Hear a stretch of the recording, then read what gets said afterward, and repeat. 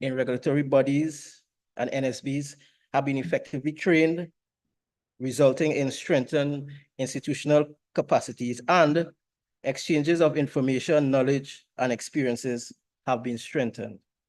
Against this background, we are encouraged by the work done under the 11th EDF project. Colleagues, I must mention that this TBT project falls under a wider program of support by the European Union with a 19 million euro grant for the implementation of the Economic Partnership Agreement that will see CARIFORUM member states improve in key areas of innovation and intellectual property rights, sanitary and phytosanitary measures, and capacity building in the areas of legal drafting, competition, public procurement, customs, and trade facilitation.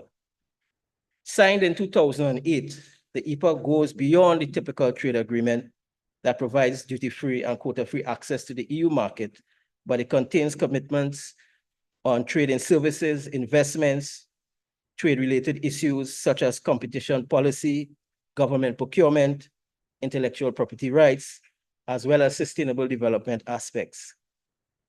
As we come to the close of this project, we are heartened to know that this is not the end of the partnership between the EU and the CARIFORUM region on TBT. The EU has moved into a new phase of engagement with the region captured under the SOMOA agreement. Financed under the Neighborhood Development and International Cooperation Instrument, we will provide 15 million euros towards the continued support of the effective implementation of the EPA to enable more trade and investments in the CARIFORUM region. 3 million euros will be allocated towards the third phase, what we call the third phase of this TBT project, which we expect to be signed next month. Under this third phase, significant efforts will be placed on strengthening regional frameworks and national QI institutions, strengthening the capacities of private and public sector on QI organizations, and improving stakeholders' knowledge in the value of QI. The EU reiterates its support for TBT in the region. Once again, we congratulate PTB CrossQ Indocal on the results achieved under this project, and we look forward to working with you and all other parties in the future. Colleagues, in closing, I'd like to recognize Mr. Omar for his stellar leadership under the 10th and 11th EDF project. We have all benefited from your experience and technical expertise over the years. I am sure all stakeholders in this room and across the region owes you a huge debt of gratitude for your service. Thank you.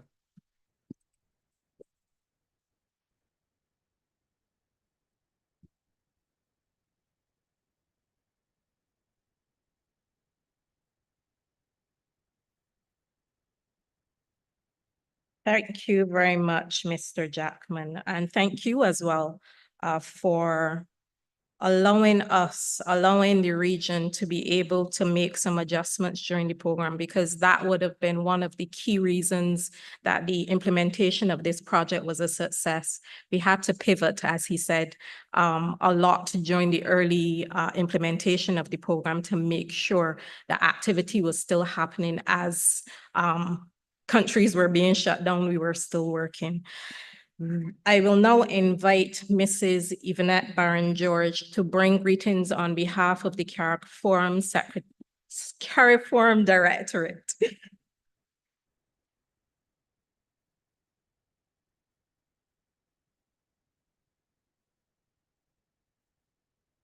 Good morning, everyone. My name is Yvonette Barron-George, and I'm here representing the CARIFORUM Directorate along with my colleague. Having served in the Ministry of Foreign Affairs in my home country, we do take salutations and protocols, very, very seriously. But I want to thank Latoya for allowing me the opportunity to say today, protocol having been established, I will deliver some remarks on behalf of the Directorate. Thank you, Latoya. I am honored to represent the Director General of CARIFORUM, Mrs. Alexis Downs Amsterdam, who was unable to be here today due to some scheduling commitments. This closeout meeting being held today allows us the opportunity to celebrate the successful completion of one of the components of the 11th EDF program, support to CARIFORUM member states in furthering the implementation of their economic partnership agreement commitments and in meaningfully reaping the benefits of the agreement. We normally refer to that program as the EPA support program. As Sheldon would have indicated, the overall objective of the EPA support program is to contribute to the integration of the Caribbean Forum of ACP Group of States, CARIFORUM, into the world economy. There are 6 components under this program. The first one was the innovation and intellectual property rights. And this one was expected to result in strengthened enabling framework that stimulates innovation and competitiveness of the private sector. That component was successfully completed in April of this year. The second component, sanitary and phytosanitary measures, was expected to result in increased compliance with international technical regulations, standards and procedures, and sanitary and phytosanitary measures in CARIFORUM states. That component was also successfully completed. Component 3 is the component that we are here to celebrate today, technical barriers to trade.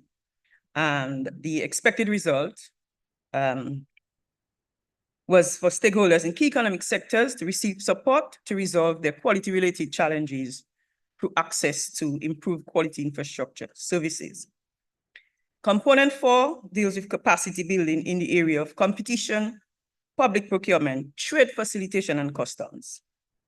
This is expected to result in strengthened national and regional institutional capacities for competition, procurement, trade facilitation, and customs in the CARIFORUM states to implement the EPA obligations and to take advantage of the opportunities under the agreement. That component is ongoing. It started much later than the other components and is expected to be completed by October 2025. Component 5, also capacity building, but in the area of legal drafting. And that was expected to result in strengthened national and regional institutional capacities in the CARIFORUM states to implement the legal obligations and to take advantage of the opportunities under the EPA. That component also ended earlier this year. The final component, which is the EPA and CSME standby facility for capacity building, is expected to result in strengthened national capacities for EPA and CSME implementation at the national level. That component is being implemented by the Caribbean Development Bank on behalf of CARIFORUM and will come to an end May 2025. Ladies and gentlemen, the CARIFORUM EU EPA is a major initiative geared towards making it easier for people and businesses to trade within the Caribbean region and with the EU member states.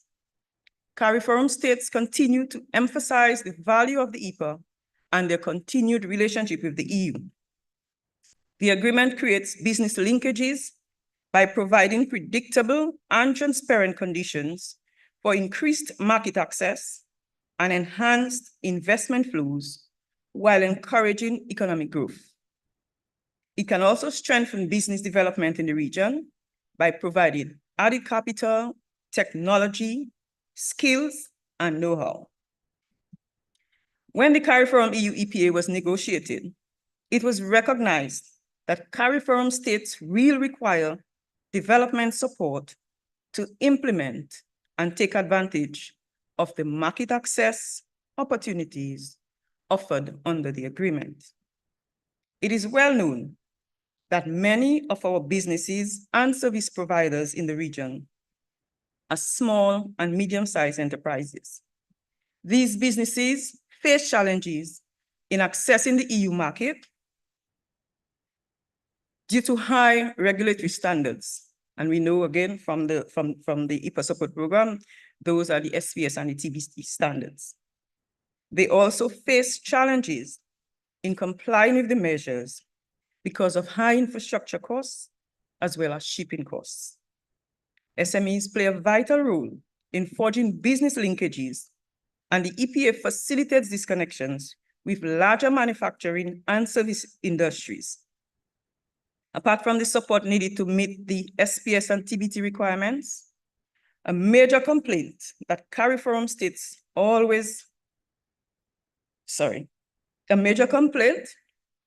is that CARIFORUM states are always playing catch up, because as soon as they meet one requirement, there is a change and they have to focus on another requirement. Resolving these would not only contribute to improving trade, but also facilitate increased collaboration and partnerships between businesses in the CARIFORUM region and the EU. In addition to access to information, specialized training, financial assistance, targeted support, as has been provided through this EPA support program, is essential for enterprises to navigate international trade complexities and meet EU standards. CARIFORUM, through the design of the EPA support program, recognized that enterprises can make better use of the trade opportunities presented through the EPA if they improve the quality of their products and services, and if they demonstrate this by increased use of internationally recognized regional quality infrastructure by national and regional quality institutions and by the private sector on a whole. In that regard, focus was placed on building the capacity of the states, as well as on removing some of the barriers impeding the opportunity to trade. Ladies and gentlemen, a number of activities were implemented under the TBT component of the EPA support program to strengthen the regional frameworks in standards development, metrology, accreditation, conformity assessment, and awareness. Sheldon would have highlighted some of the achievements as well. While the EPA aims to foster development and economic integration, again, I have to stress significant challenges remain. Addressing these effectively requires concerted efforts from both CARIFORUM states and the EU to ensure that the benefits of the agreement are fully realized and equitably distributed. Sheldon would have also given us some good news that the new phase, or the third phase, will be signed next month. But in relation to this successor project, we welcome the continued support as the need remains. We must state here, though, that the regional approach that was used under the EPA support program, with the CARIFORUM Directorate representing the link with the political directorate and other key policymakers, should be ensured. This approach recognizes that under the EPA, the CARIFORUM states are one party and the actions have to be collective. When trade performance is being reviewed, it is the review of the party. For all infractions as well, the CARIFORUM party will be answerable.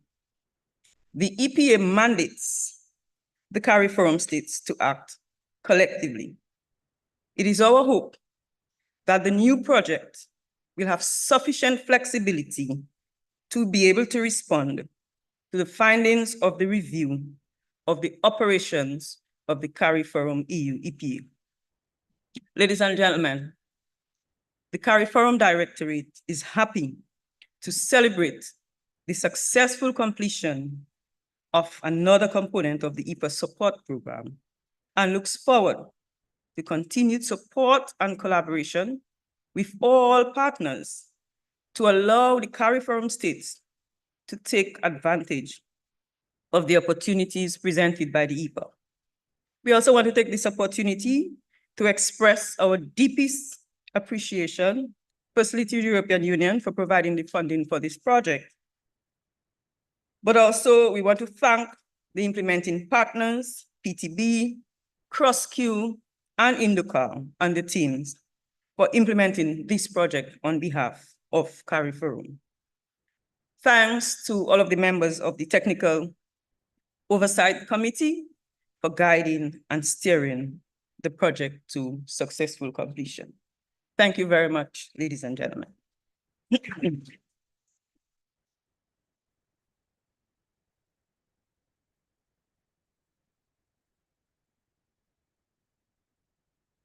Thank you as well, Mrs. Baron George. She would have mentioned that component 3, the reason for the implementation of component 3 was to resolve quality issues that were experienced in member states. And that was what drove CrossQ and its members to continue implementing, to continue attracting the interests of not just the government sector, but as well as the private sector.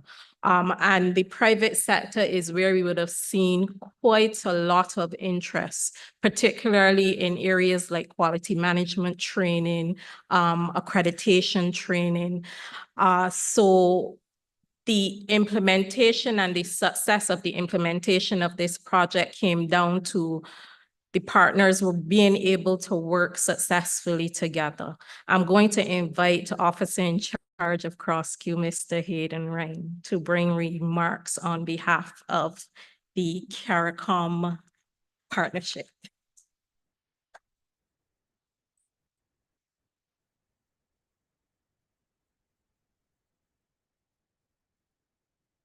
Good morning.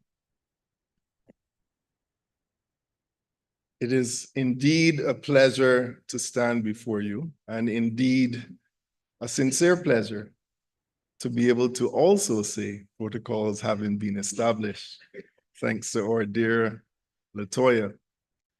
But standing here as we mark, the successful closeout of the 11th European Development Fund Economic Partnership Agreement Program, specifically focusing on the technical barriers to trade component.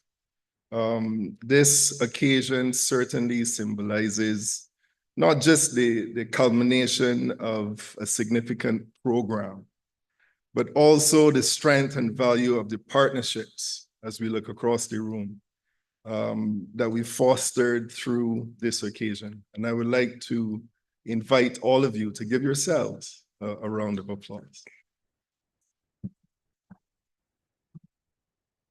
So certainly a warm welcome to all of you. First, I'd like to extend the deepest gratitude to Mr. Derek Omar. Where's Derek? Derek. And indeed the entire CrossQ Council, whose leadership at CrossQ has really been instrumental in advancing our region's standards and quality infrastructure. His commitment and the dedication and hard work of the staff of the entire Secretariat has really driven our collective vision for a more integrated and competitive CARICOM. I must also acknowledge the unwavering support of the European Union, represented here by Mr. Sheldon Jackman. And the EU's dedication to this program has not only facilitated its success, but also reinforced the bonds between our regions. So your commitment to fostering economic growth and the removal of technical barriers to trade has been invaluable. We thank you. To Mrs. Yvonette Baron George and the CARIFORUM Directorate, your strategic oversight has really ensured that our efforts align with the broader goals of regional integration and economic partnership, as you mentioned. So your guidance has been pivotal in navigating the complexities of this program. And we also like to acknowledge and thank you for that support. So as director of the Barbados National Standards Institution, I have personally witnessed the transformative impact of this initiative on our national and our regional standards bodies. The collaboration with, and my dear friend, Dr. Alexis Valky, has been training me how to pronounce this, so bear with me. The collaboration with the Physikalis Technisch Bundesanstalt. Was that close? I have never attempted to do that in front of a microphone. I always say PTB. But certainly for the last 10 years, Alexis has been challenging me to have my German pronunciation. And I know I missed it just now, but thanks for being kind.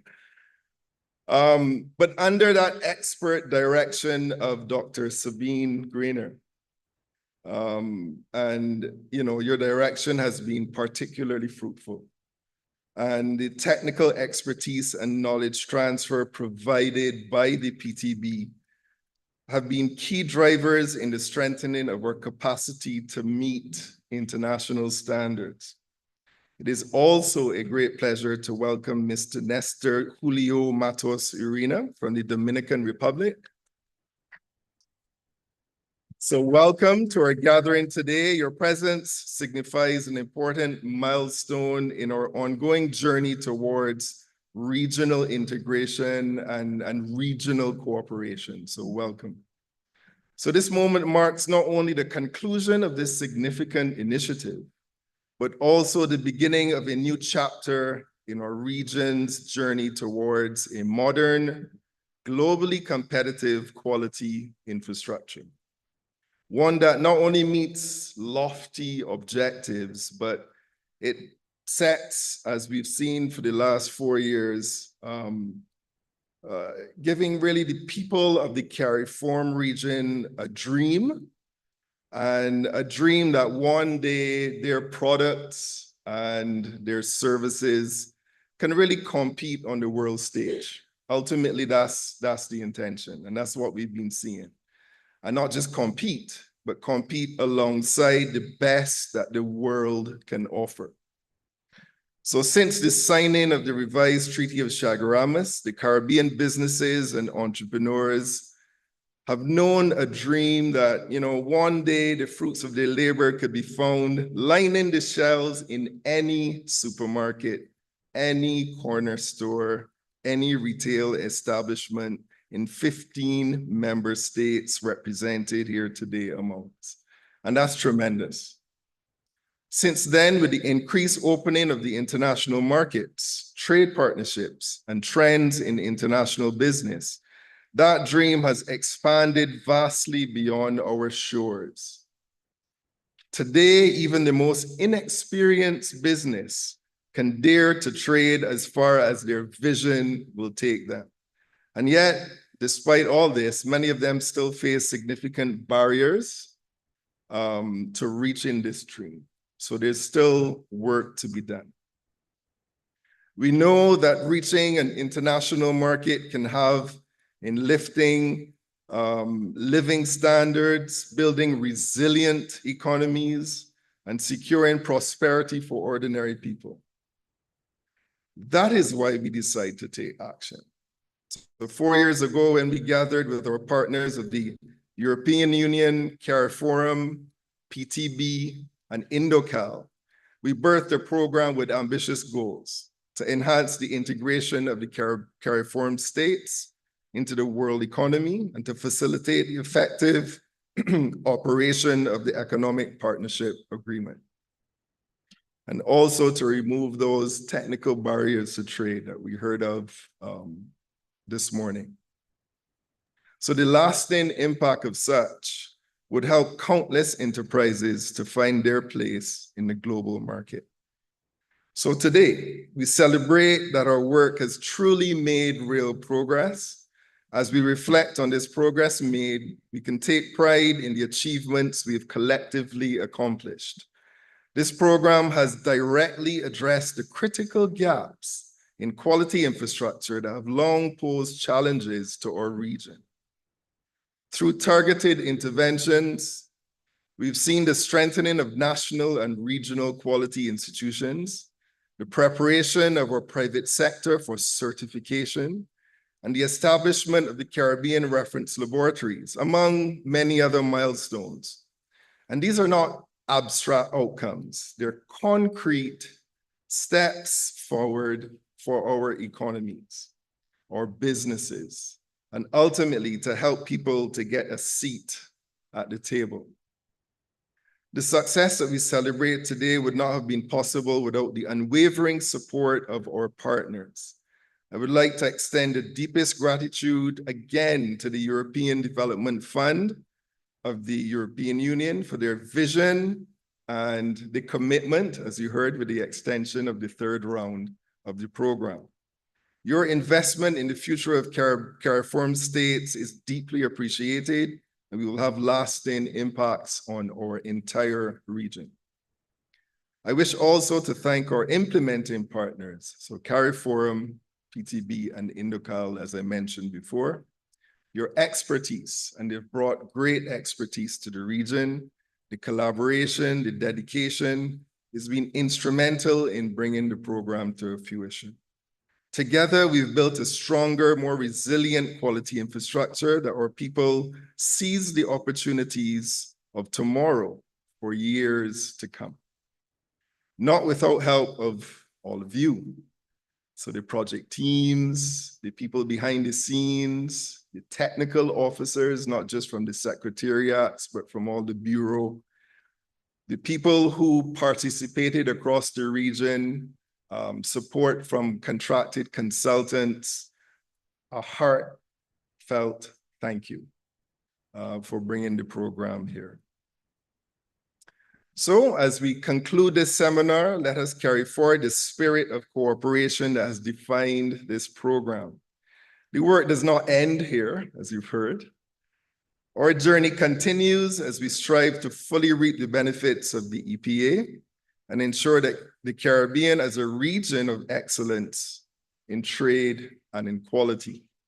So thank you all for your contributions and your commitment and your belief, really, in the power of quality to transform our economies and to transform our lives. So let us move forward together with renewed energy towards the next step in our shared vision for a prosperous future, ensuring that that dream of seeing all of our products everywhere in the world can be a reality for everyone. I thank you for your time. Thank you. Good morning.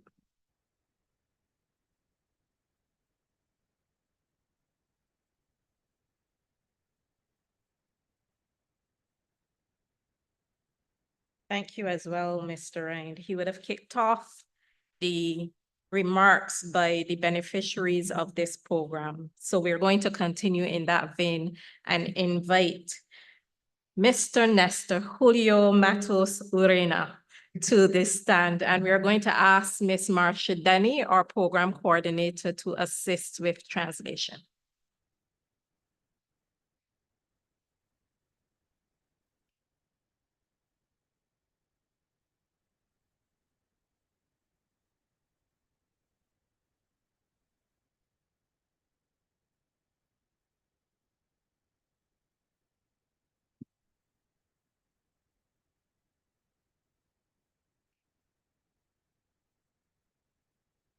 Muy buenos días, distinguidos invitados. Estamos verdaderamente agradecidos de ser parte de esta reunión, rodeado de personas tan especial y estimada en todo el Caribe y de organizaciones clave. Nuestra presencia aquí resalta la importancia de esfuerzos conjuntos y continuos para aprovechar al máximo el acuerdo de asociación económica y abrir nuevas oportunidades. We're truly grateful to be part of, surrounded by such esteemed individuals from across the Caribbean and key organizations. Our presence here highlights the importance of our ongoing efforts to make the most of the Economic Partnership Agreement and open up new trade opportunities. Desde hace años, CrossQ, PTV, el Indocal han estado trabajando en estrecha colaboración, comenzando con un proyecto financiado por la Unión Europea en su 10ª edición y continuando hasta la fase actual, utilizando fondos de la 11ª edición. Esta colaboración se ha fortalecido con cada año que pasa. For years now, CrossQ, PTB, and Indocal have been working closely together, starting with a project funded by the European Union in its 10th edition and continuing through to the current phase, using funds from the 11th edition. This collaboration has been growing stronger with each passing year. Los fuertes vínculos entre nuestras organizaciones nos han permitido enfrentar los desafíos del Acuerdo de Asociación Económica como un frente unido, especialmente cuando se trata de barreras técnicas al comercio. Hemos emprendido iniciativas importantes para mejorar la infraestructura de calidad dentro de nuestras naciones y en toda la región. The strong ties between our organizations have empowered us to tackle the challenges of the Economic Partnership Agreement as a united front, especially when it comes to the technical barriers to trade. We have undertaken significant initiatives to enhance the quality infrastructure within our nations and across the region. El proyecto 11º EDF ha sido una oportunidad increíble para fortalecer la conexión entre la República Dominicana y todas las naciones del Caribe. Ha profundizado nuestra colaboración con CrossQ, organismo regional de la CARICOM para estándares y calidad, y con el PTB, que es el Instituto Nacional de Metrología de Alemania, y ha aumentado el reconocimiento entre nuestras 3 instituciones. A pesar de los desafíos que planteó la pandemia, nuestras sólidas alianzas han permitido superar estos obstáculos y lograr los resultados que estábamos buscando. The 11th EDF project has been an incredible opportunity to strengthen the connection between the Dominican Republic and Caribbean nations. It has deepened our to the regional CARICOM body for standards and quality, and PTB, Germany's National Metrology Institute, and has increased recognition among our 3 institutions. Despite the challenges posed by the pandemic, our strong partnerships enabled us to overcome these obstacles and achieve the results we aimed for. Indocal, como organismo de infraestructura de la calidad de la República Dominicana, ha obtenido grandes beneficios y muy sustanciales de este proyecto, en términos de recursos y de experiencias. Otras instituciones de la República Dominicana, como el Organismo Dominicano de Acreditación ODAC, también han cosechado grandes frutos. Indocal, as the quality infrastructure body of the Dominican Republic, has gained substantial benefits from the project in terms of resources and expertise. Other institutions in the Dominican Republic, like the Dominican Accreditation Body, ODAC, have also reaped the rewards. Gracias a este proyecto, hemos establecido un nuevo laboratorio de calibración para mediciones de presión en el Indocal. Hemos adquirido el equipamiento necesario y capacitado a nuestro personal en colaboración con el Instituto INACAL de Perú. Anteriormente, Indocal no ofrecía servicios de calibración de presión, pero ahora sí lo hacemos, incluyendo la calibración de esfigmomómetros y la evaluación de modelos. El proyecto también apoyó la acreditación de un nuevo laboratorio que está en camino a ser aprobado. Thanks to this project, we have established a new calibration laboratory for pressure measurements at Indo. We have acquired the necessary equipment and trained our staff in collaboration with Peru's NACAL Institute. Previously, Indocal did not offer pressure calibration services, but now we do, including calibrating speedometers and evaluating models. The project also supported the accreditation lab, which is well on its way to approval. Nuestro laboratorio de energía eléctrica en Indocal también ha recibido importante actualización con la adquisición de nuevos equipamientos. Esta mejora nos permite realizar calibraciones de energía eléctrica con una mayor precisión, estabilidad y menor incertidumbre, posicionándonos como un laboratorio de referencia no solo en la República Dominicana, sino en todo el Caribe. Nuestro equipo recibió una capacitación de primer nivel en México, en el CENAM, una de las instituciones líderes de la región. La renovación de la acreditación con la incorporación de nuevos alcances permitirá a este laboratorio ser reconocido como laboratorio de referencia de la región.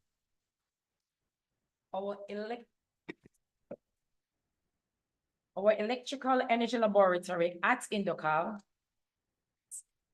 has also received a significant upgrade with the acquisition of a new piece of equipment. This enhancement allows us to perform electrical energy calibrations with greater precision, stability, and reduced uncertainty, positioning us as a reference laboratory not just in the Dominican Republic, but throughout the Caribbean. Our team received top-notch training in Mexico at CENAM, one of the leading institutions in the region.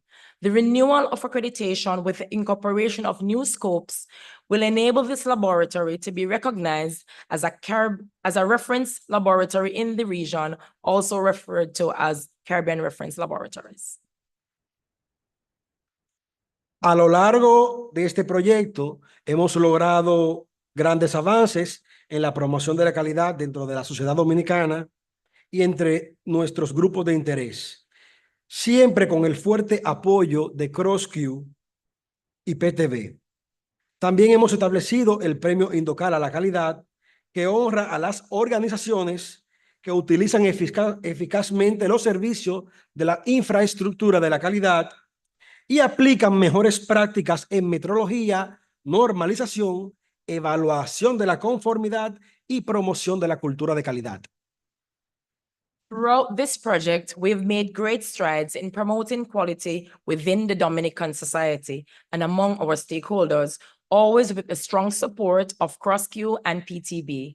We have also established the Indocal Quality Award, which honors organizations that effectively utilize quality infrastructure services and apply best practices in metrology, standardization, conformity assessment, and quality promotion.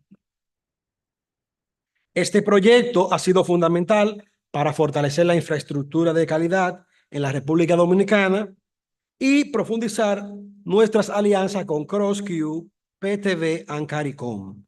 Esto, a su vez, nos ayuda a capitalizar mucho mejor los acuerdos de asociación económica y reducir las barreras técnicas al comercio. This project has been pivotal in strengthening the quality infrastructure in the Dominican Republic and deepening our alliance with CrossQ and CARICOM. This, in turn, helps us better capitalize on the economic partnership agreement and reduce technical barriers to trade. Finalmente, agradecemos sinceramente a nuestros socios por su inquebrantable dedicación y esperamos continuar este viaje juntos, fortaleciéndonos cada día más con el paso del camino. Muchísimas gracias. We sincerely thank you, our partners, for their unwavering dedication, and we look forward to continuing this journey together, growing stronger every step of the way. Thank you very much.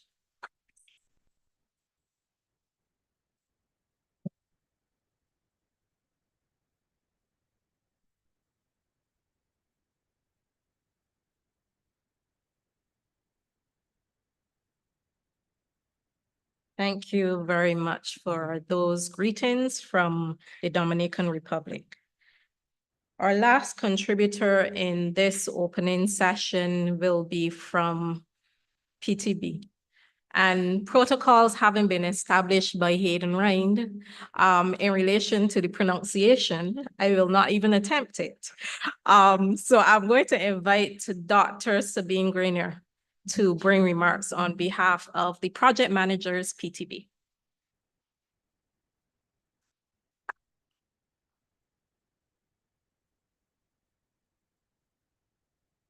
Good morning.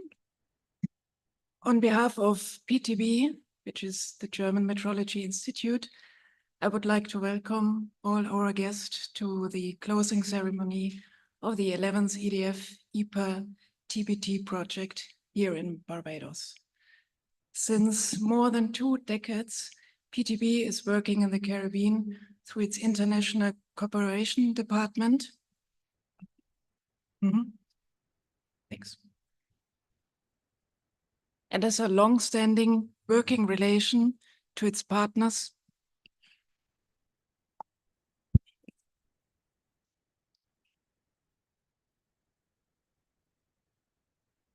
Now it should work, yeah. And PTB has a long-standing working relation to its partners CrossQ and Indocal. In 2012 then, PTB was directly contracted by the European Union to implement the TBT component under the 10th and later under the 11th EDF. The major aim of the TBT component was to support the implementation and to draw benefit from the Economic Partnership Agreement, the EPA, which is in place between CARIFORUM and the EU since 2008 and provides a comprehensive framework to improve trade flow between the two parties. Designed to be a driver of change, the EPA considers socio-economic circumstances and includes development components to support CARIFORUM states in the implementation of the agreement. Great expectations were and are associated with the EPA, new market opportunities for the CARIFORUM states, increase of regional trade, and more income and better living conditions for the Caribbean population. But TBT, existing technical barriers to trade, complicates interregional trade and prevent the region from fully entering international markets. To overcome these technical barriers to trade, the existence of a functioning quality infrastructure system is a fundamental requirement. Quality infrastructure is a system set up to ensure that products, services, and procedures are safe, reliable, and of high quality. It covers everything from standardization to quality promotions, metrology, conformity assessment, and accreditation in order to protect people, the health, and the environment. Quality infrastructure plays a crucial role in business, in innovation, and in trade, both nationally and internationally. The current TBT project, which comes to an end later this month, has targeted challenges faced with the implementation of the EPA and supports reaping the benefits of the agreement to help integrating CARIFORUM into the world economy. And the project has achieved a lot for the region, and especially to mention are the successful accreditation of 5 conformity assessment bodies to international standards, which will enhancing product and service confidence to the export market. Then another major success is the certification of private sector companies to internationally recognized management systems to improve the competitiveness of the companies on global markets. Then work on value chains, which help stakeholders to identify quality gaps along the chain and to take measures to close them. And as we also already heard, the establishment of 3 new Caribbean reference laboratories, one in Dominican Republic for electrical measures and for pressure and humidity in Trinidad and Tobago. Or the development of an e-learning program, which was developed on QI topics with to date more than 700 participants from the region. But among these achievements, one major success factor was the very good and long-standing relationship among the 3 implementing partners, Indocal, CrossQ, and PTB, and the cooperation among the project team over so many years. This was setting the basis for a smooth implementation and a trustful working basis. We hope that we can continue the work together in such an excellent way under the upcoming TBT Phase 3 project under the Post-Cotonou program. But first, let us celebrate the successes of this project, and I'm looking forward to our agenda today. And I thank you, and especially the partners, CrossQ, Mr. Derek Omar, and Indocal, and all the team members and the NSBs for the great collaboration under this project. Thank you very much.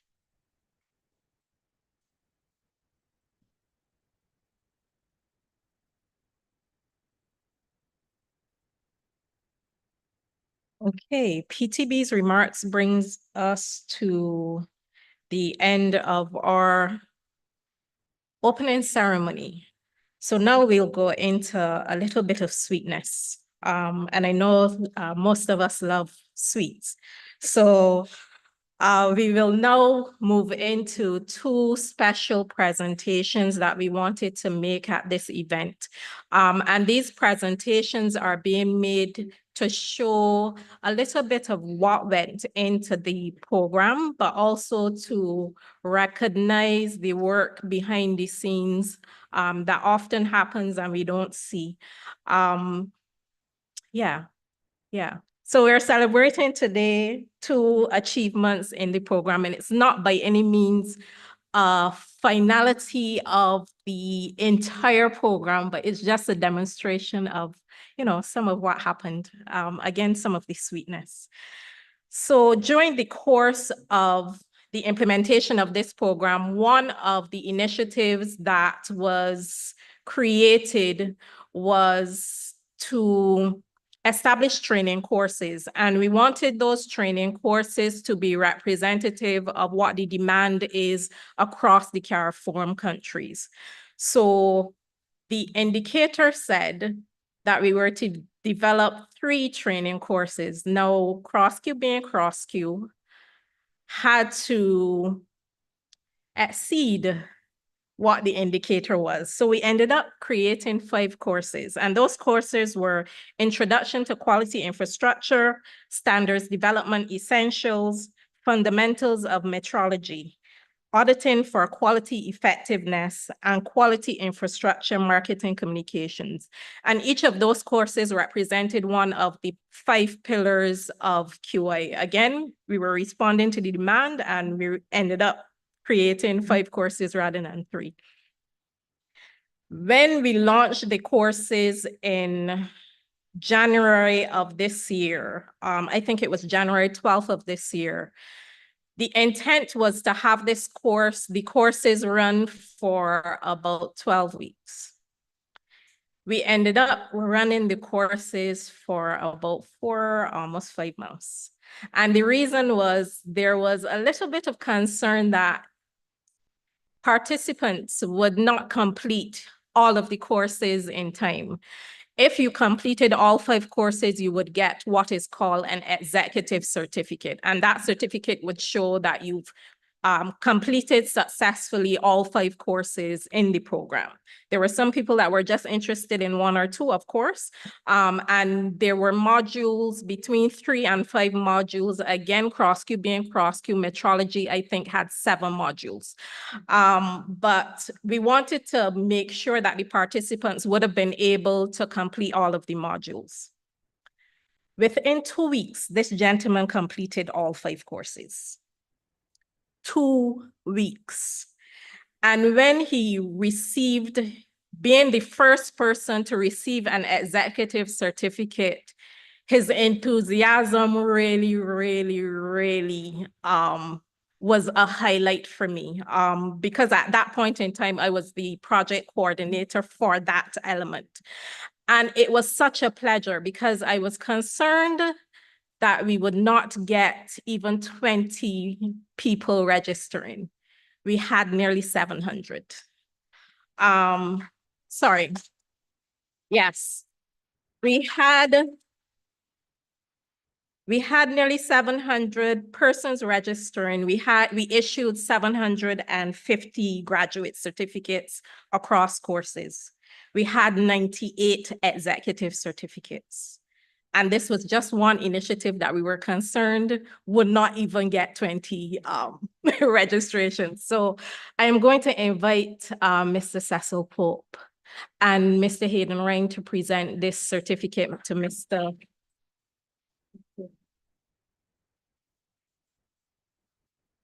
And we are going to hear a little bit before we present this certificate from Cecil about his experience.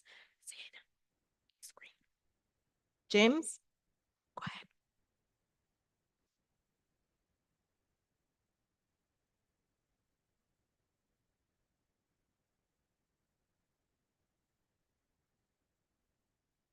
We're not hearing you sound.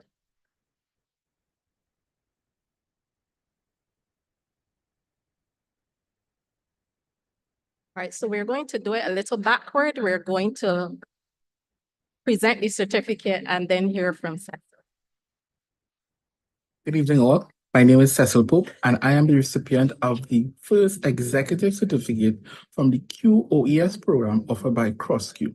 This evening is indeed my pleasure to give you an insight into the benefits I would have derived having been part of this particular program, the first of its kind within the Caribbean region. On a whole, from my standpoint, training in the quality sphere is very expensive. And this program offered by CrossQ would have been a very inexpensive one for the most part. But apart from that, it would have given myself as a quality professional with the Trinidad and Tobago Bureau of Standards the last 8 and working within the conformity assessment body of the certification division, a real insight into the whole connection with the quality infrastructure in terms of accreditation, standardization, metrology, and more importantly, quality promotions. And I would have seen where all of this ties in together and all these areas or tenants or spheres really come together to ensure that quality moves forward, quality is alive, and it gives not only the consumer the benefits of good, practicable, and efficient services and products, but also the manufacturers and also industry professionals, their knowledge base to go forward to ensure that we are all working together for the benefit of a true, in essence, regional quality infrastructure. So thank you to the CrossQ program and also to other participants, and may we all use the knowledge gained to develop the Caribbean on a whole. Thank you.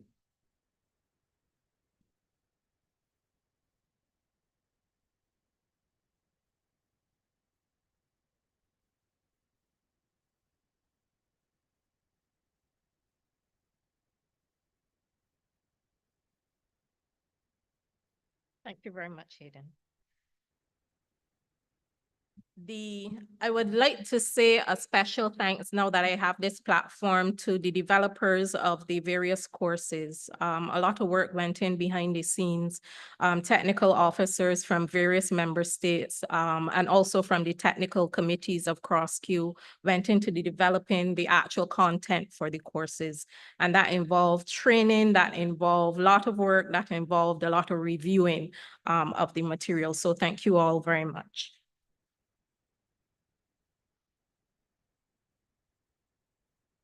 Our second award today is to LNW Environmental Inc. LNW was one of the local companies that had applied for assistance in certification. And the area of certification was in quality management, ISO 9001, 2015. And they would have been going through quite a bit of work behind the scenes as well to be able to have a company that adheres to the quality measures that are required of the standard. The National Certification Body of Jamaica would have been the body that handled the behind the scenes work, auditing and making sure that all of the processes were there for them to be able to qualify for this certificate. I'm going to invite the manager of NCBJ, Mrs. Navinia Wellington Ford, to say a few remarks before we present this certificate.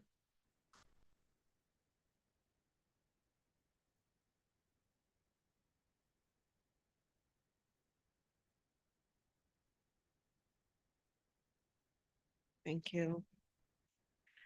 Good morning, everyone. I will continue to lean on the protocol that has been established this morning. On behalf of the National Certification Body of Jamaica, it is indeed a pleasure to be here today to hand out this certificate because it's indeed a journey that the organization would have embarked on, and they put in the work and therefore must be recognized as such. Conformity assessment is defined as processes, system, persons, companies meeting a specified requirement. And we would have had various conversations during the remarks this morning about technical barriers to trade, meeting standards, international requirements, and so on. And the intent behind conformity assessment is that you use a recognized requirement, which is a standard. So in this case, it would have been the ISO 9001, which is the quality management standard. The intent is that you are certified once and you're accepted everywhere. Or in the words of the National Certification Body of Jamaica, is that you are certified locally and you can compete globally. So we have to appreciate the requirements that are set forward. We spoke about in some of the remarks about being able to compete on the world stage. And the reality is that it is through standards such as this that our member states or countries or region will be able to compete and participate on the world stage. So it is indeed a pleasure to be here. Appreciation to all the partners that made it possible. Appreciation to CrossQ for the facilitation and the coordination. And of course, congratulations to a well-run project, successful project, and congratulations to LNW for the work that you put in, and it has borne fruit. Congratulations, NLW.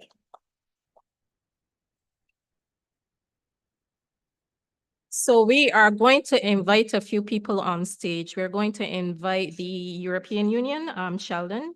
We're going to invite Indocal, CARIFORUM, and PTB to also take part in this picture. And in the sweet seat, because we're continuing with this sweetness, we're going to invite Lee Weatherhead from LNW to accept her certificate officially.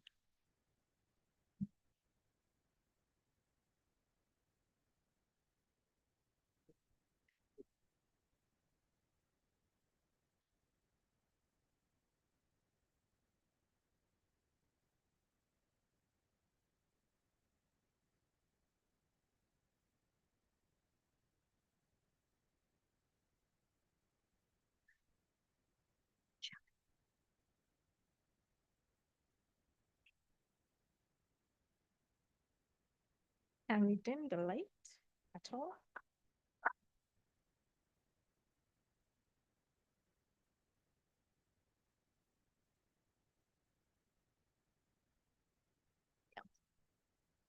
We're taking a group shot. And our photographer will arrange accordingly. The light, is there any way to just turn off the shade? Just. Yeah. That works. That works.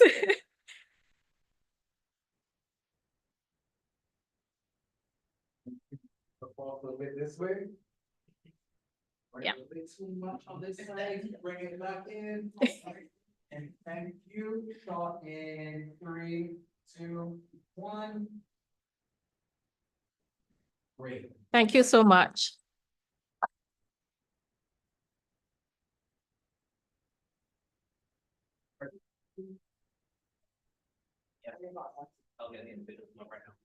Okay.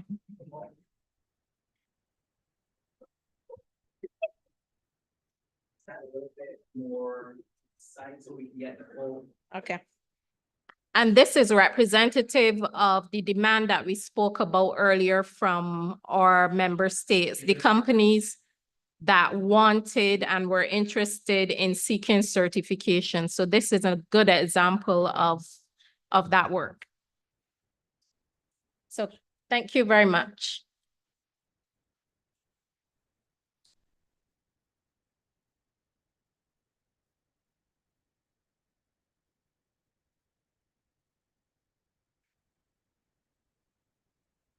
Okay, so as we thank you, Hayden. As we continue with the sweetness before we break and enjoy a little bit more sweet. The project, the 10th EDF, at the end of it, we would have created a publication, and we wanted at the end of the 11th EDF to create something a little bit different. We still have a publication, but Dr. Alexis Valky, who led the development of this publication, is going to come to us and give us a little bit of an explanation of how it works, what went into it, and for you to be able to enjoy what we created.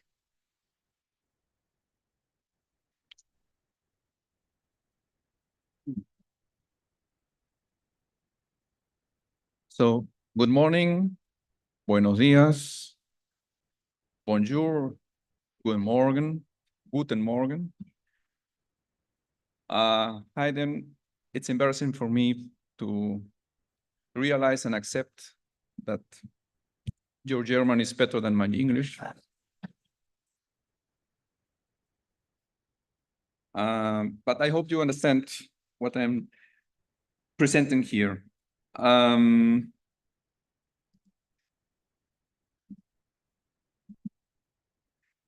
So when the project team approached me for supporting them to develop a publication on the TBT component, and it has to be something special, that was challenging at the first time. But then when I hear all the achievements, all the results, all the initiatives, then the idea of I don't know if you can share the screen. Yes, I'm presenting. Yeah. So the idea arises to tell a story and to use the methodology of storytelling, a story about quality in the Caribbean, and not only to have a written publication, but also to use media tools, social media tools, to complement the written part. So the video of the first certificate, excellent certificate, is one part of this complementary videos that have been produced for telling this quality story in the Caribbean. And so the publication we will as Latoya said, we will share it with you in a printed version soon. The publication is composed or is presenting 4 big initiatives of the project, and we call them giving quality a voice in the Caribbean, embedding quality into Caribbean value chains, then bringing Caribbean quality infrastructure services to the next level, and strengthening the quality infrastructure regional frameworks. Here you find a short description of each of the initiatives and also highlights and testimonials. Naturally, as a project publication, you need also some facts on the project. You can find them also here. Please don't try to read. I think it's not easy. We have also remarks from the project partners, and then we have the. Oh, I can show Ulf, who is not here, but also from PTB, the past director from Indocal, Lorenzo Ramirez, Derek Omar, past director of CrossQ, then Alexis Downs Amsterdam, Director General from CariForum, and Ambassador Margorotza Vasilevska. And then for each of the 4 topics, you find, in this case, giving quality a voice in the Caribbean, you find two action lines, branding quality and media talks, and then you can navigate, you can, if you, you have here some teasers, and if the title of the topic and the teaser raise your interest or your curiosity to learn more about that, then you can link and read the topic. Also here, as you can see, in this case, recognized quality in the Dominican Republic. This is accompanied also by a video and also by a publication that if you click there, then you can have a look at it. I will not show the videos. You can later visit the page. So then we have embedding quality into the value chain. We have here presented the 3 action lines, the national policy dialogues, the Calidena exercises, and the global certification readiness initiative, where you find also the highlights of these action lines and the testimonials.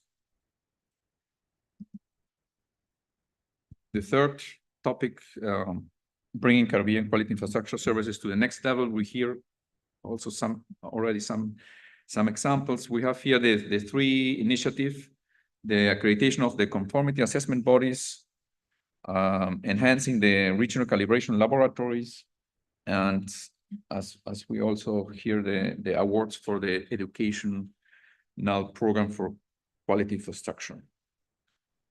So if you miss Cecil Pope's presentation, you can click here, and then you will find the video, and you can hear again his testimonial. And then the 4th topic, strengthening the quality infrastructure regional frameworks.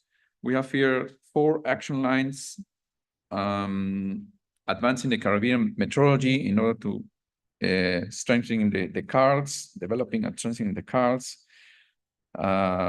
visibility on CARICOM certification program, enhancing the accreditation in the Caribbean, and learning from each other.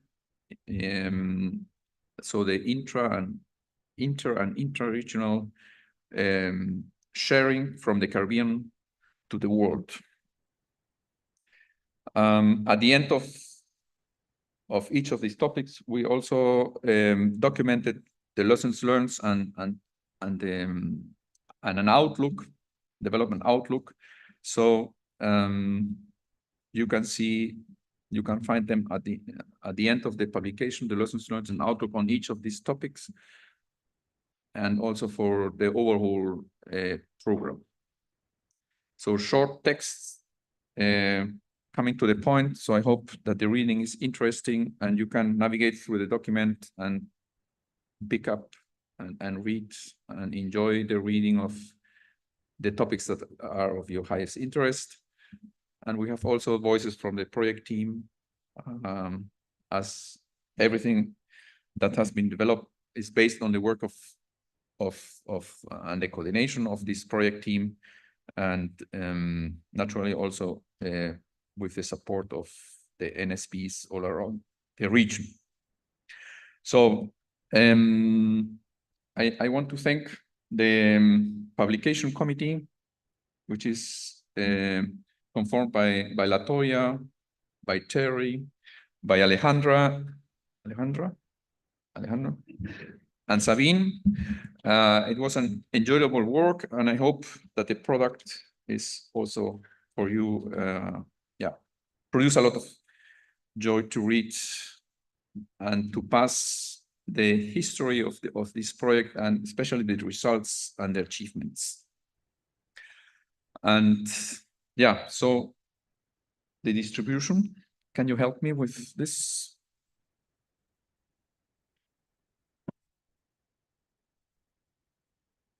The CrossQ team is supposed to distribute the publication, so you'll get a copy in hand to be able to read through it. But if you look at the cute little triangle cards on your table, you'll be able to scan the QR code, and we promise that QR code is safe. You'll be able to scan that code and download immediately the publication. And as indicated, it's a very interactive publication, so you'll be able to navigate it quite easily. So I am not sure where they are, so we'll do that during the break. We'll do that during the break. We'll do that during the break. We don't have a choice. Yep. Yeah. All right. So we will shortly be distributing the publication, and I would like to thank Alexis very much for leading the charge in the development of this very, very interesting publication. So thank you.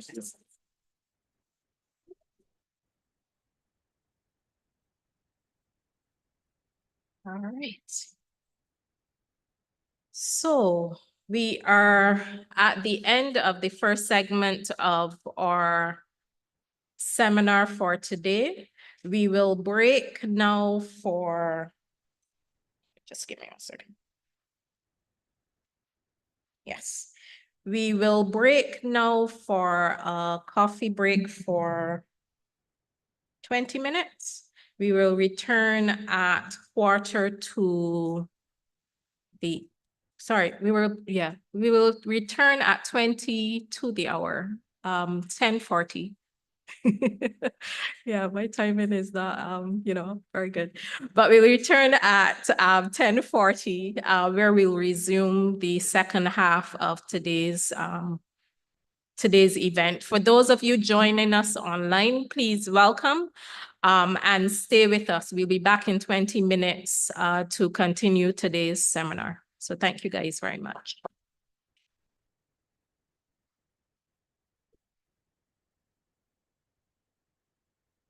The break is on the outside, so you can choose to bring it into the room with you to speed up the process.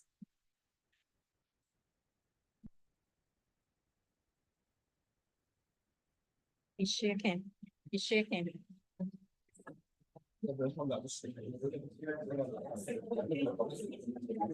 Oh.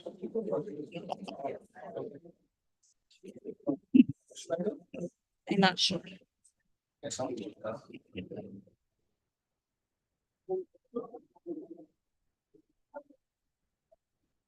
Because the presentation stuff all gonna be bringing up laptops, so I wasn't sure if that was why it was put up there. Yeah.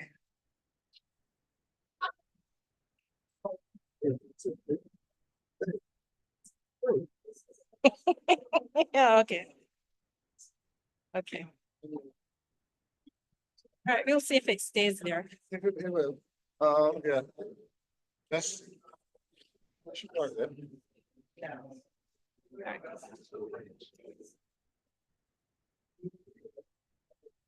I don't even know.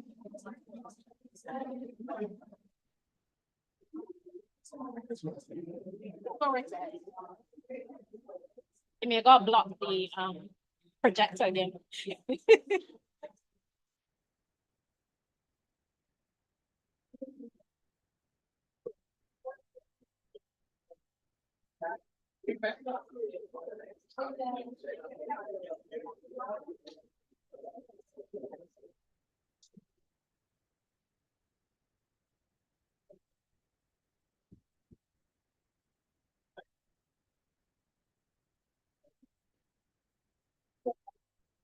Yeah, I got everybody.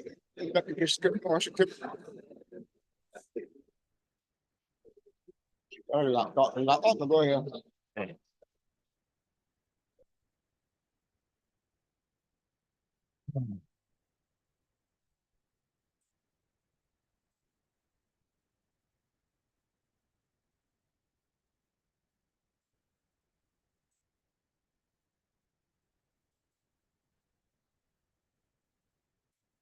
Yeah, a minute. Who's it? Oh, yeah.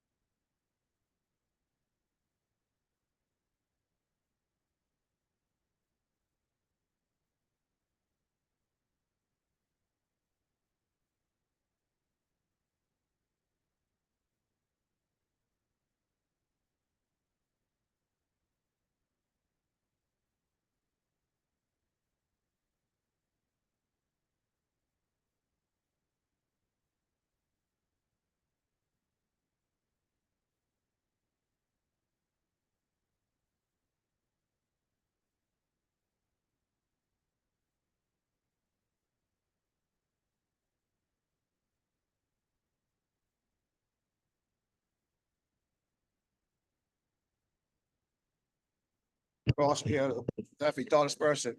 Right, there can still, all right. I turn off your switch. Wait, I want it back on. You got it cut down there? 1, 2, 1. I say turn off your switch. You got Oh, you switch on. what I'm telling you? I say I turn off your switch. You put it back on. Okay. Look, Carol, on there. Keep the, So you got your switch on. Yeah. All right, so Second turn, I'll go. I don't know this, so I Yeah, don't keep want that, but keep that next. I don't want to say none, and they always say no.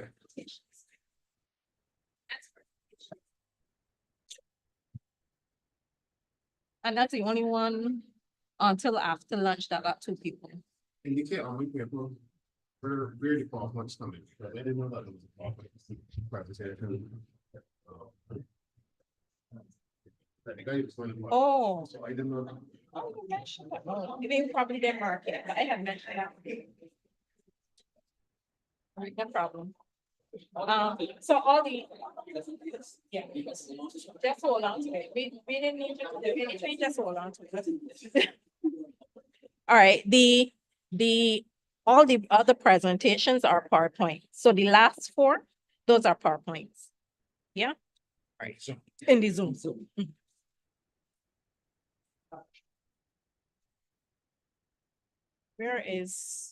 What is theirs called?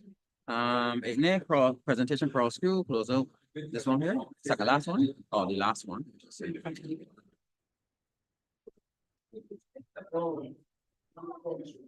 you're gonna go in Zoom, you're gonna share your screen in Zoom, and then go back to the presentation and do slideshow. Okay, But when they finish taking pictures, okay. you have.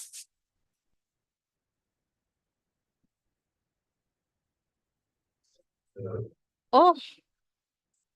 Okay.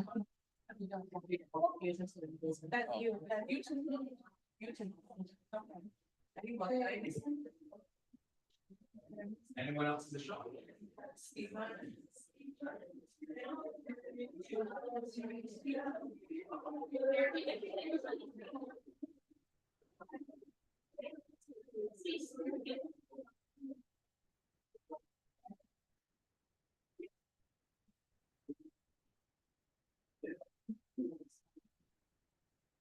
Can we turn this side a little bit?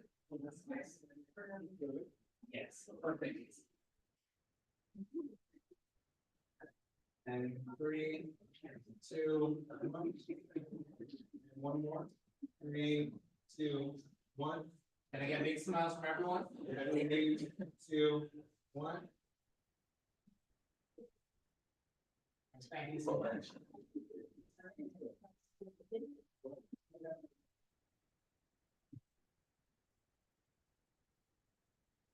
Yeah, they have more just presentation on there too. All right. Good. So when they're, So I can just get a little plug in at lunch also, make Yeah. sure that I charge. Yeah. So I'm back in the longer period of presenting and. all right, no problem.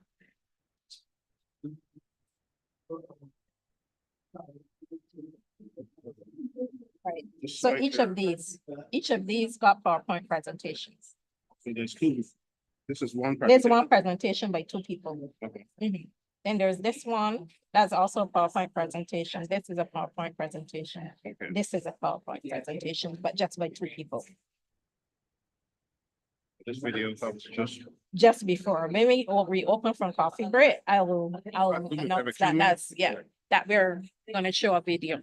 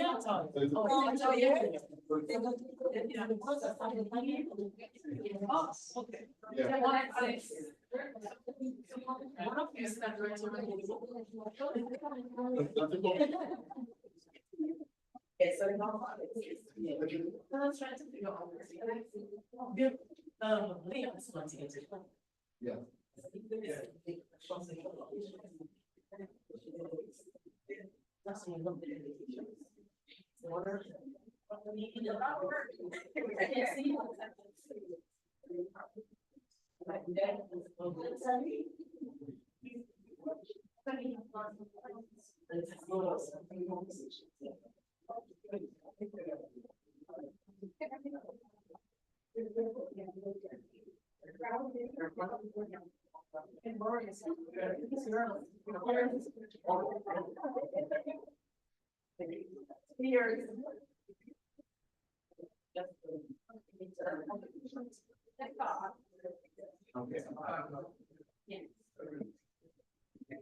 Three, two, one.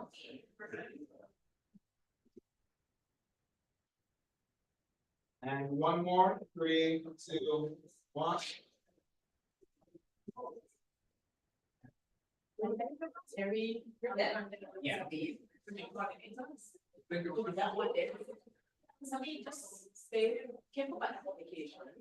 You Alejandro and Terry, as project coordinator. Project coordinator. And you can start. They just. Minutes.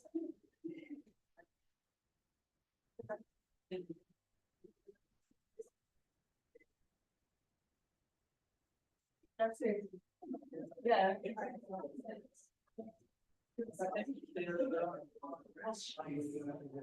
Yeah. You mashing it, you banana. Hers is open, right? Hers is open, right? Okay, so she just needs to. Yeah. Okay. So when just I think I will start to share and then I will, Okay, I will so open when it. she So when is she, finished, then you would announce me to come up and do Yeah. my little short one, then I think. Yeah. I think we can make back some time, though, for mine is not long for this first part. Okay, I don't think hopefully. hers is not long either. okay, hopefully. Unless Natasha wants to something too. Because I had given her the entire slot. Oh, okay. So yeah. So just Michaela presenting Um, or is both of them? both of them might, Okay. but I think it may be the same presentation. All right. Can we start shuffling people back in? Yeah, let me. Yeah, tell them to bring their break with them, but we need them to start coming back in to make up time.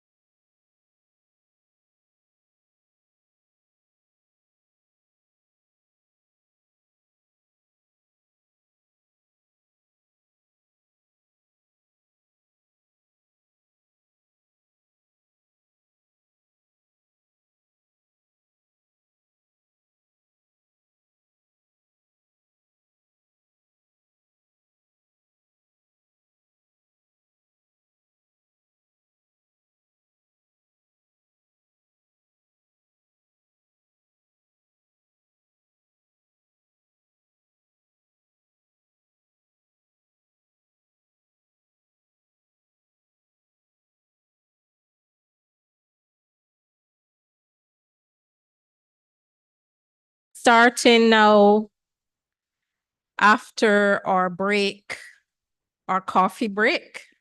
You would have been hopefully watered a little bit and fed a little bit. So this next session, after our coffee break, we're going to delve into a little of talking about the EPA, talking about trade a little bit, and looking at what this TBT component of the 11th EDF EPA program was all about. We're going to start with a short video that explains the EPA, and it explains it rather cleverly. And I'd like to say thanks to Mr. Jackman for allowing us to use this video, because the full package of videos aren't officially up yet or officially published yet, but we were given permission by the EU as well as Mears Media, who would have composed the video as part of the overall 11th EDF EPA program. So we're going to take a little look at what the EPA really is all about.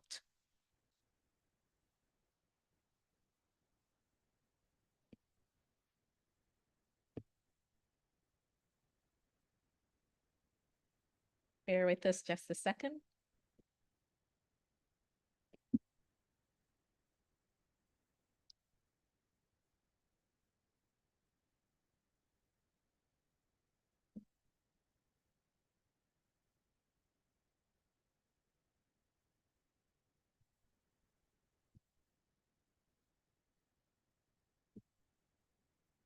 Each other. It involves reducing or eliminating Alright, we're going barriers that to would make try doing that business again. difficult while creating opportunities for trade and investment in both regions. Some of the EPA's main goals are to promote economic growth, to support development while reducing poverty, Pardon to us, foster we're having regional a little bit integration, of a and to diversify technical issue. exports. So you must be wondering, how does this impact me? Well, let's take a closer look. Meet Greta, a small business owner from Grenada who manufactures specially curated spices. She is super successful in the Grenadian market with its population of approximately 124,000 people. But what if Greta could tap into a market? We're of not getting the approximately sound at the moment, but we're going to try to If Greta wants sort to sell her that product to the out. rest of the Caribbean and the European market, she needs to be export ready. Enters the EPA support program, which helps firms like Greta's take advantage of the opportunities under the Economic Partnership Agreement. Through a series of support activities, the program equips governments and the private sector to increase Okay. their competitiveness in regional and international Okay, so what we're markets. going to do, Together, we are these going to activities stop help the Greta to video improve and the we're going to try to competitiveness of share her it again products by after the encouraging next creativity and the presentation. use of legal protection to The prevent next presentation is going to be by our partners, the Caribbean Export Development Agency. We would have asked them to assist us today. We would have asked CEDA to assist us today in the seminar part of this program. Does that make sense? In the seminar part of this program, because we wanted, in addition to talking about the successes of the project, we also wanted to bring some of our partner views into this discussion. So we are now going to have a presentation by the Caribbean Export Development Agency, Ms. Natasha Edwin and Ms. Michaela Stout. We invite you to the podium to make this presentation. And we're just going to share our screen.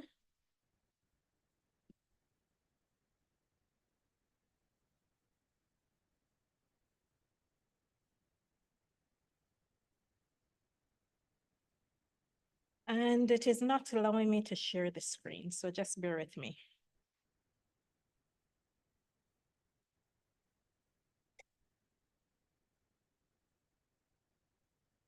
Mr. Hutchinson, your computer is not operating with me. Okay, let me try again.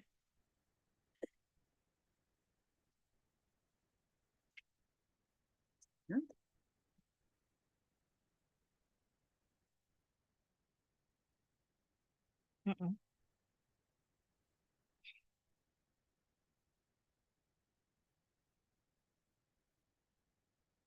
You know that saying that when things go wrong, we're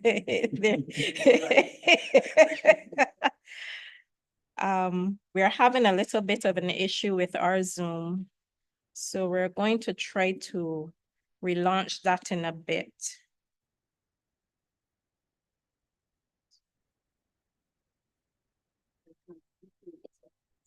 Okay, all right, so we're gonna let you go. So we're going to hear from CEDA. They're going to have two presenters today. We're going to invite our first presenter to the podium. Good morning, everyone. My name is Natasha Edwin Walcott, and as LaToya said, I'm the manager acting for technical programs at Caribbean Export Development Agency. Terry put us on the spot by calling our presentation a special presentation. But we'll do our best. Really, it is just to share with you.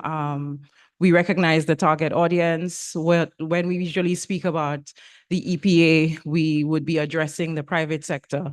But for the sake of this seminar, we just wanted to highlight what we as Caribbean Export do in this fair. Okay, so on behalf of our executive director, Dr. Demi Sinanan, I would like to congratulate CrossQ, PTB, and Indocal for successfully completing and concluding the 11th EDF EPA TBT component.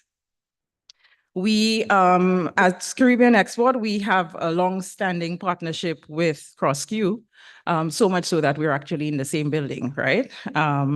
And similarly, we wanted to appreciate Mr. Sheldon Jackman's remarks for the European Union support, the steadfast support for the CARIFORUM region to enhance the region's market access under the EPA. So I'm sure many of you are aware of what we do at Caribbean Export, but just to highlight and focus on the work and the everyday work that we do, we work across the 15 member states of CARIFORUM, supporting our region's private sector, assisting MSMEs to become competitive. And we do that through several initiatives, such as capacity building. We undertake technical assistance, export promotion, essentially supporting private sector firms to become competitive. We also assist companies to international trade shows. And we work in investment promotion to build the value proposition across the region to increase quality investments in various sectors. For the purpose of this seminar, we just wanted to talk, about the standards and certification. So like CrossQ and under the 11th EDF program, we've worked across and over the many years on awareness building, assisting firms to access the benefits of the EPA. We have done several activities over the years, working with you in the room, the national standards bodies, to assist, in the main agro-processors, especially to become competitive. So we've taken, just to give you some insights, we've taken companies to Cial in Paris, Anuga in Cologne, Germany. In 2019, we took a delegation to Frankfurt as part of our business forum. When the UK was still a member of the EU, we've also participated in trade shows in the UK as well. And whenever we go to these shows, the refrain is the same, right? That the region has high quality products, some of the best, in fact. However, the companies have challenges meeting the international obligations. So the buyers, importers, distributors, they say the same thing. And in fact, post-COVID, we would have seen an increase in the demand for our products, the ginger, turmeric, cocoa, coffee, aloe, sea moss. And you know, while it is high, you find that consumers, they want to purchase products that are certified. And so when we were conceptualizing our successor program, Caribbean Export, we would have concluded the 11th EDF last year. We have signed our successor program, and we've been implementing it since October last year. One of the things we wanted to ensure was that recognizing the feedback that the buyers and the EU essentially has been telling us, we wanted to focus specifically on that certification aspect. And so when we conceptualize the program under the EPA aspect, we have a dedicated program to support EU standards certification. And over the next 4 years, our program is a 4-year program. Over the next 4 years, we will be working closely with CrossQ and the national standards bodies. In fact, since January, February of this year, we've been working with Stephen, with Marsha, with Mr. Omar on conceptualizing and putting together the framework for that program. And I will just spend the next 2 minutes speaking about what we hope to do. First, it is to build the awareness on the importance of standards to the companies across the region. The resources will allow us to undertake 4 capacity building workshops. And in addition to that, we have, excuse me, we are looking to what we call, build out an accelerator program, for lack of a better term, which essentially following that awareness building drive, we would want to handhold a number of companies over a longer term towards certification. And we're hoping that together with resources from us, which is to assist with the technical assistant aspect, we will work with facilitators to handhold some companies to get to the stage of certification. And we're hoping that at that point, at least the companies could put some skin in the game towards certification. So that in a nutshell is what we do. We just want to share with you, as I said, what we usually do over the 3-day EPA type of exercise is to go into, issues around the harmonized code, how it is, what it is like practically to trade. We usually have someone from the European delegation walk through over that 3-day exercise on our EPA training about accessing those markets. Excuse me. And then my colleague Michaela would essentially, go through the tools and resources that companies, the private sector across the region would be available to them to enhance their market access. So at this point, I would just invite Michaela to speak briefly about an activity that we would have undertaken with GIZ around voluntary sustainability standards. We recognize the prevalence of those standards, and we're hoping that we've really just touch the surface of what we can do, and we're hoping with this partnership that we can do more to assist the SMEs across the region. Thank you.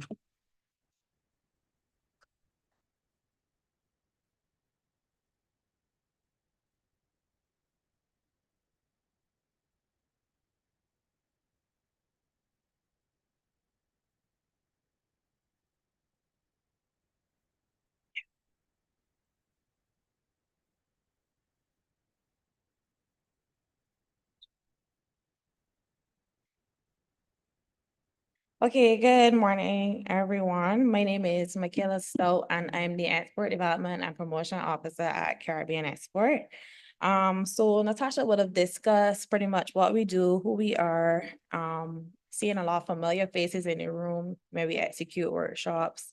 Shout out to Sharika and Mr. Omar for always, putting us in contact with the requisite persons in country. So let me just jump right into my presentation in the interest of time. So as Natasha said, we would have conducted a study in partnership with GIZ, CrossQ, and UNFSS. And this study was pretty much on voluntary sustainability standards for CARIFORUM private sector actors. And we chose 3 products. So it's coffee, cocoa, and herbal teas, right? So the objective of this study was to determine the VSS most suitable to complement the exports to the European market for CARIFORUM firms. Natasha would have explained, our work is focused specifically on private sector development. So, when we look around what's trending, we also realize that VSS has become not so voluntary, right? So, we took a deep dive into this. So this is just an overview of the study. We chose these 3 products due to their potential value from CARIFORUM. And also, as you know, we seek to push value-added products into EU markets, right? Don't be, we'll share this study after because it could be a lot. It could be a little heavy, but we don't want to preach it quiet. So we're just giving you a little synopsis, a little, some snippets, some highlights, some golden nuggets. So really and truly, VSS has emerged in the 1990s in response to a number of issues facing production of these products, right? So, and these issues include food safety and quality issues, social issues, environmental issues as well. So we're just going to look at some of the data. So as it relates to coffee, we see that the European countries are among the biggest importers of coffee, with Germany, France, and Italy being the largest in value, right? If we look at the data here, we can see for this HS code that the CARIFORUM exports to the EU, and this is from over the period 2019 to 2021, because this is when the study would have been conducted, right? In 2023, actually. So we see then that the CARIFORUM exports to the EU as a percentage of total exports in this particular, for this product is 8%, right? And we can see some figures here. So this is how the presentation will go. So for each product, we will look at the HS codes, we will look at the value in exports and the percentage also as we export to the EU. So you see here, the DR was the largest volume export of coffee with about almost 20 million US, followed by Jamaica. And we believe that this can be attributed to, the popularity of the Jamaica Blue Mountain coffee. So as it relates to cocoa, we know that we export way more cocoa than coffee. So for CARIFORUM countries, 0.55% is imported to the European Union in 2019 to 2021. And the main exporters were the DR, Haiti, Grenada, and Jamaica, right? And we believe that this information, gives great insight into, what we can add to these products so that we can push exports to the European Union. So we see here some more data, and it says 60% of cocoa and cocoa preparations exported from CARIFORUM producers are presently going to the EU. And you can see the percentage of total exports there. So herbal teas as well. So as Natasha rightfully said, coming out of COVID especially, we would have noted, that everyone wants the moringa teas, ginger in all shapes, forms, types, everything ginger, moringa. We see sea moss becoming very popular. So as it relates to soursop as well. So a lot of teas, we've realized that our client base also, many of them from Jamaica, have a very wide variety of teas that they're trying to get into these markets. So these are the largest tea importers. So we have Germany, France, the Netherlands, and Poland. And they just give some more information about, the types of teas and what is requested by the European market, right? So more data here. And we see that the largest exporters are Jamaica, Trinidad, and the Dominican Republic.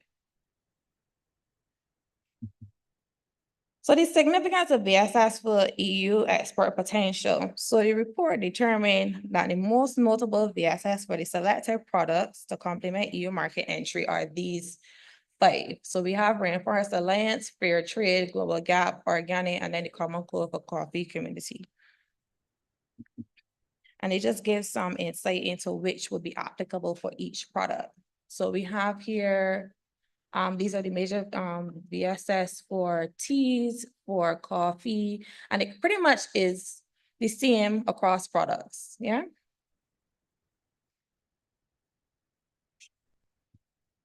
And these are the opportunities. So we're gonna look at the opportunities and the challenges now for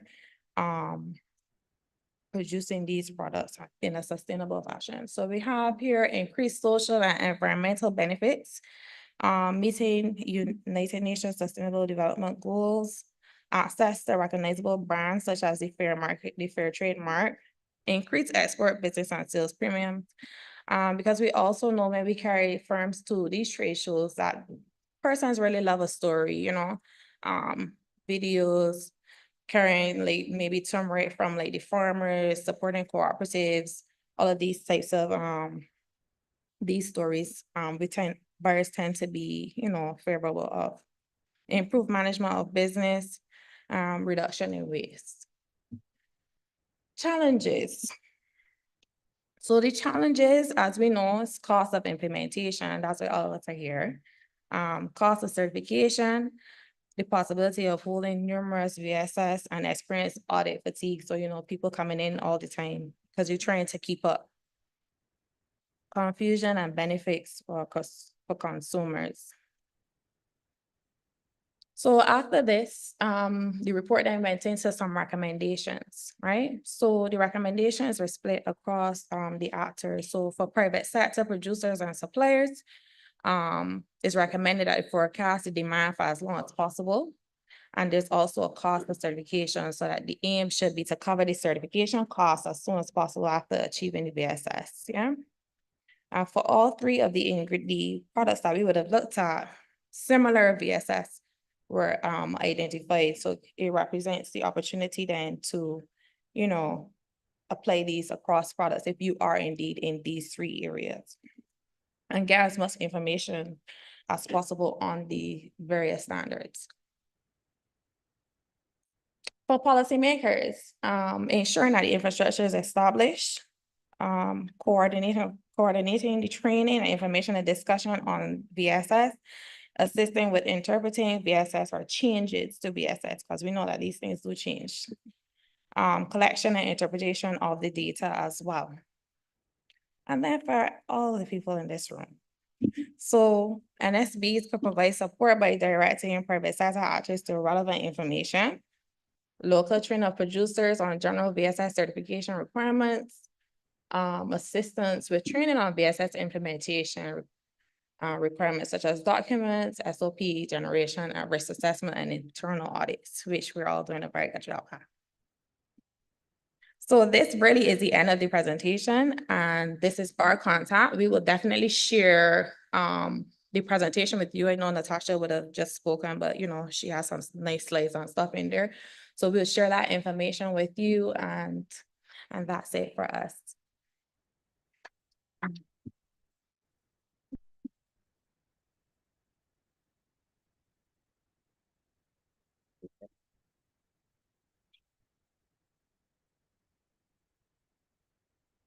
So thank you.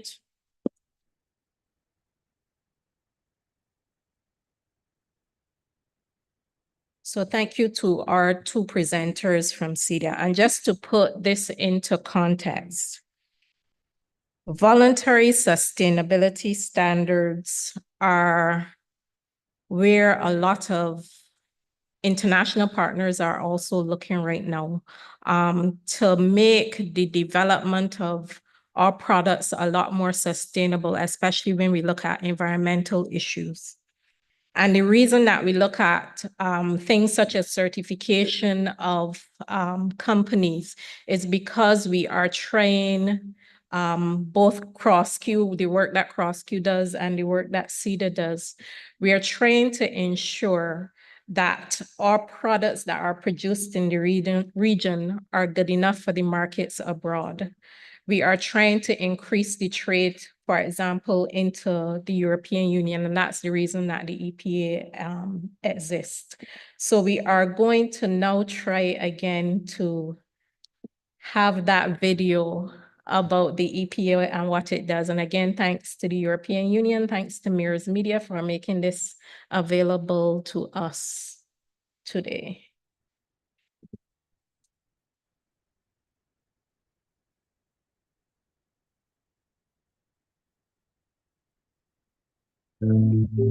The CARIFORUM European Union Economic Partnership Agreement, or EPA, is a trade and development agreement between the European Union and Caribbean countries. The EPA makes it easier for people and businesses from the European Union and the CARIFORUM to trade with each other. It involves reducing or eliminating barriers that would make doing business difficult while creating opportunities for trade and investment in both regions. Some of the EPA's main goals are to promote economic growth, to support development while reducing poverty, to foster regional integration, and to diversify exports.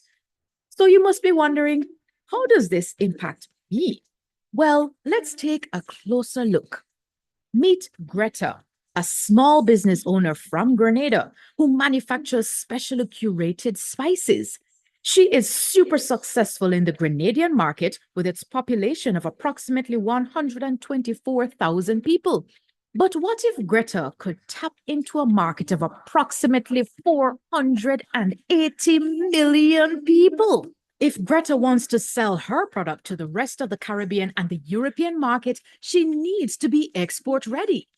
Enters the EPA support program, which helps firms like Greta's take advantage of the opportunities under the Economic Partnership Agreement. Through a series of support activities, the program equips governments and the private sector to increase their competitiveness in regional and international markets. Together, these activities help Greta to improve the competitiveness of her products by encouraging creativity and the use of legal protections to prevent others from copying her products illegally, by improving food safety and other quality-related issues to meet regional and international standards, and by providing active channels to promote and sell her products in the European market. The program also supports the business environment in which Greta operates by providing access to funds to support business development, by upgrading of legislation to facilitate trade, by improving conditions in competition policy, customs, and public procurement, and by improving quality infrastructure. These are some of the important elements that make it easier for Greta to export her products and fully enjoy the benefits of the EPA. Once these are satisfied, Greta can spice things up across the globe. And not just Greta. Over the past 15 years, thousands of micro, small, and medium-sized enterprises in the region with various products and skills have benefited from the EPA. So, the Economic Partnership Agreement is a vital tool for promoting trade and economic growth. It fosters cooperation, supports economic development and regional integration, and opens up a world of possibilities to our region and its people.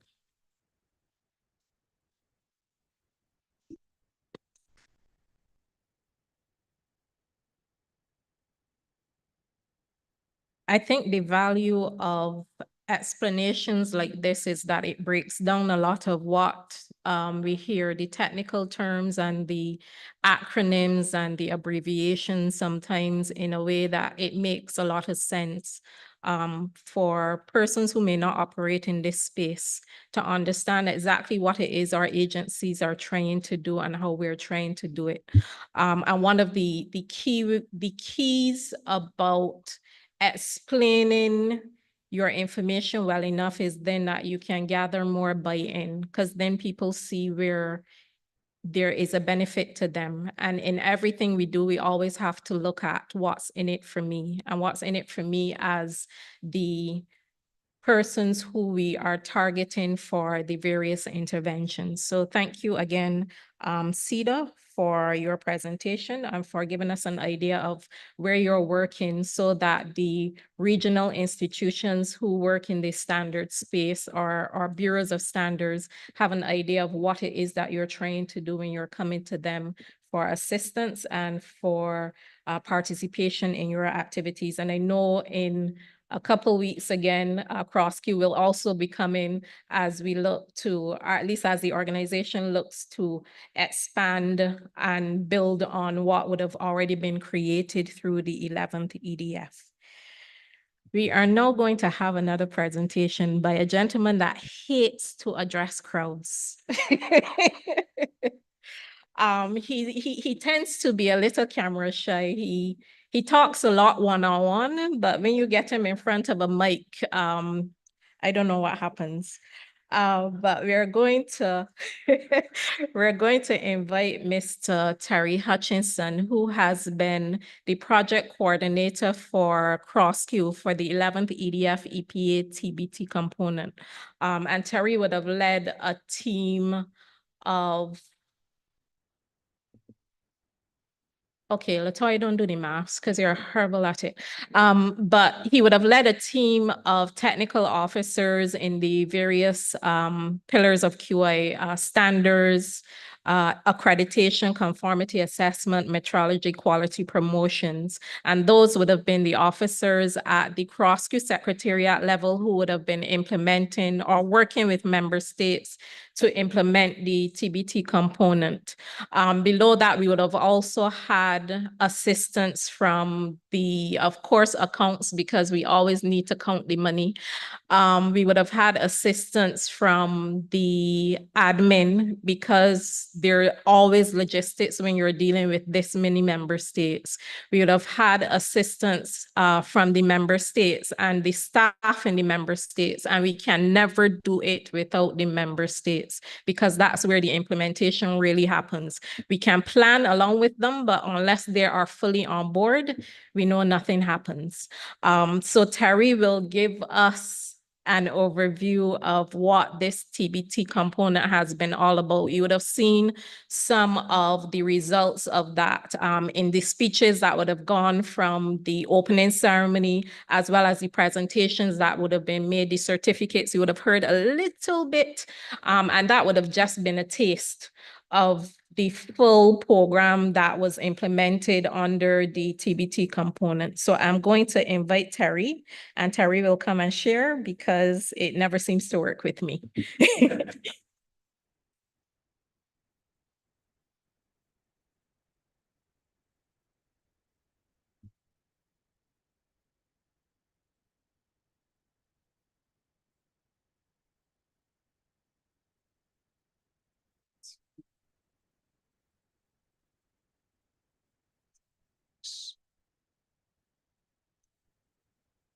Sure.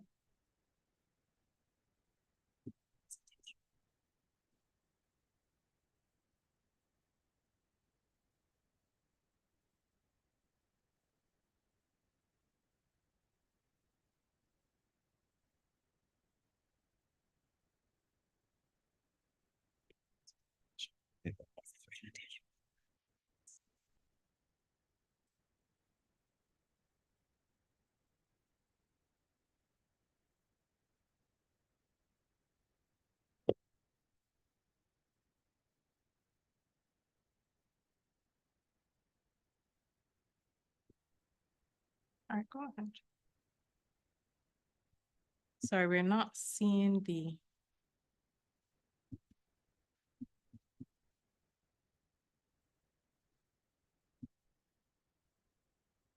No. No. Go ahead. Leah's coming. Yeah. All right, we're having a little technical difficulties, but Leah is here to save the day. Is it still a presentation for turn off the presenter view? Is it the presenter view? Turn off the presenter view.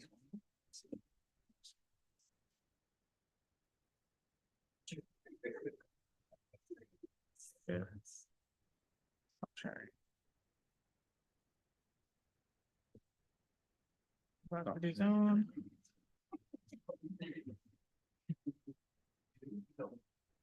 Okay. Yes.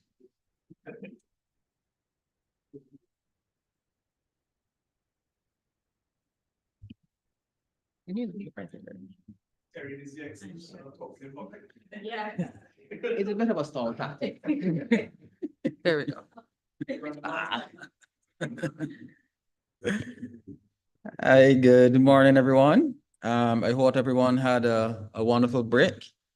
My presentation is not going to be as long to take up the 30 minutes, but I know Latoya is saying that, you know, I don't really talk much in front of a mic, in front of people, but naturally I talk a lot regardless. I think too, some of the directors here could testify to that when they gave a few presentations at some of the events. 5-minute presentations ended up to be 15 minutes and that kind of thing. So not today though. Today will be much better. I'll try to manage the time much better. So good morning again, and thanks for being here. The presentation today is going to be just giving an overview of the TBT component of the 11th EDF project. In terms of the outline, we will just be given, you know, I would say we all the time because I'm all inclusive. I like to, even if I'm speaking from my perspective, I like to say we is a practice for leadership as well. So we can start a bit on the background and we'll go into the objectives, specific, general and specific objectives. Some key data we will talk about and the expected key results and main achievements. I tack on another 2 slides just to give to show the relationship between what we do here at the TBT component and in relation to the EPA as well. So I thought it was fitting that video was shown just before my presentation. So thanks for that. So the technical barriers to trade component is part of the 11th European Development Fund Economic Partnership Agreement Program, funded by the European Union, naturally, through the CARIFORUM Directorate, managed by the German National Metrology Institute. And I have a wonderful colleague here, Dr. Sabine Greiner, that has always been, you know, a really good partner in helping me to navigate this program. Jointly implemented by PTB, CARICOM Regional Organization for Standards and Quality, and the Dominican Institute for Quality in the CAL. And Alejandra is here in the crowd as well, and she has been instrumental, you know, in helping to navigate the waters as well. So thank you for that. I just must also mention there's a technical oversight committee as well, and some of the members are here. The institutions are actually here in this forum today, and they provided that oversight and that support, you know, throughout this program, and then governed by the program steering committee as well. And we also have those members in here. So thank you, you know, for your support. We couldn't have done it without you. So the general objective of the TBT component is to contribute to and facilitate the effective integration of the CARIFORUM into the world economy. So in short, is quality competitiveness. Specifically though, we are looking to increase the use of internationally recognized regional quality infrastructure, we call RQI for short, by the regional and national quality infrastructure institutions and the private sector, and in all an effort to reduce technical barriers to trade. Just a little bit of the timelines as it relates to this program. Implementation period, it started in September 2019, and it will be ending the end of this month, 2024, August. That included a 6-month period where we had requested a bit of an extension given some issues we had as it relates to the COVID-19 pandemic, and everyone can testify to that. So we had to ask for a little bit of time, no cost, of course, because we manage our finances well. And we were graciously granted that extension. So the total budget remained at 4.5 million euros.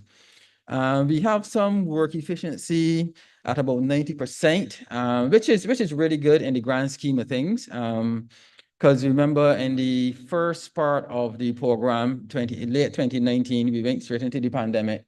And then it was a difficult situation where we had to reconfigure and restructure our approach and utilizing some technological tools in order to still, you know, execute the program accordingly.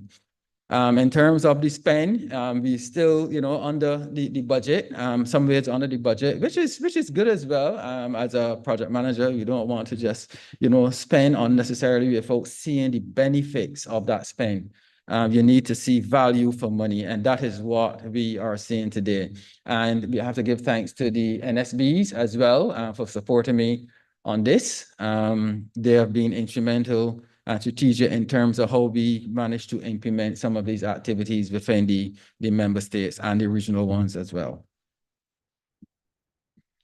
So how will we meet these objectives? Three key results. Result one, we were looking to, close the quality related gaps in key organizations. Result two, so just giving you just a brief definition. So in this result two, now we're looking to promote to the key stakeholders throughout Carrier Forum in terms of the quality infrastructure. And I think we've been doing a really good job at that. And each time too, we are in a member state,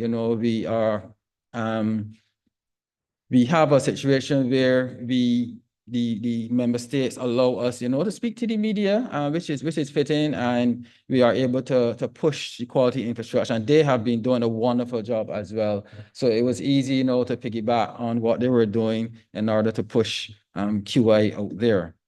In terms of the regional frameworks, we look to strengthen them through various interventions, and I will highlight a few of them as I go through the presentation. Just remember, this is an overview.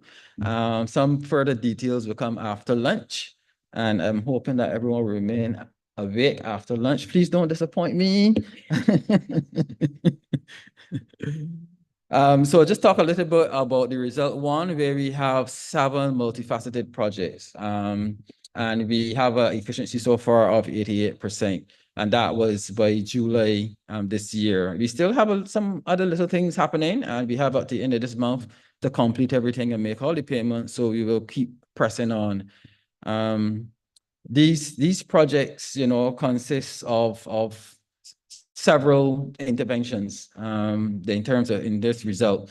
And we have targets and achievements, and the targets we have on the left and the achievements on the right. You will notice that I have some not in, they are not colorful, only the ones that are, I think that we exceeded the targets, and then those are in green, and then the ones in yellow, one in this case, is the one that we still trying to meet that target. And I think we are certain we will meet that target as well.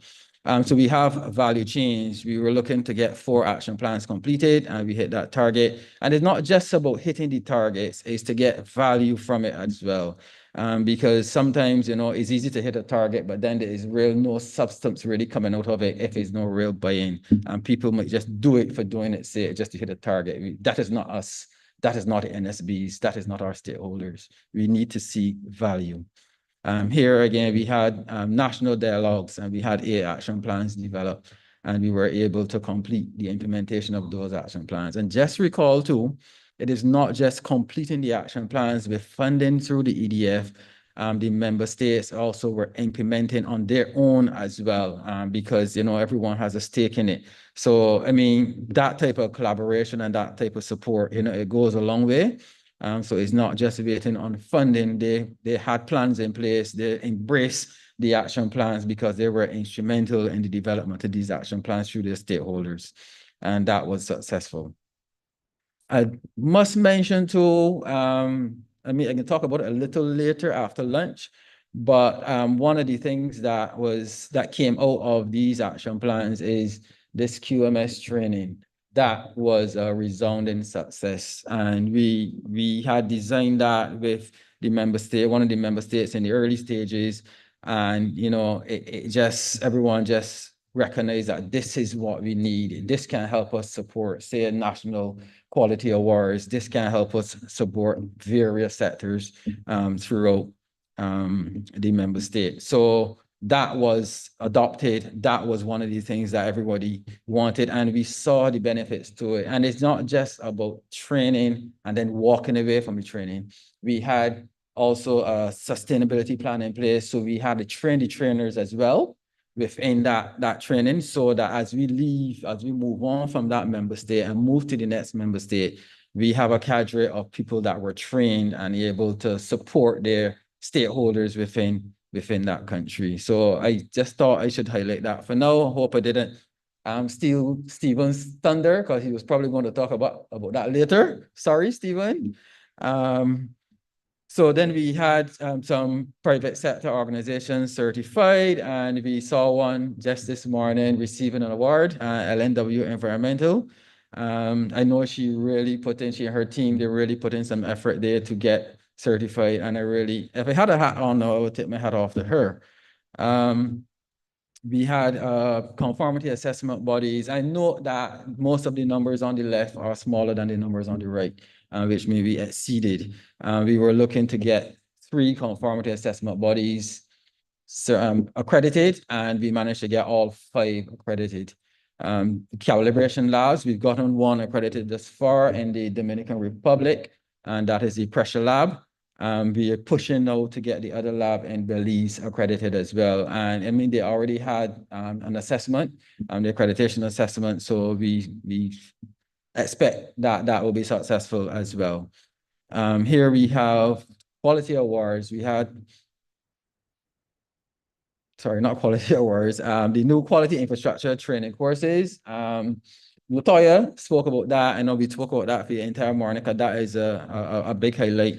Where we achieved 5 courses, and the numbers that enrolled, the people that enrolled in those courses that was resounding, and it was very impressive. And there is a demand for more, because persons are asking. So when will the second cohort begin? Because some persons did not get to deliver or enroll in the first cohort, so they would like to to enroll now. Because everyone is sharing the information, and through the NSBs and the secretariat, we are always pushing the information out there, so it's being circulated constantly. In terms of technical support, we know that might not be even 10. That may be in the region of 18, 19, 20. I mean, there's a lot of technical support happening across the QA areas. Nicole, Stephen, in terms of conformity assessment and accreditation, metrology, quality promotions, where Latoya was the architect and was pushing that as well through the MIC committees and the other committees such as the CCA and the CARIMET committee. So, I mean, and I think this technical assistance has gone even beyond the cross-Q secretariat as well, because we've seen also with the Dominican Republic providing some support to the Ghana National Bureau of Standards.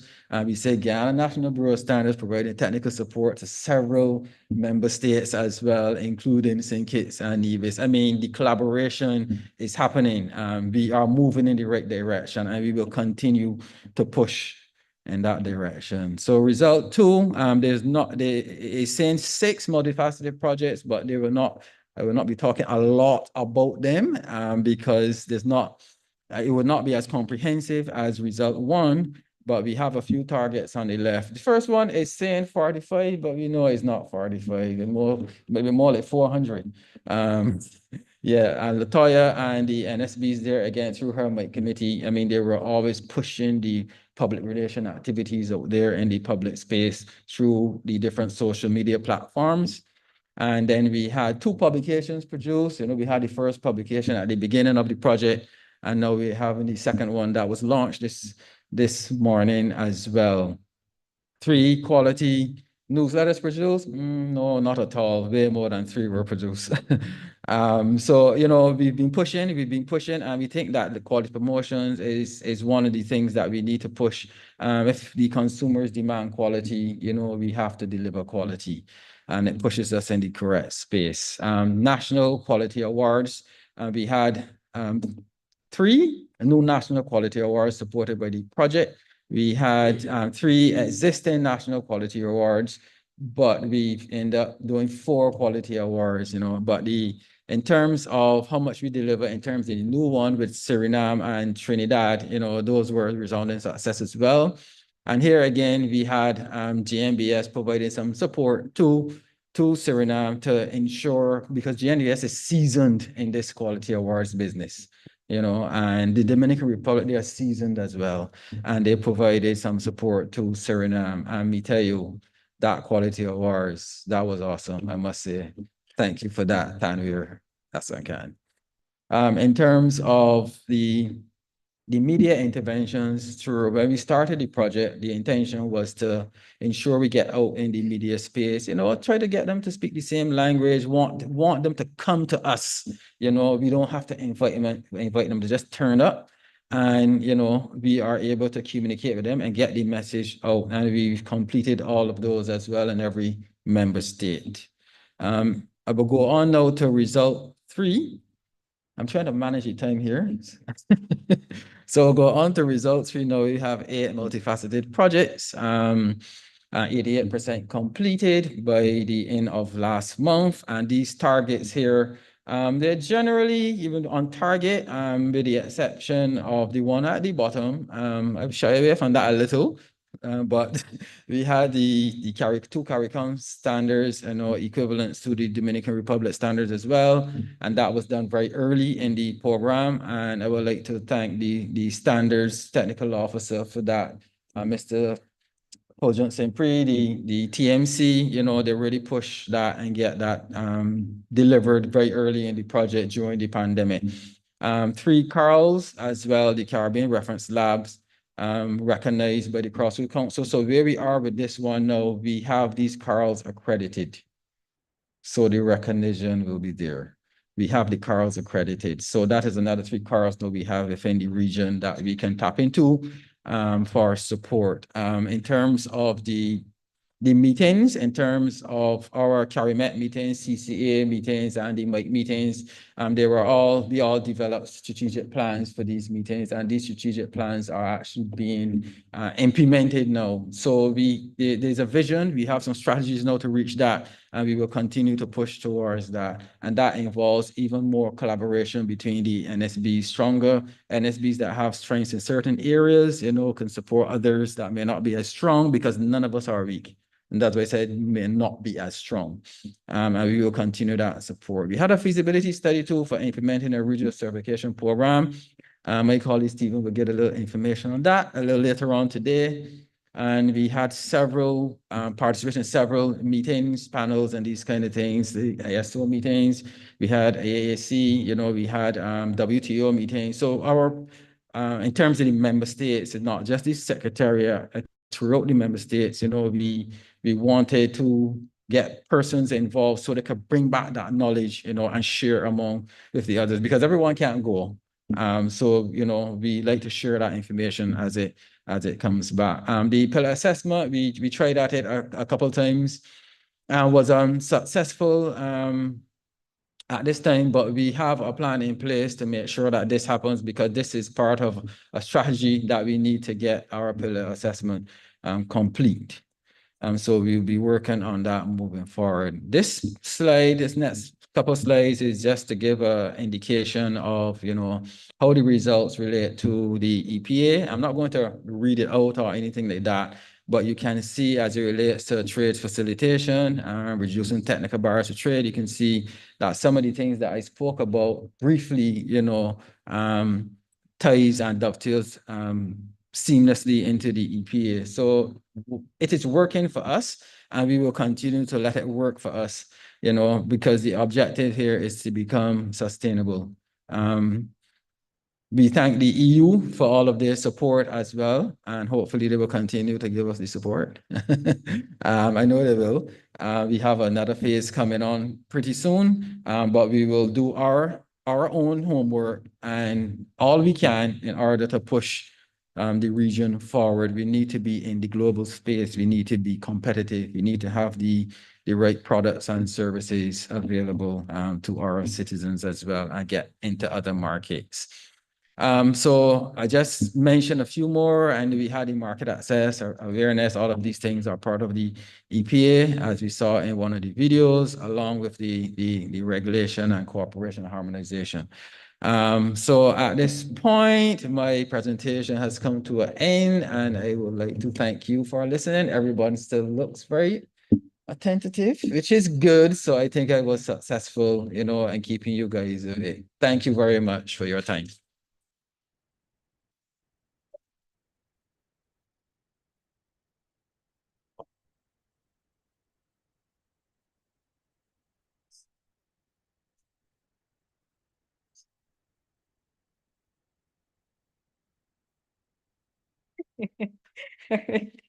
Thank you very much, Terry, for the presentation that gives you an idea of all of the work that went in to this TBT component of the 11th EDF EPA program. Okay, so we are actually ahead of schedule. So we do have a couple of moments to breathe. And while we breathe, I want to share with you another of our videos. If you go onto CrossQ's YouTube page, you will find a playlist called the 11th EDF EPA TBT Highlights. And what those are snippets, probably between a minute and 3 minutes each, that give you an idea of some of what went into the program, but just some. Because we wanted, in addition to the publication that we produced, to also give you some sights and sounds and voices of those who would have benefited from the program itself. So you'll be able to hear from some of the companies that would have participated in the training. You'll be able to hear from one of our trainers. You'll be able to see what would have been implemented in member states, sometimes country by country, what those initiatives would have been. And that is what this next video is. We would have heard from a number of the presenters about the importance that companies are now placing on standards and quality systems and procedures in their operations. And one of the initiatives that Terry would have mentioned, and Stephen will mention probably in greater detail, because it was one of the initiatives that would have been added to the project, not originally scheduled within the project, but added to the project because there was a demand by companies for additional training. And we mentioned that the training would have been in maybe 2 or 3 particular areas. Suriname would have been probably one of the countries that was a little bit different because they looked at their tourism sector and training for tour guides and looking at different systems and standards that would be in place for their tourism sector. But country by country would have seen companies that would have been asking about certification or asking about quality management systems or asking about accreditation, particularly our labs that are now wanting to be accredited. So this video, outfitting companies for quality, gives you a little bit of an idea of what went into building out the quality management training, especially for our implementation of the TBT program.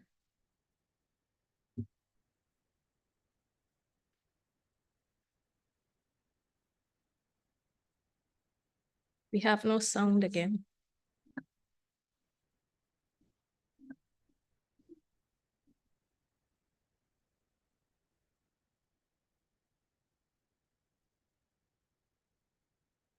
Businesses want to understand the technical requirements of the standard. So I have to translate those technical requirements so it is relatable to them. So they crave for that type of translation and application to their own unique circumstances.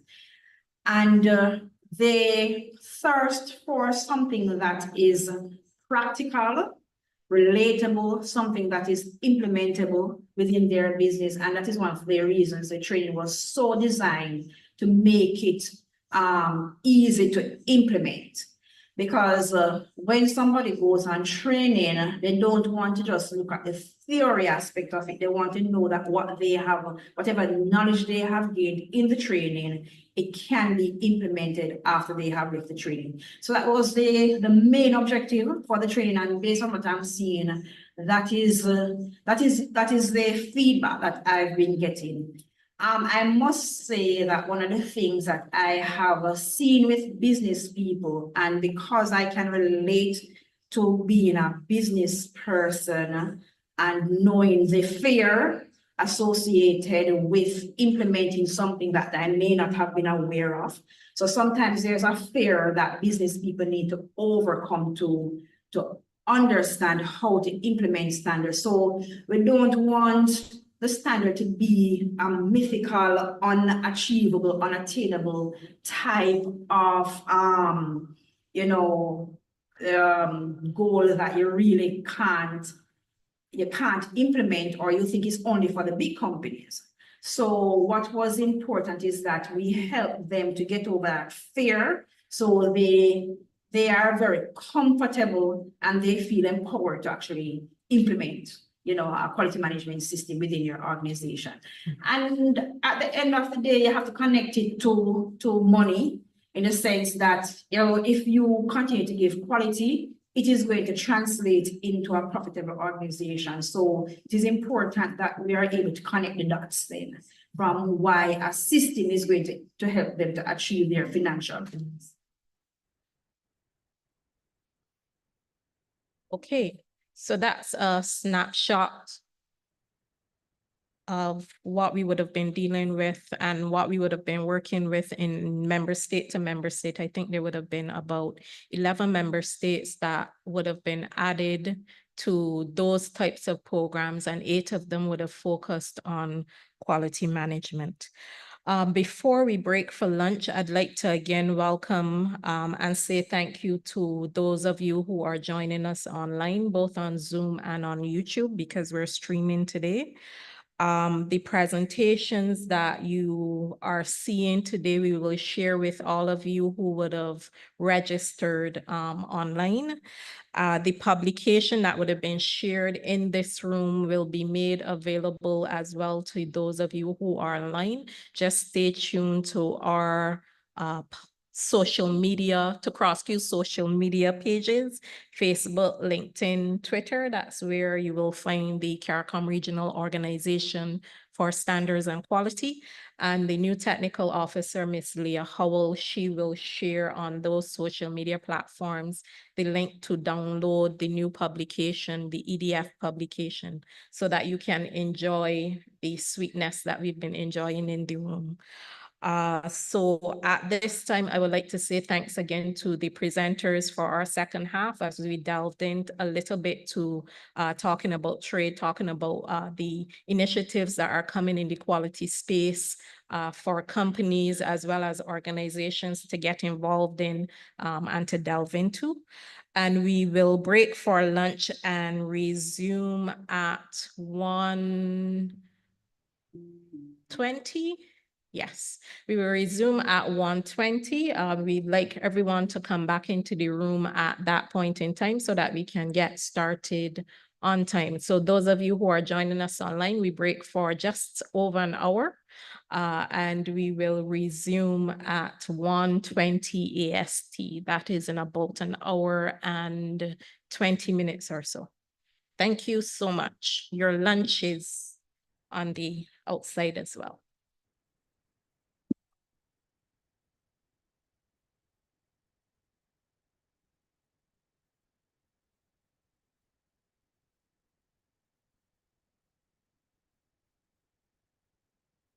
Not quite ready? Okay.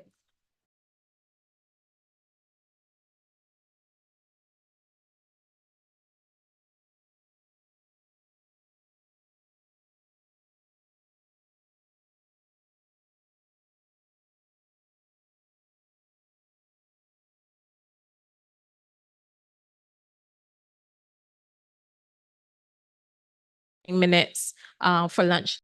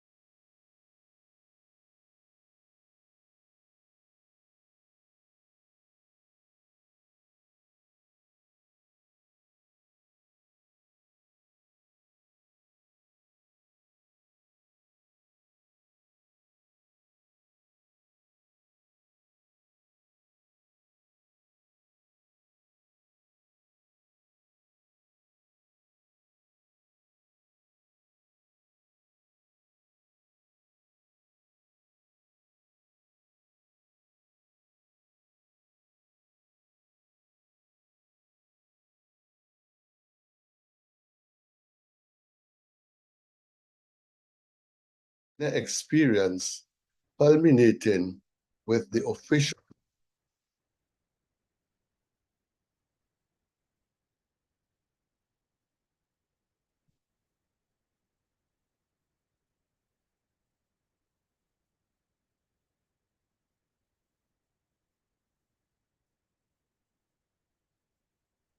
businesses want to understand the technical requirements of the standard. So I have to translate those technical requirements so it is relatable to them. So they crave for that type of translation and application to their own unique circumstances.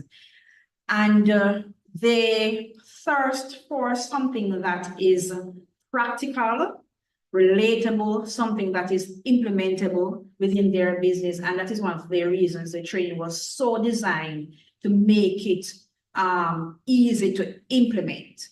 Because when somebody goes on training, they don't want to just look at the theory aspect of it. They want to know that what they have, whatever knowledge they have gained in the training, it can be implemented after they have left the training. So that was the main objective for the training. And based on what I'm seeing, that is the feedback that I've been getting. I must say that one of the things that I have seen with business people, and because I can relate to being a business person and knowing the fear associated with implementing something that I may not have been aware of. So sometimes there's a fear that business people need to overcome to understand how to implement standards. So we don't want the standard to be a mythical, unachievable, unattainable type of, goal that you really can't implement, or you think is only for the big companies. So what was important is that we help them to get over that fear, so they are very comfortable and they feel empowered to actually implement a quality management system within your organization. And at the end of the day, you have to connect it to money, in the sense that, if you continue to give quality, it is going to translate into a profitable organization. So it is important that we are able to connect the dots then from why a system is going to help them to achieve their financial needs.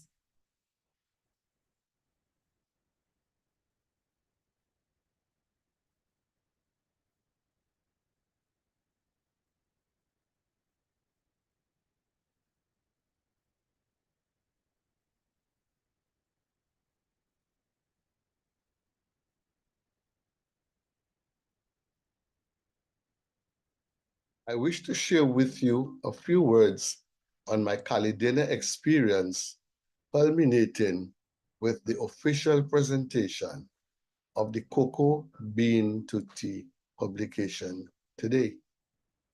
My journey began with official training in the Caledonia methodology. Then a feasibility study was done on the selected value chain, followed by a kickoff workshop, out of which derived an action plan for implementation. The action plan focused primarily on quality infrastructure requirements with respect to, 1, standardization of the weights of the cocoa sticks, conformity assessment testing with respect to domestic, regional, and international requirements for those sticks, the development of standards and codes of practice for use in the cocoa industry in general. I sincerely hope that the publication captures all that we set out to do with regard to that project. And I hope that it will be used throughout the industry by all stakeholders. Finally, I would like to thank those who helped me along the way, including Dr. Alexis Valky, my mentor in the Caledonia methodology, Dr. Sabine Grenier of PTB, the CrossQ family, and all other stakeholders who supported me along the road to this important project. Thank you, and I look forward to working with you in the future as we continue to develop the cocoa industry as a whole. Thank you.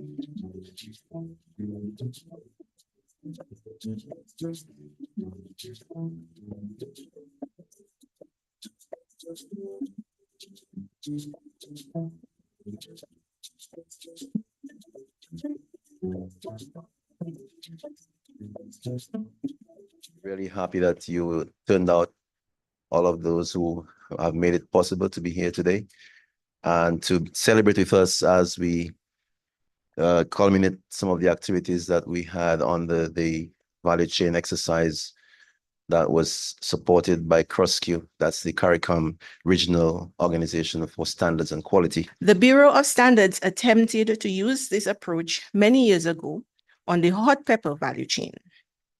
While not as successful, we were encouraged to engage in the process again. Cocoa was chosen because of the number of initiatives being undertaken in the sector at that time. At the time, the government of Dominica had invested significantly in the cocoa sector as a priority crop and had started the rehabilitation process. Additionally, Dexia had commenced work on the development of the Cocoa Cluster Development Plan, which included consultation with a broad stakeholder base.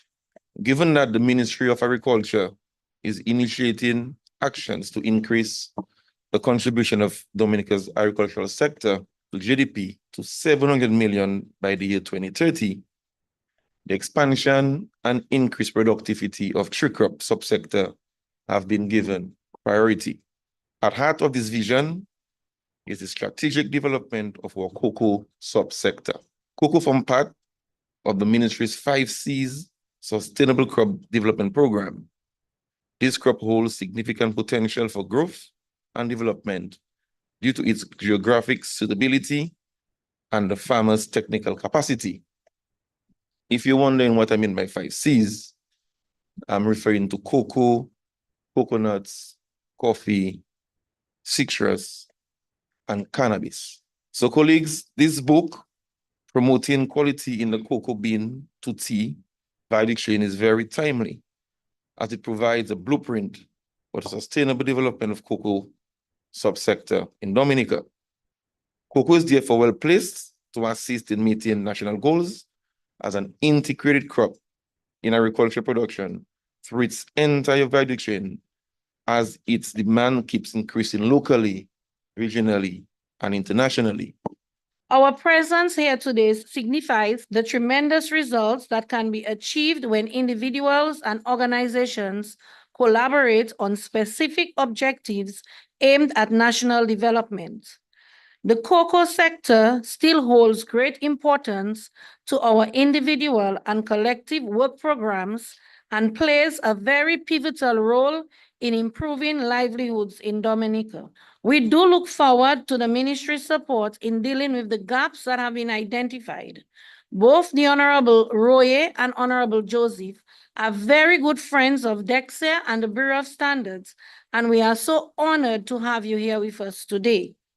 We certainly extend our deepest gratitude to the European Union for providing financial support for the production of this publication.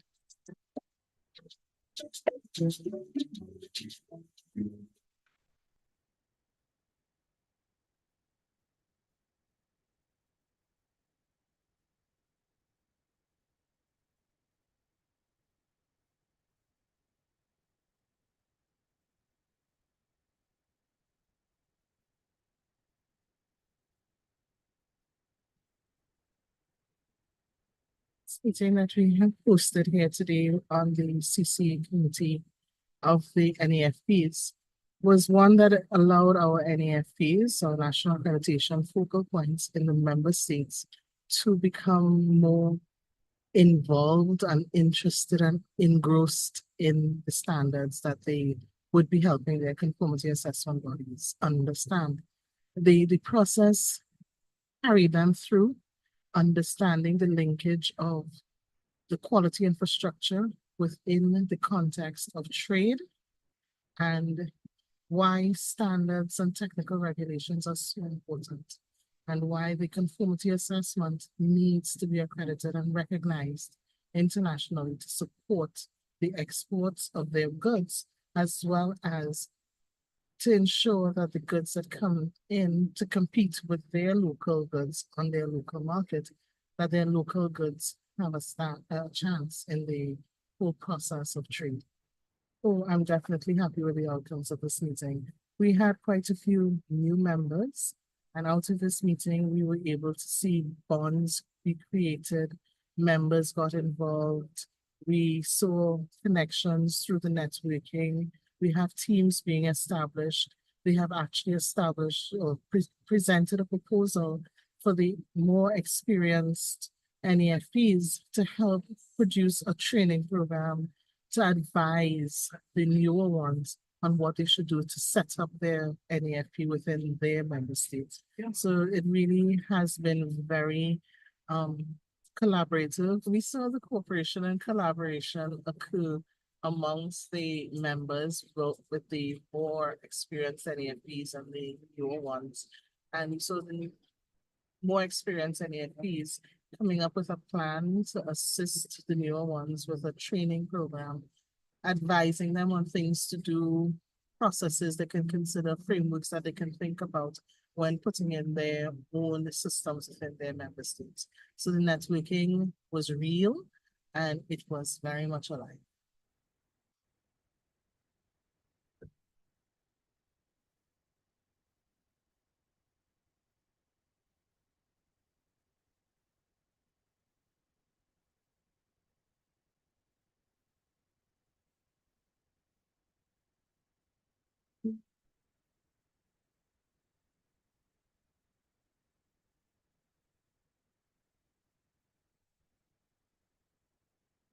Hemos obtenido a través del proyecto este medidor, es un RD22, que tiene una mayor clase de exactitud que el medidor que teníamos antes.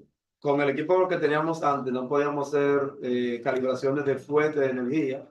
Ahora sí podemos calibrar fuentes de energía tanto en tensión como en corriente, como en energía y en potencia.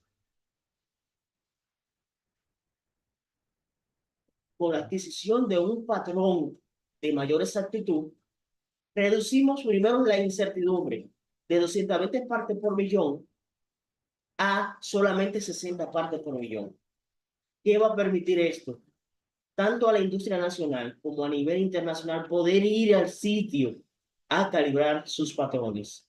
No solamente los patrones que tienen que ver con las distribuidoras de electricidad en República Dominicana, sino también con aquellos patrones que tienen nuestros asociados del Caribe y la comunidad del CARICOM. Nos hemos convertido, gracias a este proyecto y la adquisición de esos nuevos equipos y a la expansión de nuestro alcance, nos podemos considerar como una referencia regional en carácter de medición de energía eléctrica. También en el marco del proyecto y la preparación del personal, el proyecto nos ha beneficiado y gracias a lo cual hemos podido enviar a algunos de nuestros técnicos a otros laboratorios hermanos donde se han podido entrenar en algunas magnitudes.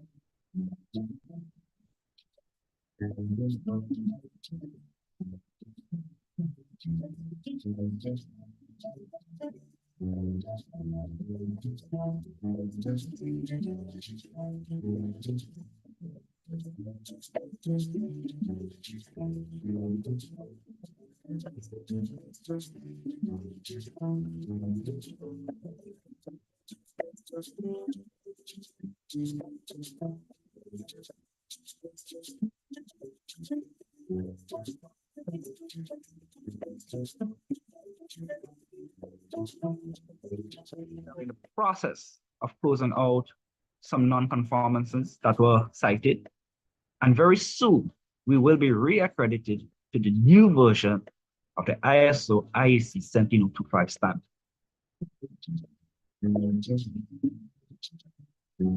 Good evening and thank you, the media, for agreeing to spend some of your valuable time with us. This evening, we hope to share with you the critical role the Trinidad and Tobago Bureau of Standards holds in our nation. Today presents a very important opportunity to bring awareness of the importance of the continued establishment of a quality culture in the Bahamas. Today, you, the media, will learn of the important benefits being experienced now as a result of this continued implementation of this culture of quality in the region and also within the Bahamas.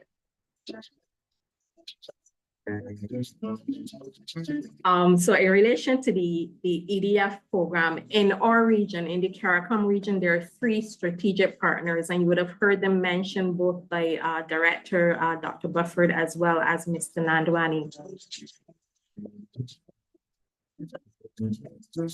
We will have an introduction of QI, and we'll look a little bit about what has been happening across the 15 countries.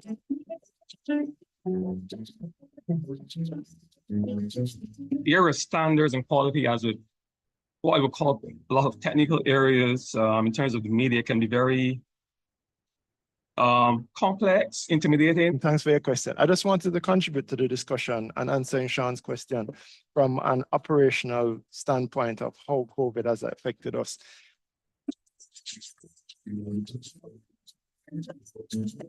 That one, you have to have a national standard in place that you are making the assessment to, or a technical regulation. So you have written in legislation a technical regulation that makes reference to a standard. Thank you, LaToya. I must say that she has been doing a fantastic job of spreading the project, awareness of the project throughout the region. So thank you for your presentation.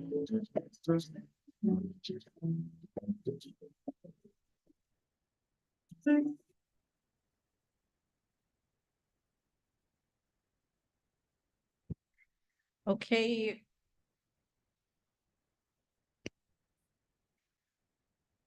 Okay, so we are back after having been watered, fed, sweeted to continue this afternoon's program.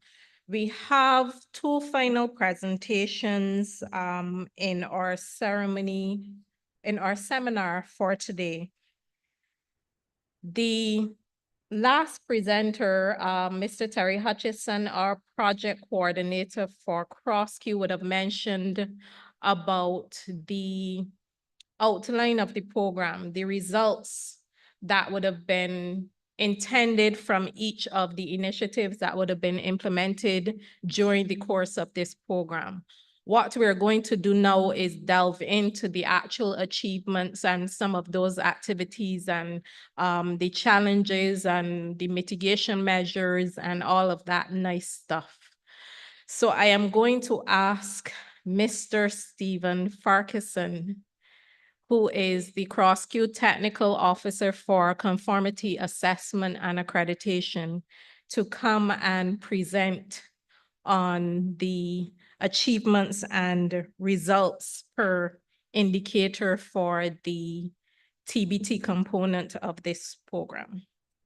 Now let's see if the technology will cooperate with us.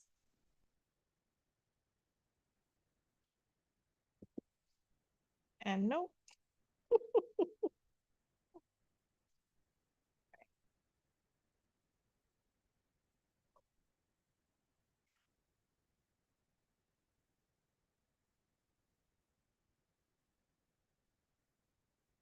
Carries. Okay.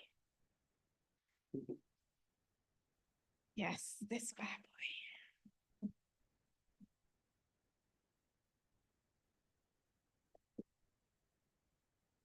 All right, we're having a little bit of an issue with, is there a mouse for this computer?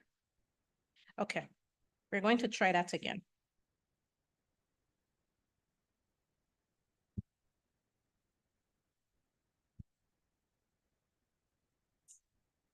There's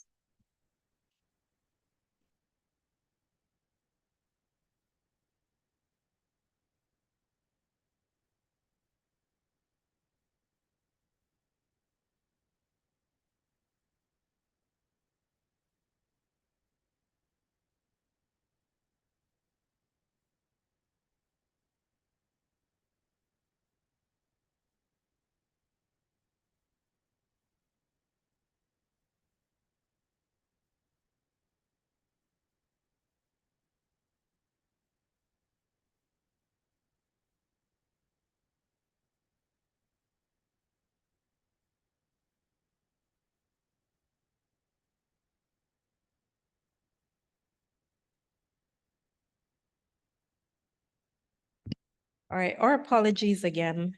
The technology seems to not want to work with us today. But we're going to try to bring up this presentation for you.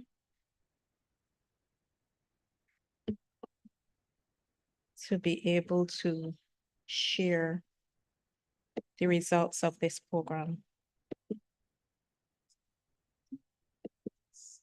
Yeah. It seems to have a glitch. Yeah.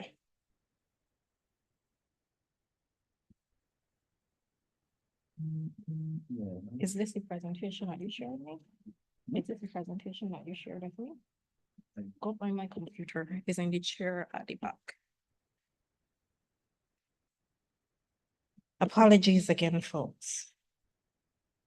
And for those who are joining us online, thank you for staying with us. We're just trying to solve a technical glitch.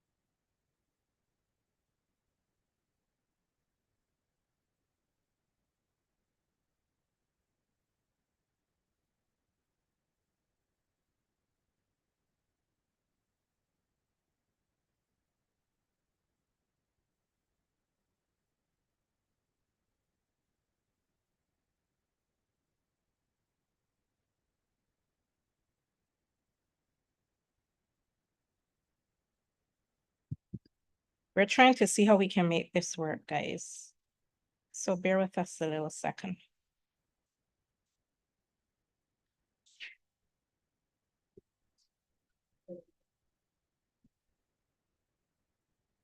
See?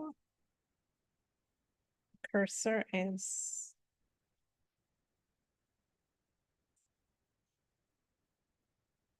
the mouse. Yes. Put it in. Put it in.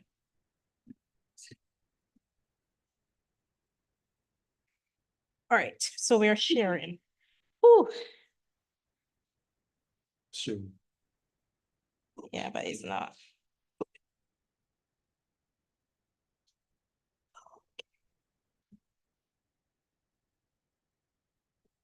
Okay.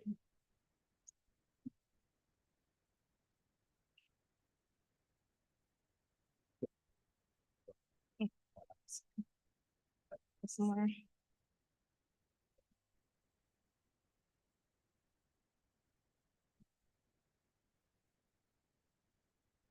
It's the mouse is not.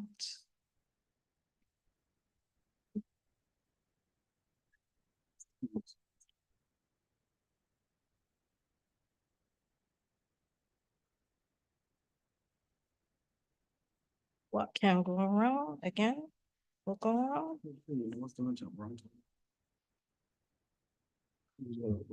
It's already on primary monitor. But it's not changing in the.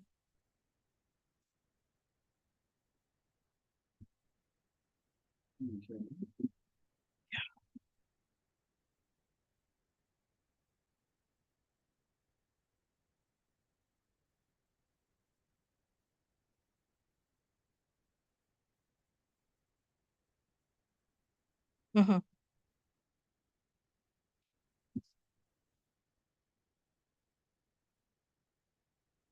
And it's now not sharing.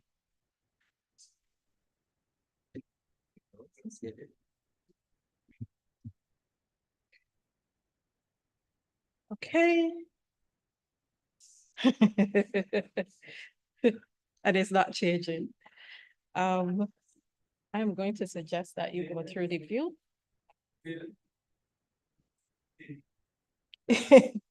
Yeah. We are going to. I can see at the bottom. Yeah.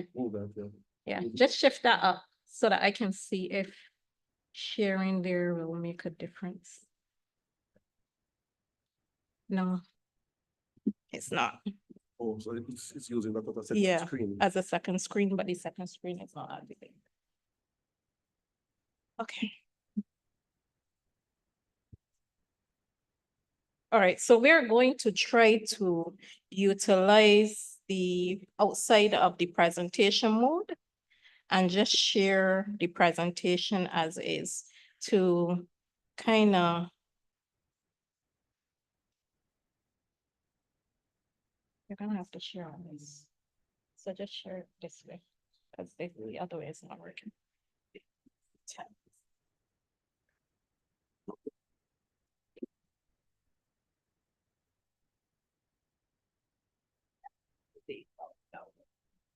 Unfortunately, sorry.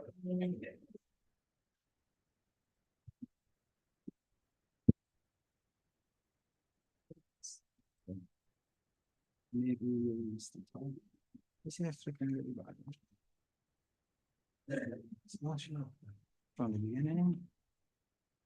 Maybe. No. Yeah, it's working, it's on this screen, but it's not on that one. So if you try to switch. And move in there. So it's not, It's not gonna reach that, it may reach that.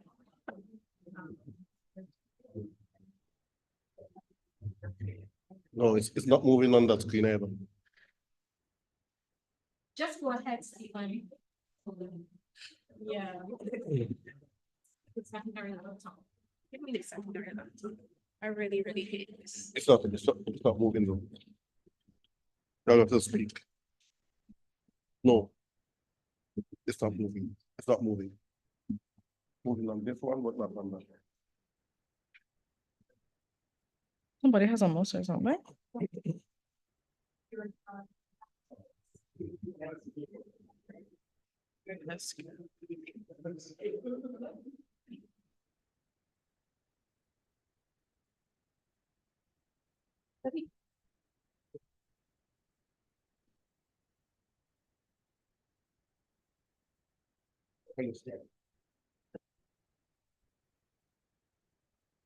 Okay. Oh, moving. Working.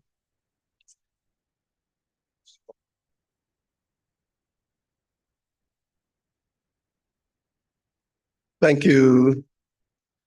Thank you very much, Leo. Okay, good afternoon, everybody. Seem to be on track now. That's the after lunch drama. Apparently, the technology slept while we ate. So I hope now that the technology is up, that none of us sleep. All right, so we're gonna get into this. Thanks, Latoya, for establishing the protocols. And since we have lost some time, I'm gonna move right into this. But I'm gonna say, before I start into the presentation, that in fact, when we have committed, hardworking people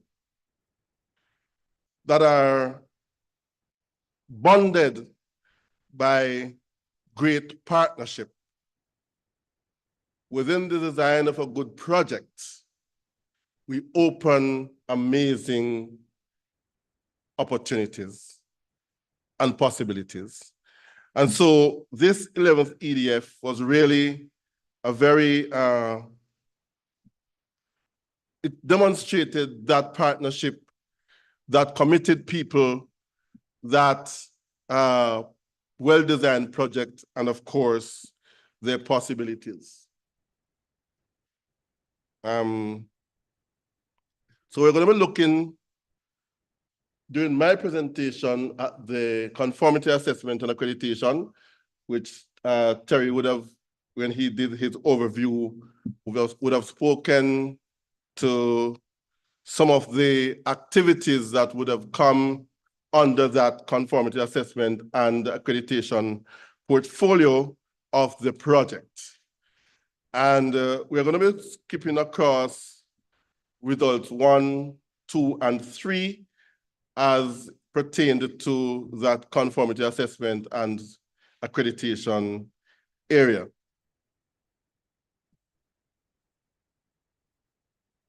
So here we go. So we had one of the activities under this accreditation and conformity assessment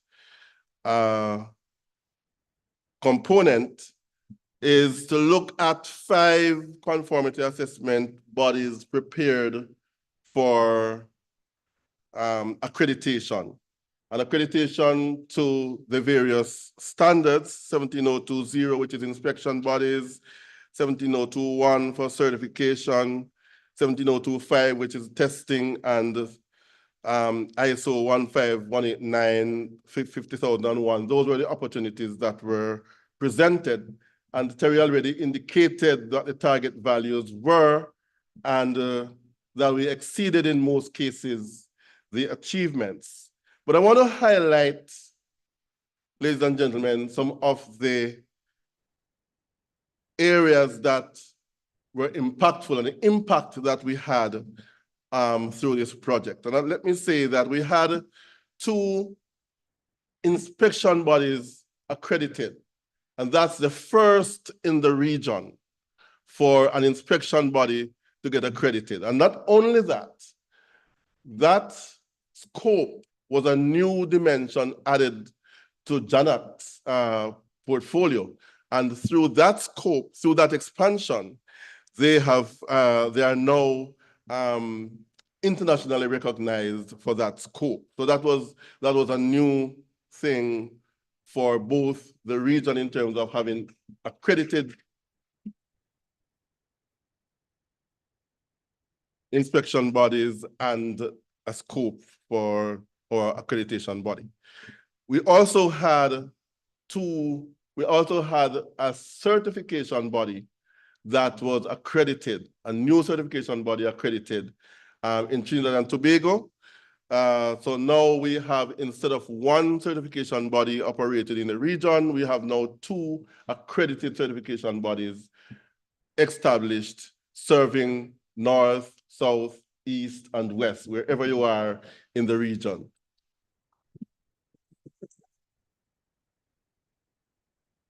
We continued with having labs accredited. And so we had the NCTE, the National Center for Testing Excellence in Dominica, and we have the Grenada lab expanding its scope and accredited with recognized status internationally. And so, and of course, these, all 5 of these were accredited within the time frame and budget of the project. And let me say, additionally, while we started out with 5, we ended up facilitating and supporting and preparing the St. Kitts and Nevis Bureau of Standards lab to get prepared for accreditation. And of course, under their own steam, they also took it to the level where they are now accredited and operating as an accredited lab. We need to give them a hand. So for that, we have in the area of accreditation, we exceeded the target. We established some new dimensions for accreditation. And let me also say that for the certification of the TTBS certification body, that was a new scope also added to JANAC. So now JANAC is capable and competent and recognized for the accreditation of certification bodies. So that's a new scope, and we need to give them applause. Thank you very much.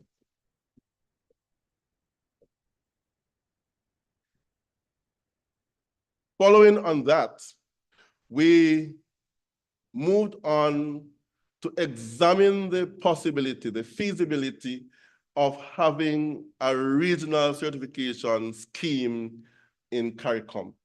And as we look at regional integration, and as we move towards expanding our quality index in the region, we need to look at whether or not having a number of countries here have national certification schemes, local schemes, and we are looking at whether or not it is possible, it is feasible to have a regional scheme. We did the work with that.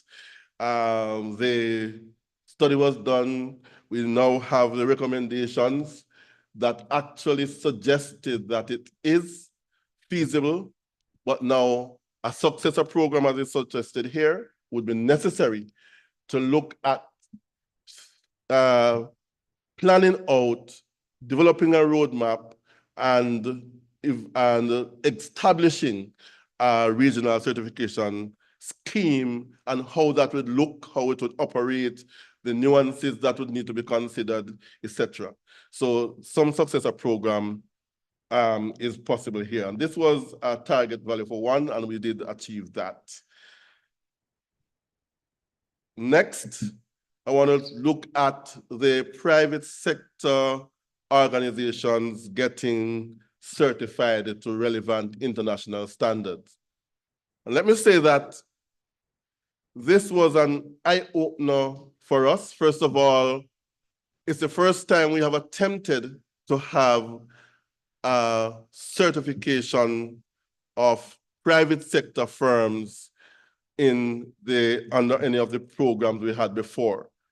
It was a resounding success, and the only issue we have was that we were not able to meet the demand.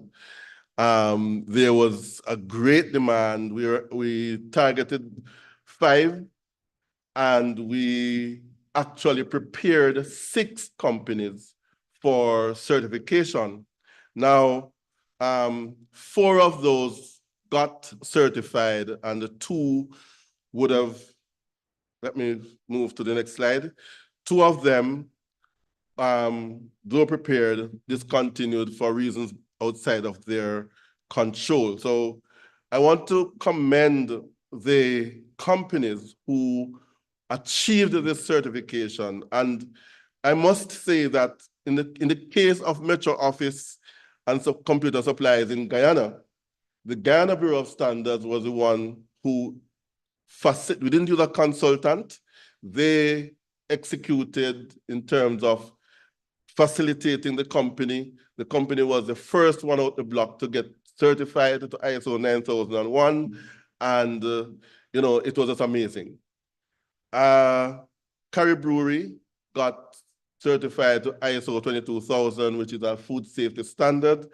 They are, in fact, matriculated through support from the project to get FSSC 22000. So now, not only did they achieve the ISO 22000, but having matriculated to FSSC 22000 within the time frame of the project and within the budget allocated. Of course, they threw their own, some of their own funds in support of it, but the project in the main would have facilitated this. And we need to also recognize them for taking the bold step of achieving this. LNW, well, we heard the story this morning. Lee was really, you know, did a lot of work to get where they got to. Complete Healthcare, they also got ISO 22000 certified. And that's a success story in itself too, because as a result of getting this certification, they are now able to export and have gotten a market in the US, starting exporting to the US and looking at a market arrangement contract in the EU. So that's the impact of getting certified to these standards. I want to touch a little bit on the certification, the quality management system training that Terry spoke about earlier, because to some extent it follows on with what we're doing here. And I'll just quickly say that that was one of the most successful arrangements under this project that we could have had. The response from the clientele, from the the private sector firms was amazing. And because of the practical nature of the training, we're seeing that a number of companies are now set to become certified over the next few years. And I want to commend the Bureau of Standards, all the Bureau of Standards that would have participated in that exercise. We had 17025 training in Jamaica. We had 17025 and ISO 9001 in Bahamas. And then we had general QMS training across the countries of, if I start naming names, I'm going to miss one or two. But we had Montserrat, we had Antigua, we had Barbados, we had St. Kitts and Nevis, we had St. Vincent and the Grenadines, we had, who else? Dominica, right? Dominica, Grenada, I said before. And Jamaica, we had 17025, right? The responses were amazing, but more than that, persons are realizing that it's not as difficult to implement a certification program as is thought of with just hearing about it. And we want to commend the Bureaus of Standards for facilitating and enabling that through the project funding, the EU PTB Indocal, that funding arrangement that is in place. So let me stop there so I don't overstep and facilitate any questions that we may have.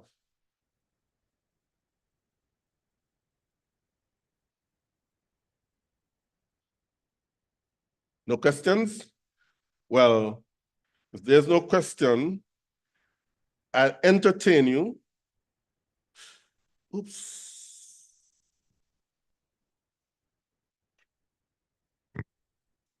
Right. Is it a touch screen? No? No. So I'll turn over to Stephen, sorry, I have a question. I wanted you to tell a bit more about the regional mark that you spoke about. It's a discussion we've had in the office.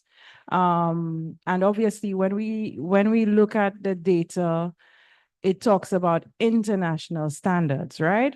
So I want to understand the benchmark that you're looking to achieve and where that sits, or, in terms of a market, because we're talking to our firms, we're telling them they need to meet international standards, but now we're speaking about a regional standard. So I wanted you to maybe speak about how these two compare, if they're similar, dissimilar, or what are you looking to achieve at that regional level? Thanks. Okay, thank you for that question. Very, very good question. So the intent of the regional certification program, should we matriculate into establishing it, is to first of all, to use it as an opportunity for, as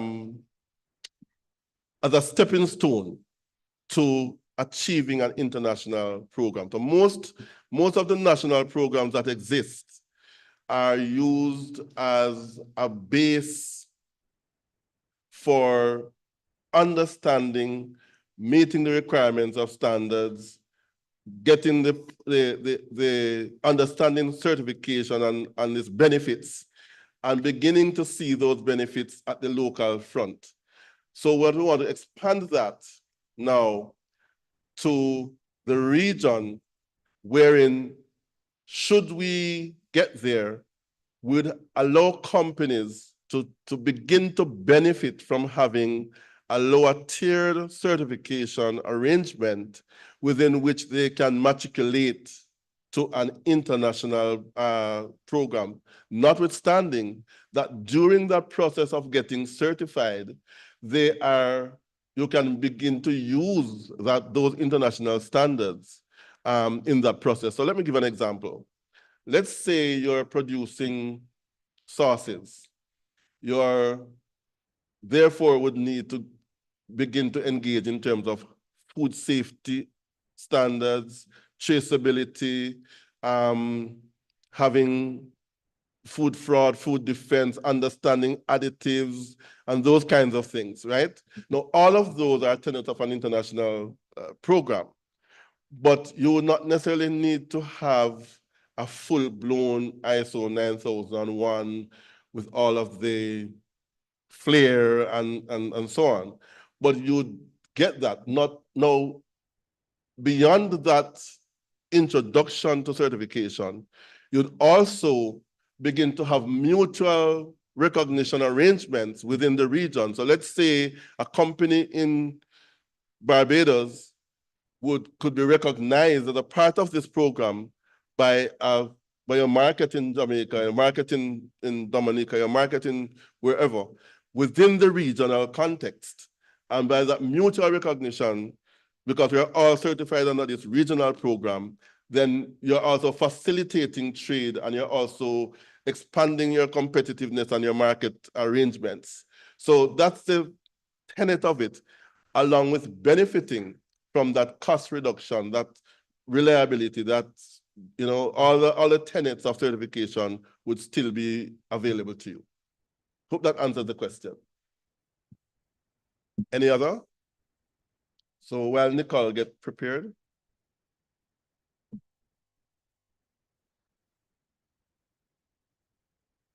Okay. Thank you very much.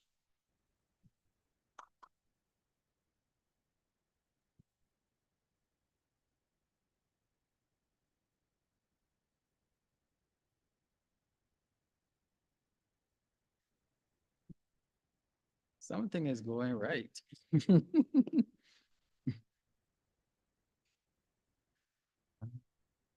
All right, before we were going to share this video, but I saw it playing a few times during the day so far. So I wouldn't go back through that. So I will then continue with some of the achievements in metrology itself, where we were looking to get 2 labs calibrated, accredited, 2 calibration labs accredited. And we've achieved most of the indicators. What I had displayed before in my previous presentation only showed you the last indicator, which indicate we want to achieve 2 accreditations. But what is happening here is there were several other target values throughout the entire process that we had met as well. And they're displayed here.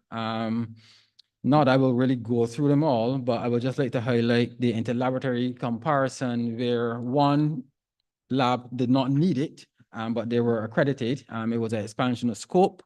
That is the pressure lab in the Cal in the Dominican Republic. So they were accredited. And the other one is in train right now in terms of closing some gaps that were identified. And the interlaboratory comparison is actually ongoing. So that will also be achieved sooner rather than later. In terms of some of the activities that were completed, you know, in Belize, they were supported by Senam, and Senam really did a really good job with them and supported by our in-house metrologist, Nicole Best as well. He played a leading role in that regard to get them up to the level that they needed to get to. So they had the accreditation assessment completed, as I say, it's just to close a couple of gaps that were identified to see if they can get accredited in the very, very near future. Again, we have in terms of the pressure lab, they had to procure equipment as well. And they had technical assistance from INACAL, they were instrumental in supporting the Dominican Republic in this particular activity. And you can see the success here as well. I think there may be a video. If there is, I will attempt to show it. It is related to INACAL. I hope I don't jinx this computer now and then have to start over again.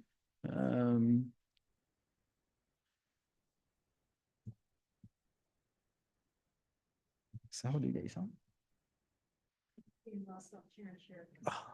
No.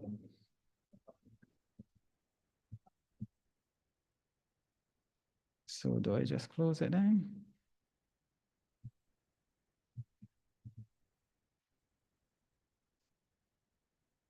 So I gotta share again?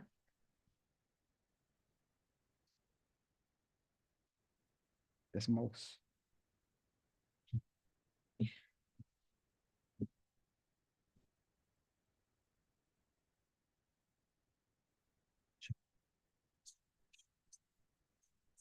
You have to share the sound. I have to share the sound. He's got a share sound. I forget where.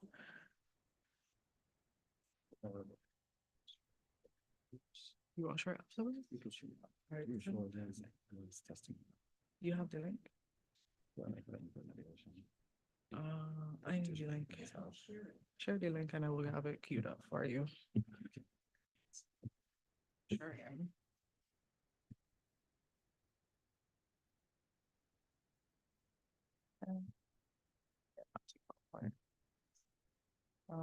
Where are we?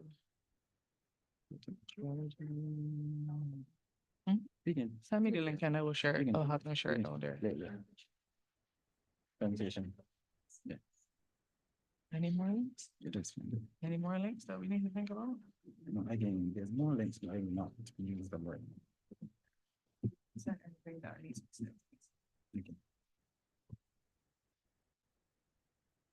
All right, that would be a bit challenging there again. I'm not that tech savvy, and I will have to lean on Leah a lot. So what we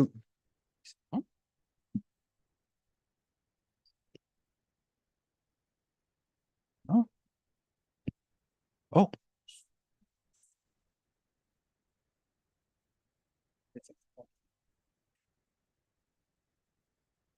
Testing? Is it?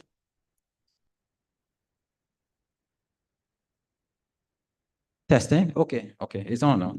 Well, I can hear it.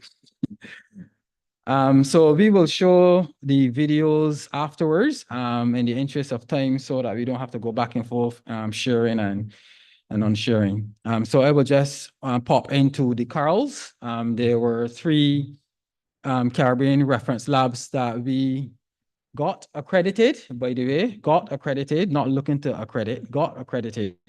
Initially, we were looking at going before the Quality Systems Task Force, but we recognized that, you know, there may be a need to kind of switch gears in terms of getting that global recognition. Yes, it is good for the CMCs.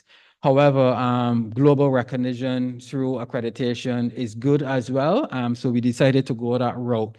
And we got these 3 labs accredited, 1 in the Dominican Republic in the Cal, and 2 at TTBS, which would be the humidity lab and the pressure lab, and also the electrical lab in the DR. So that was successfully completed. And some of the activities we really push during that period, there was a lot of collaboration between SANAM and TTBS as it relates to the pressure lab, and the humidity was supported by NRC out of Canada.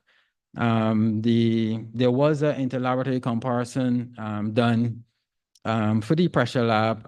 One is queued to happen with the humidity lab. However, they are accredited, and that is the key thing, because it was not necessary for the interlaboratory comparison, but we had it as an indicator in our project. So we would still like to fulfill it, you know, because it will play a greater role later on in terms of going after any CMCs for these particular labs. So, you know, the sky is the limit for us. Because we achieved something that don't mean we will stop there. We will also look to keep accelerating and moving forward. The more we get, I guess, you know, we'll be in a better position in the global space as time goes on. So if anyone has any questions on the metrology side, I will try my best to answer. I'm not a metrologist, but I will do my best. And declare my hand early.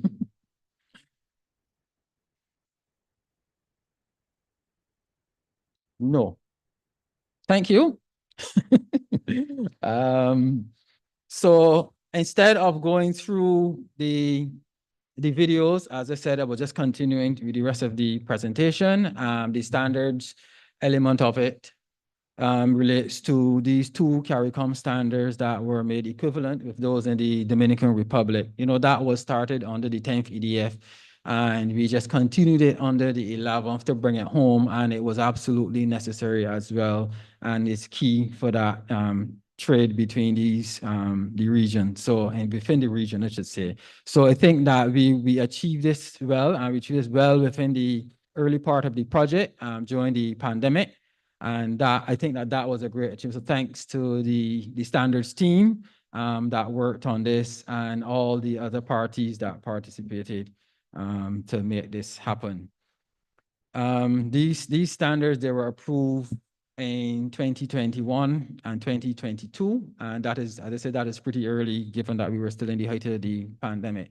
But as we move forward, we recognize that there's a need for refreshing the regional standards development priority plan, and we did just that as well out of the project funds. We managed to get approval for that, and so we can look forward to the next 5 years as well. And as we approach that 5-year limit again, we will look to refresh again and keep moving forward, because plans change, you know, things, sometimes you need to reprioritize based on existing conditions and future conditions that you would anticipate might happen or might come into fruition, and you have to operate to suit. You cannot be left behind being stagnant. I will go into the quality promotion segment, which spoke about, I think I mentioned a bit about this earlier as well, in terms of the public relations. You will notice that before we had a target value where we hit the 45, but now you're seeing like greater than 200. So you recognize, you know, the amount of information through between the Secretariat and the NSBs that was being pushed out there weekly, as a matter of fact, you know, to get that information out. I'm not going to say much on the publication. We had that earlier. We spoke about the newsletters as well. So I will continue to move seamlessly into the other areas as it relates to the quality infrastructure. So here now we have the National Quality Awards. We achieved 2 of the 4.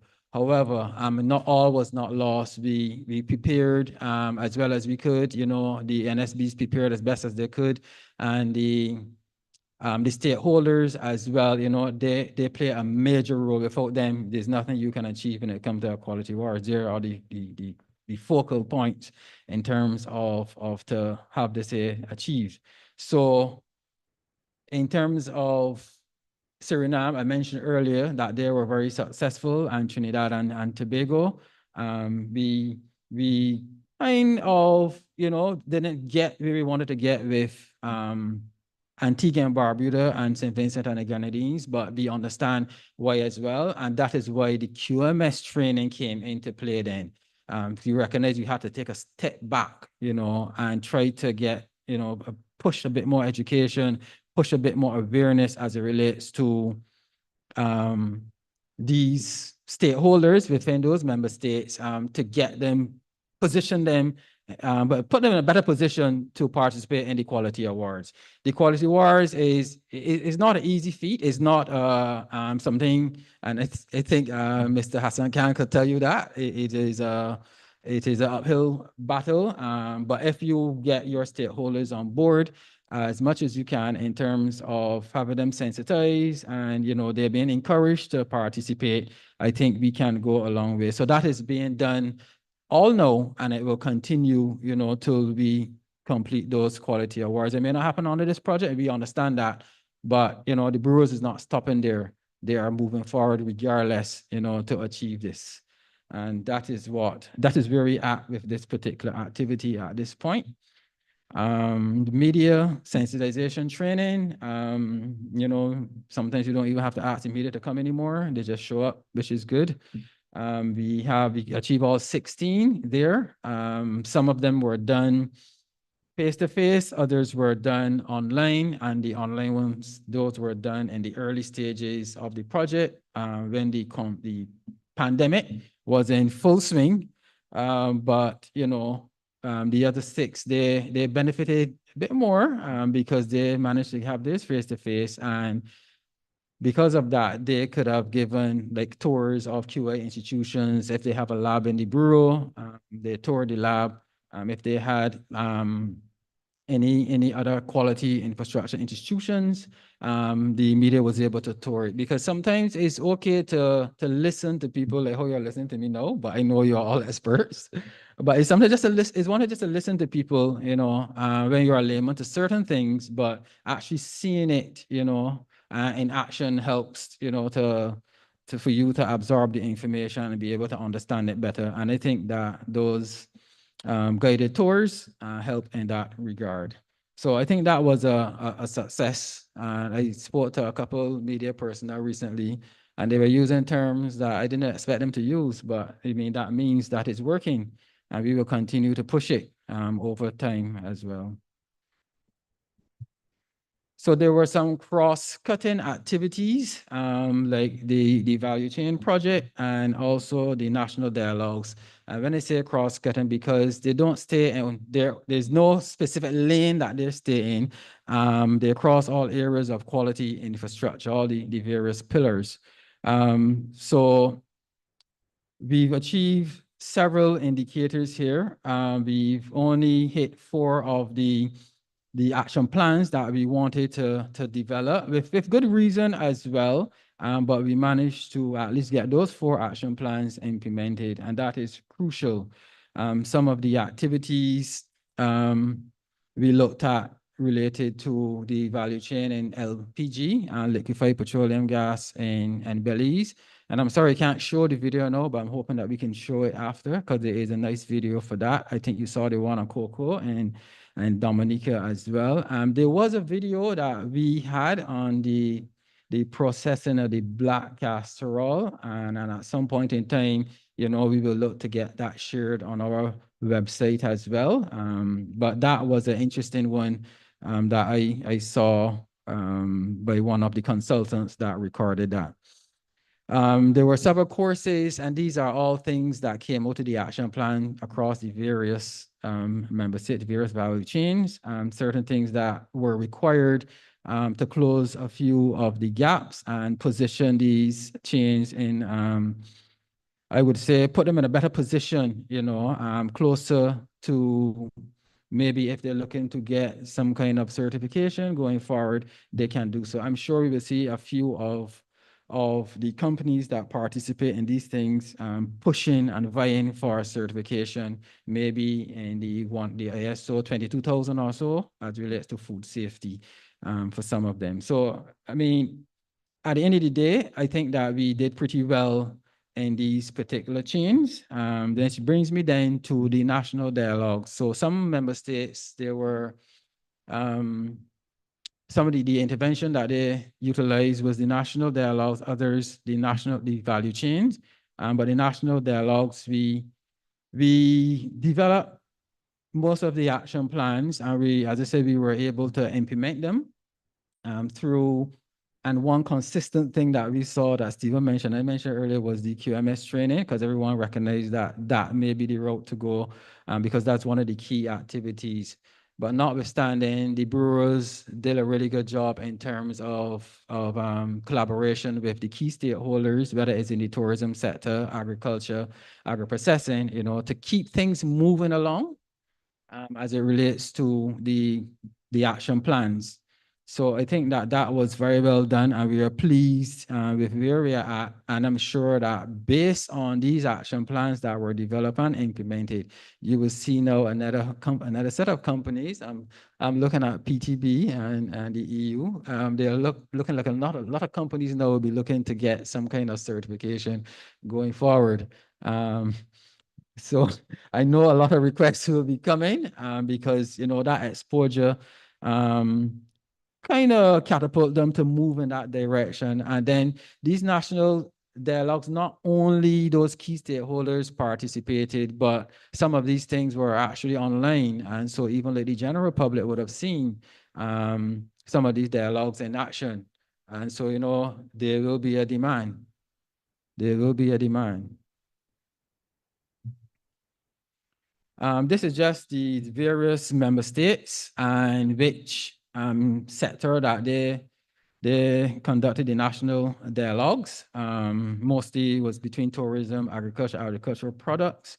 Montserrat went in a different direction, and that was the first QMS training that we had, and it relates to that. And then that kind of they had a momentum there going forward. We weren't able to complete the one in Haiti, and we understand why, for a good reason.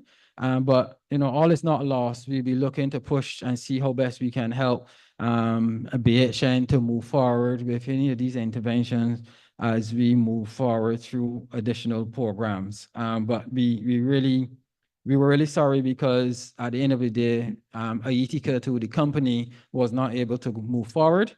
With obviously no fault of theirs either. But we will do our best, as the secretary and the network of Bureau standards, supported by some of our donors, to help us move and help Haiti and other member states in that case. I'm coming to the end. So the training courses, I'm not going to say much on that. We had a lot of that today, and we know the result of that.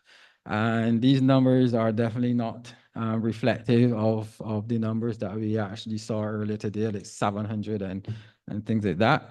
So I will just move forward, but I would like to echoes Latoya's sentiments in terms of the support that the NSBs give in terms of their staff, allowing their staff, to participate in the design of these courses. I mean, they really went above and beyond to get this done. So, and it was very successful as well. So I'm very happy. I know the collaboration is there. You can call on the NSBs, to help with anything, and they don't hesitate to provide that support at all. So thank you to the directors and the staff of the NSBs. Oh, I thought it was done. So so there's a lot of technical assistance that was happening, and we mostly saw a lot of it in metrology by our colleague in the back there, Nicole. He was really pushing. His was mostly face-to-face, a lot of them, but he did a lot of online as well. But in terms of the conformity assessment and accreditation, that was more in a virtual space. We had some support too through the mic, through Latoya, putting some effort in helping the member states there as well. And even some of these activities gained some support from the project in terms of facilitating some training. So that was well received. And they are implementing the training, some of the things, the tools and techniques that were identified in the training to move forward. So, I mean, that is a really positive thing there because I mean, I'm guilty of it as well, because sometimes we learn something, we have the tools and techniques, but we do not utilize them. But I see a lot of movement, in terms of using this information to push QA out there in the global space from regional to international. So the regional frameworks, don't have to say much about this. This is the CARIMET, the CCA, and also the MIC committee, but we also had a TAE committee meeting as well, a face-to-face meeting. And in all of these committee meetings, they weren't just a talk shop, having conversations with each other. They prepared action plans, which they are implementing now. And they are very good action plans. We recently got them published. Well, we call it redesigned for publication. So they look really nice and the content is even better. So the appearance will catch you first, but then you will not be able to start reading and going through to see what these committees are doing within the region and beyond. These were held in several member states, mainly Guyana. We had in Jamaica, Barbados, I think Guyana again. Guyana has been very supportive, and they really provide us with a lot in terms of assistance. You can call on Guyana anytime. You can call on any of the member states anytime and they support you, you know, but Guyana has a lot of expertise and they are not shy to provide that support. And we are really grateful for that. A number of things happened too, as I mentioned, the meetings in terms of the SIM, ISO, GA meetings, we had WTO meetings. There were a lot of meetings that our member states participated in, and then they came back and shared the information and shared a few reports as well for good reading and to get a good understanding of, you know, some of the activities and what is upcoming and some of these bodies. So we were really pleased, you know, to get that body of knowledge coming to the region and then sharing it across the member states. I think this will be the last one in terms of of this specific indicators, but the pillar assessment, we really need to get moving on this again at some point in time during the next couple of years, because as long as we get the gap audit done, we will see where we're at. We know we have gaps even before the gap audit. I can tell you that. And as long as we get the gap audit done, we'll be better able to strategize on how to close those gaps to move forward with getting the pillar assessment. I had some support through a few of the member states, through of the organizations, I should say, ECA and CEDA, you know, they all provided some support to me in terms of when we were pushing to get this done. But we did send out the procurement twice and didn't get what we wanted in terms of the submission. One time we didn't get any submissions at all. So I think we really need to re-strategize on that too, in terms of when we putting it out there, you know, to use our network, use the collaboration between the other organizations to get that information out so people can see it and respond to the call. Here we have a few challenges and strategies that we use to mitigate those challenges. You know, one of the biggest ones was COVID. But you know, I think we've conquered that at some point where we were able to still implement during the period. We had some fluctuation of the euro, which caused us a little distress periodically in terms of that large fluctuation. But, you know, we managed it well in terms of how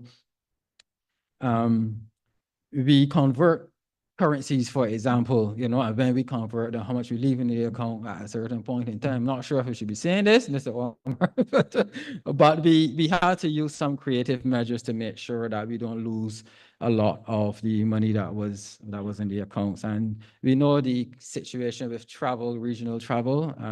Not going to say a lot on that. I don't want to ruffle any feathers if anyone is listening on the outside, but we just manage our what activities we held face to face, and you know, we use a hybrid approach and all the different technologies then to ensure that we were successful in terms of our meetings. So some of the enabling factors, I don't have to go through all of them, but we were the PAU, you know, we always hold these monthly these meetings every 2 months, not every 2 months, every 2 weeks. We have these meetings, and sometimes if it's a need to have a weekly meeting or sometimes a meeting every other day, we do so. So we are flexible. We know there's a big time difference, but that doesn't hinder us. Sabine could tell you that sometimes I'm sending emails at 2 a.m. and 3 a.m. in the morning just to make sure she sees it as soon as she gets in the office so I could get a response. So we do what we had to do to make it a resounding success. And I would like to say too that effective leadership and strong management support was essential here as well. Like me, I'm not sure if to call him Mr. Ormarno or Derek, but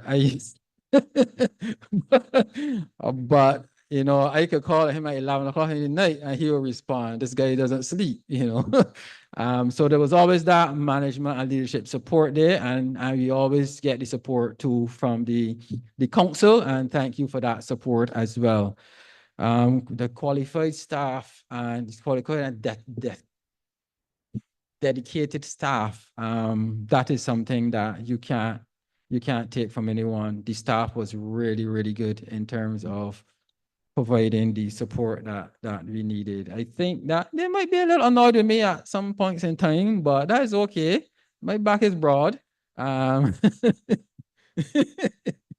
Yeah, but we do what we had to do to get the job done. And everyone, it's not like they didn't want to do it, they recognize the value of what we are doing here in the region. And they always push. And the PTB pool of experts, that was essential as well in terms of having that support and the flexibility from the partners as well. Adequate financial resources, it was okay. We were able to manage pretty well. That does not mean that we will require less funds going forward, but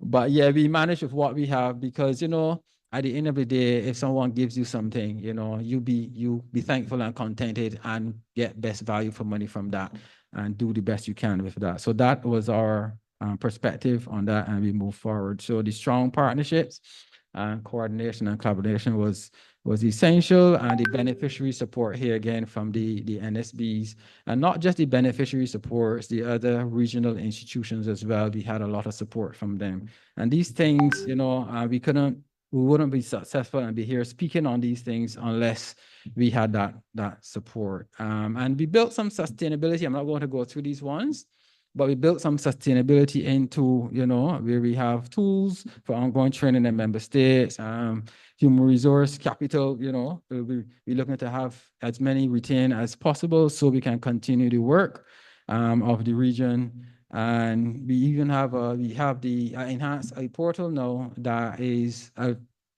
would say I didn't use it when I first came to CrossQ, but I was able to use it in recent times. I recognize that is a valuable tool, and that is something that we should really look to continue using. I know the committees, they use it, but I wasn't able to use it in the beginning. But just by going into the portal and navigating a bit, I realized that is very useful. And AFP training, that is essential to keep advancing the accreditation agenda. And we were able to support them under the last CCA meeting where there was a comprehensive training done. And lastly here with the regional committees, those strategic plans, they are essential to us advancing and moving forward. Well, that's now the end of my presentation. And I thank you very much for your attention. I can take questions if they have any.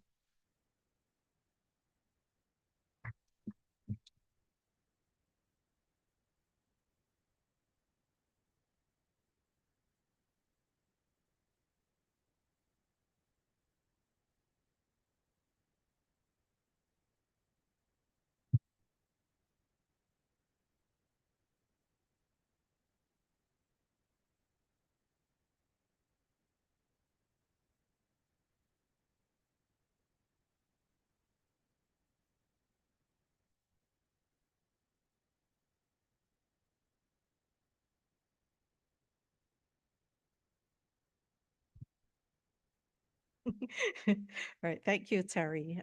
Terry and Stephen would have gone through a very comprehensive overview of the TBT component of the EDF EPA, the 11th EDF EPA program. There would have been a couple of videos included in Terry's presentation that unfortunately we were not able to share. Our technicians at the back, Miss Leah Howell, our technical officer for quality promotions, is going to share a couple of them, starting with the LPG value chain that was done in Belize. Sound.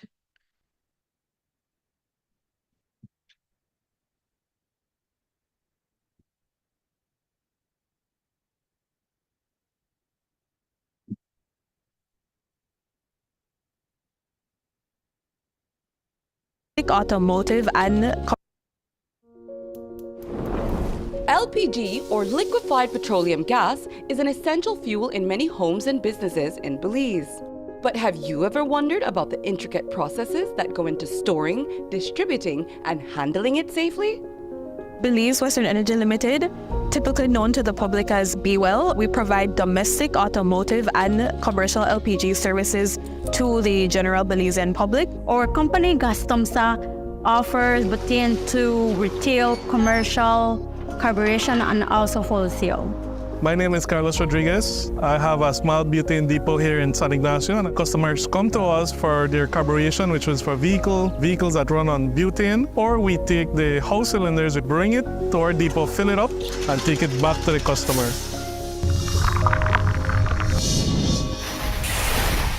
We offer training to our employees and team countrywide. We educate them on the handling of LPG cylinders as well as stationary tanks, knowing what to do in an emergency situation. We have specialized technicians also that assist us here to train our employees and also assist in the installations. We have the fire extinguishers here. We have the valves, the main valves that the workers, the employees know to turn off and turn on. We do a visual inspection, especially at the bottom of the cylinder. We ensure that it still has integrity. We ensure that it's properly fastened, not over tightened, because we can break the copper valves. You can come here and bring your tank and be refilled, where we have step-by-step that each employee must take ensure a safety refill.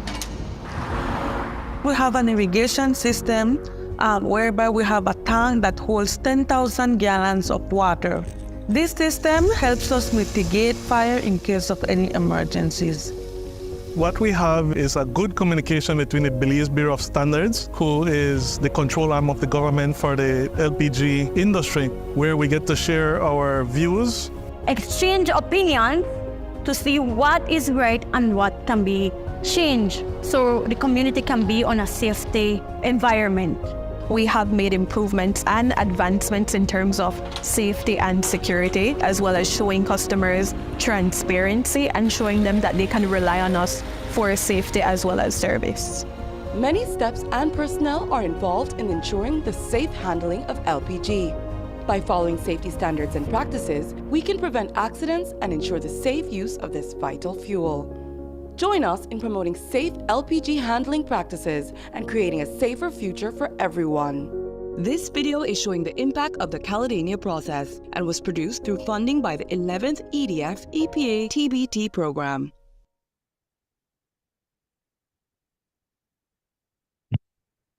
Thank you, Leah. We are going on to the second video.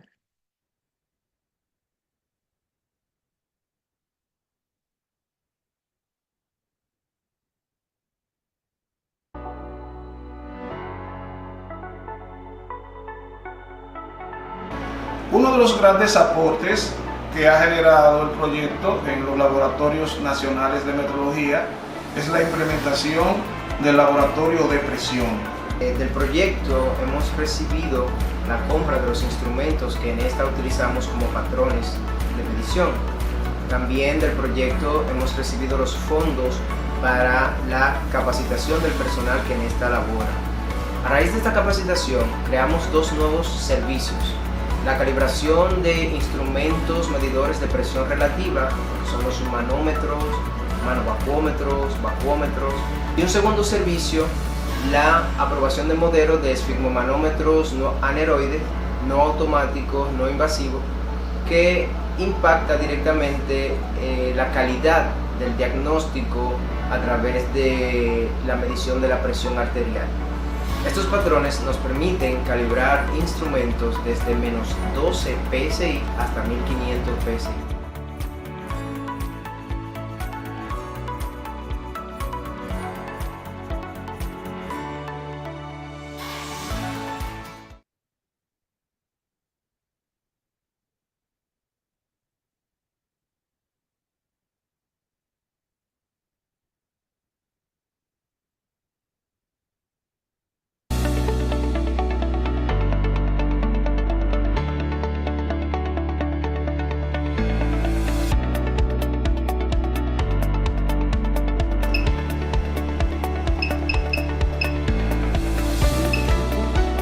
Hemos obtenido a través del proyecto este medidor, es un RD22, que tiene una mayor clase de exactitud que el medidor que teníamos antes. Con el equipo que teníamos antes no podíamos hacer calibraciones de fuentes de energía. Ahora sí podemos calibrar fuentes de energía tanto en tensión como en corriente, como en energía y en potencia.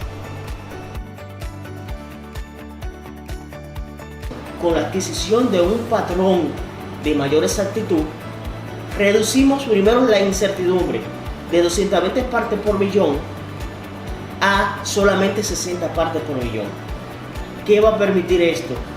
Tanto a la industria nacional como a nivel internacional poder ir al sitio a calibrar sus patrones. No solamente los patrones que tienen que ver con las distribuidoras de electricidad en República Dominicana, sino también con aquellos patrones que tienen nuestros asociados del Caribe y la comunidad del CARICOM. Nos hemos convertido, gracias a este proyecto y la adquisición de esos nuevos equipos y a la expansión de nuestro alcance, nos podemos considerar como una referencia regional en carácter de medición de energía eléctrica. También en el marco del proyecto y la preparación del personal, el proyecto nos ha beneficiado y gracias a lo cual hemos podido enviar a algunos de nuestros técnicos a otros laboratorios hermanos donde se han podido entrenar en algunas magnitudes.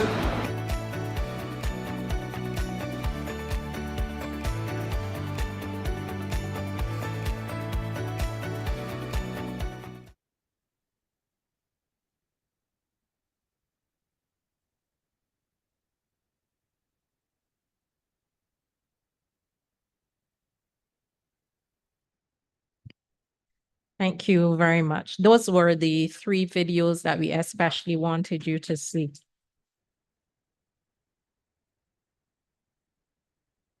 And we'd very much like to say to Alejandra, the project coordinator for Indocal, as well as the marketing and communications department of Indocal. Thanks very much for putting together the videos that you did to contribute to the awesome playlist. I think there are 21 videos on our playlist now, highlighting some of the activities, the implementation, the successes, the testimonials of those who would have benefited from this program.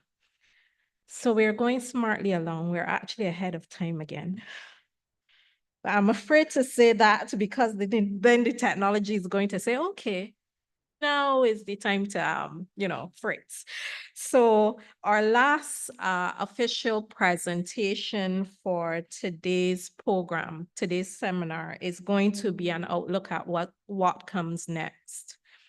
A lot would have gone into telling you what has happened thus far, what the last 4.5 years would have been like in terms of implementing this TBT component. What we are going to hear from now from Dr. Greener and Miss Marsha Denny is, what do we do from here? Where are we going next? What are the initiatives that are going to be looked at next? So I'm going to invite our presenters, Dr. Greener from PTB and Marsha Denny from CrossQ, to make the next presentation. I am afraid to touch anything because we know how this works with me. Leah, are you coming? Awesome. Leah is coming.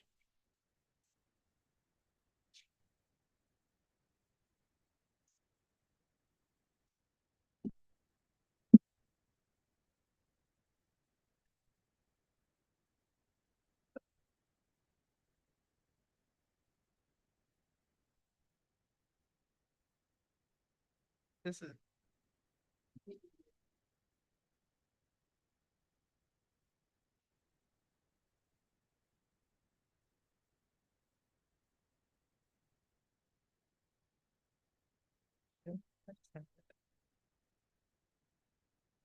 Which one is it? This one?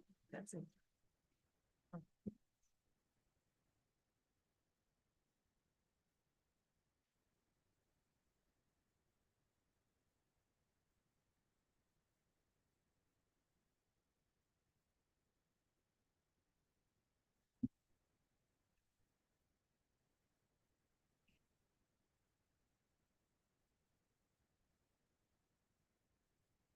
Good afternoon. My colleague Marcia, Denny, and I will introduce you now to the upcoming TBT Phase 3 project, which will be under a new agreement between the EU with the African, the Caribbean, and the Pacific states. And to give you a little bit of background, the 11th EDF was under the Cotonou Agreement, and this agreement was signed in 2000 and was due to expire in 2020, but was extended several times because the new agreement was not in place. And the Cotonou Agreement was setting the framework for partnership and cooperation between the EU and the African, Caribbean, and Pacific states. And when this agreement was due to expire, negotiations on a post-Cotonou agreement started. They started already in 2018, and then it took some time, also because of the corona pandemic and also because of some disagreement on sensitive issues such as climate change and migration. But the new agreement was then formulated as a text in April 2021 and was, after negotiations again 2 years later, ready for signature in July 2023, after different views from the EU member states had been resolved. And this new agreement is also known as the Samoa Agreement. And this agreement has one foundation, which covers issues of common interest, and then 3 regional protocols which take into account the geographical differences. And the funding is coming not from the EDF anymore, but from the NDICI. NDICI is the Neighborhood Development International Cooperation Instrument. And where are we now? In 2023, PTB was approached by the EU delegation to announce their general interest to be the main implementing partner again for the upcoming project. And after that, after this interest was given by PTB, we worked together with our partners CrossQ and Indocal and came up with project ideas. And currently, all the project documents, the framework, the main activities, and also the budget allocations are finalized. And currently, we are waiting for the request for official submission of our proposal to the EU delegation. And then we will be able to sign a new grant contract between EU and PTB. And afterwards, we will sign an MOU with our partners, CrossQ and Indocal. And this is intended to happen in September, so that we probably and hopefully can start with a new project in October or latest in November this year. The beneficiary countries are again the CARIFORUM states. The budget will be 3 million euros. The duration is a bit less than the 11th EDF, it's 3 years. And as I said, the start date will be this year in Q4, probably October, latest November. And the overall objective, the impact of this program will be to advance the sustainable integration of the Caribbean region into the world economy. And the specific objective is the effective implementation and operation of the EPA to enable more trade and investments with the EU.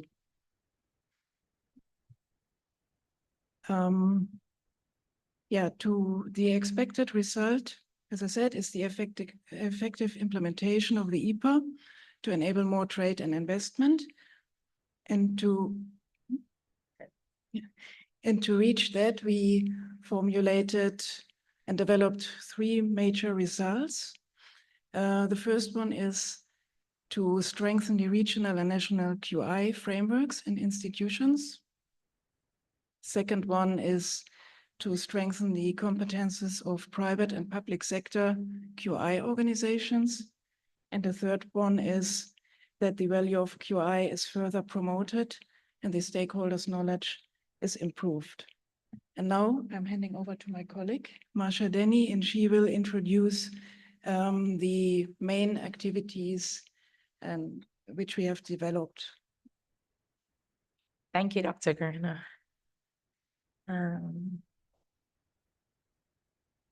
We're good at it.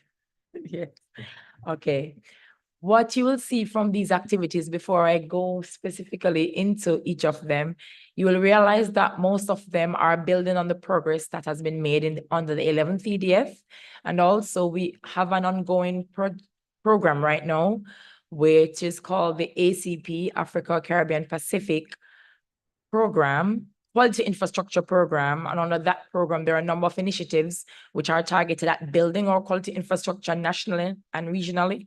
So this new project will also build on those activities. So under the area of metrology, the first results area that you just heard about in terms of strengthening our frameworks and institutions, we're seeking to modernize national metrology acts or regulations. A number of acts or regulations are being modernized now under the ACP QI program. And then under this program, we will seek to help other member states to ensure they have an adequate legal framework. Some member states only have a framework for legal metrology, and they don't have one that covers industrial or scientific metrology. So now we will help member states to have the appropriate legislation in the area of metrology. The Metrology Carl School, Carl represents Caribbean Reference Laboratories. There are a number of them. Under the 11th EDF, you heard about 3 Carls that are being developed in Trinidad and in Dominican Republic.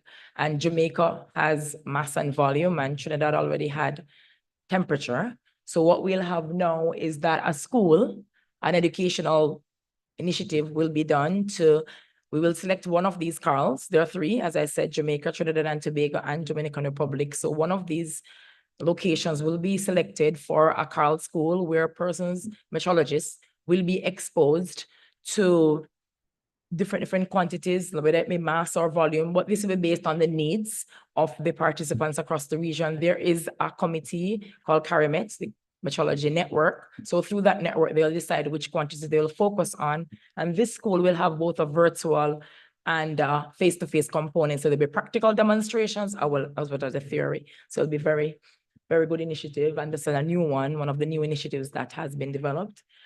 For supporting NMIs with their digital, we'll support them broadly with their digital transformation. So this is also going to be based on their needs and what their needs are to ensure that they are also moving in terms of digital transformation, which is now one of those very important initiatives that's going on worldwide. And also you had mentioned about something called the iPortal, which is a platform that CrossQ has. This will also be heavily used by the various groups, including CARIMET, as we go forward to ensure it's a very good collaborative space to ensure that persons can share information, retrieve information, have discussions on topics. So that's another thing that will be promoted under the program. And also we'll support the CARLs, the reference laboratories, in maintaining their capabilities. Also, this is also based on their needs. And we look at the 6 CARLs and through our transparent process, we'll identify what they need and help them to improve, because these labs provide services to the other national metrology labs within the region. So they're very important. And then under standardization, we will help with the national standardization strategies.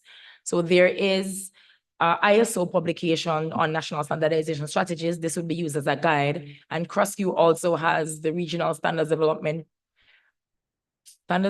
priority plan that also will be used to align these national standardization strategies. Strategies are being developed under the ACP QI program in some member states. And so we will just build on that initiative to ensure that other member states. So basically, member states will have a plan that shows the priorities in relation to their country, and the standards will be developed or adopted in accordance with those priorities. So it's be customized for each member state. And then under the same results one, we're also going to help with the development of a national laboratory policy. This is for non-medical laboratories. There is a regional non-medical laboratory policy guide, which will be used as a guide to develop the national laboratory policy. This is to ensure that the country has a coherent policy to help with the scoping of labs, the design of labs, to ensure that these labs are properly developed, properly providing the service they need. Because as you all know, a lab that is accredited in particular is very critical to trade and to ensure that goods are not rejected at borders when they go overseas. So this is very critical for each country to have national laboratory policies. And under the same ACPQI program, other countries are being assisted to have policies. And a cross-cutting initiative is that definitely we have to ensure that we're networking, we're participating in international and regional conferences, meetings, working groups, because this is where we get to build relationships. This is where we get involved in resource mobilization efforts, and we actually build the CrossQ brand. We have something to share because we have built our regional quality infrastructure so much. So we share through these interactions, and we also learn from others' best practices, what is happening in the international realm. So these are very critical for us to continue to participate to ensure that we get stronger and stronger. Under the next results area, accreditation and conformity assessment, you heard about the wonderful successes under the 11th EDF. So we're definitely going to be continuing there to benefit both the private sector and the public sector, because as you can imagine, as you all know, the private sector is the engine of growth for our economies. So it's very important that we always support them in growing. They provide employment, contribute to GDP, and of course, the public sector must also assist. So in terms of conformity assessment bodies, we will continue to assist those to attain accreditation. So we have even a stronger network of laboratories across the region to provide accreditation services. And also we'll continue to assist small, medium enterprises with certification. And for this, we will be targeting those who would have gone through the QMS training that you heard that was very successful across the region, because they did indicate how enthusiastic they are about getting certified. So we're going to be definitely targeting those companies as we seek to assist companies to attain certification. And in building, and of course, since that training in QMS was so successful, we will be continuing to roll that out in the countries that did not get, and even countries that got training maybe in 17025, they will now get to benefit from 9001 training to meet certification requirements. And here is where the public sector comes in. The public sector is very critical to providing a conducive environment to facilitating trade. So we're focusing especially on the national standards bodies to help them to also become certified. That will definitely help with credibility in convincing more and more private sector companies to become certified. And we will favorably consider where our NSB decides to give their spot up for our SME, we will consider to assist the SME to become certified under that particular initiative. And for quality promotions, we will continue to develop courses. The 5 courses were so successful. We decided that we're going to do another level now at an intermediate level. So we'll do about 2 more courses. If we can do more, we will, but metrology especially, and implementing a quality management system, because we recognize the demand is there definitely in that area. And for results 3, so we're almost there.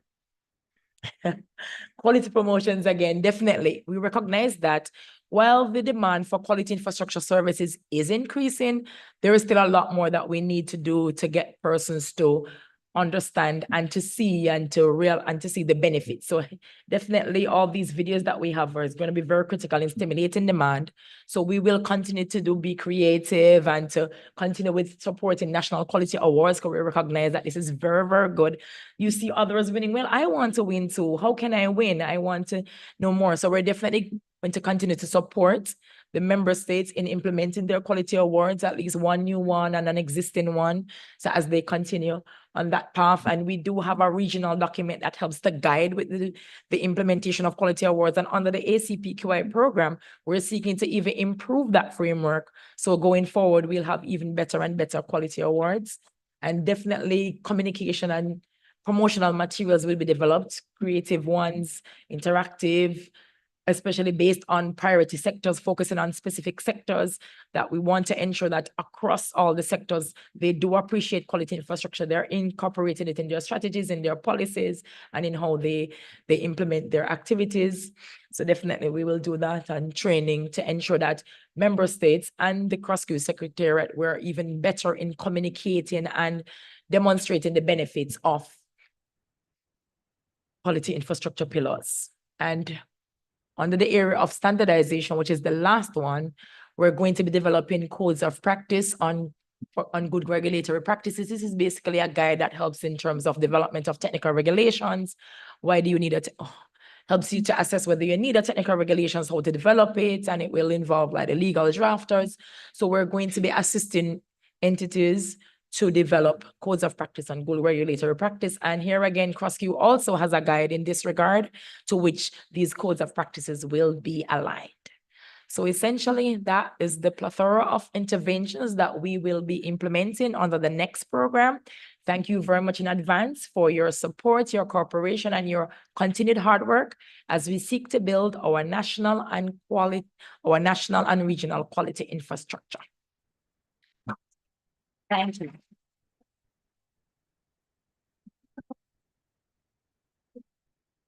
You.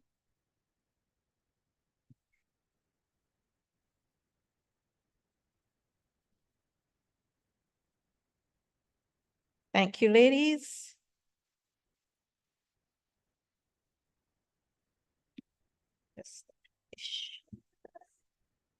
Yes. Okay. So amidst the challenges that we would have had with the technology today, we actually managed to finish almost an hour early. It was an awesome program. I want to thank all of the presenters for today. It has been, I think, a good ceremony. I think it has also been enlightening. It's been also satisfying to a large extent because a lot of work went in behind the scenes to be able to have the results that we saw in the Dominican Republic across the CARICOM member states. So as CARIForum, we are, I think, satisfied. Even that with what we've seen over the past couple of hours. And thank you all as well for coming out. We will have one last presentation, and I'm going to invite our officer in charge, Mr. Hayden Ryan, to come to the podium and lead us through the rest of today's program. So it has been a pleasure serving you today.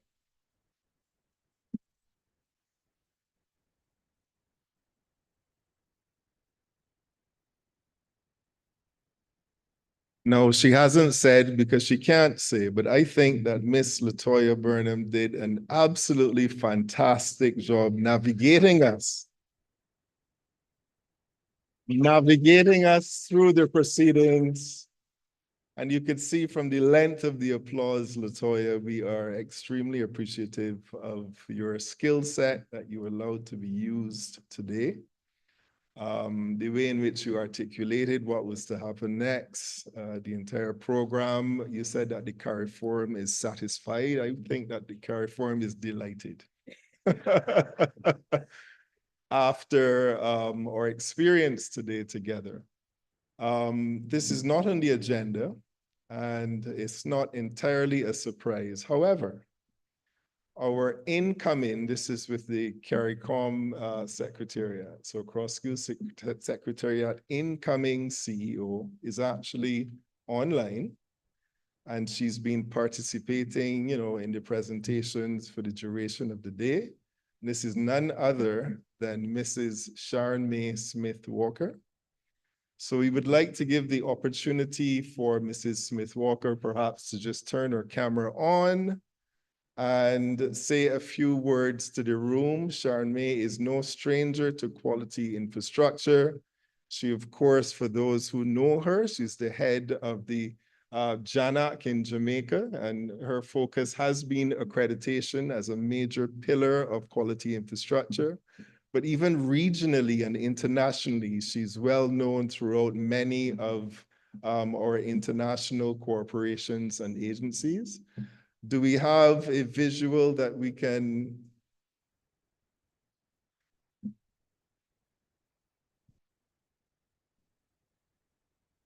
I'm getting a thumbs up from the back of the room. I know I'm getting a wait from the back of the room. Good afternoon. Are you hearing me? There she is. Good afternoon, Charlemagne. Welcome. Thank you, Interim CEO Hayden Ryan. And it has been a pleasure following the presentations. I was kicked off a couple times, but I was able to follow most of it. And I want to also recognize the work that LaToya did in navigating today's agenda. My delight in joining you and also saying thank you to the members of the EPA team who are in audience and are online.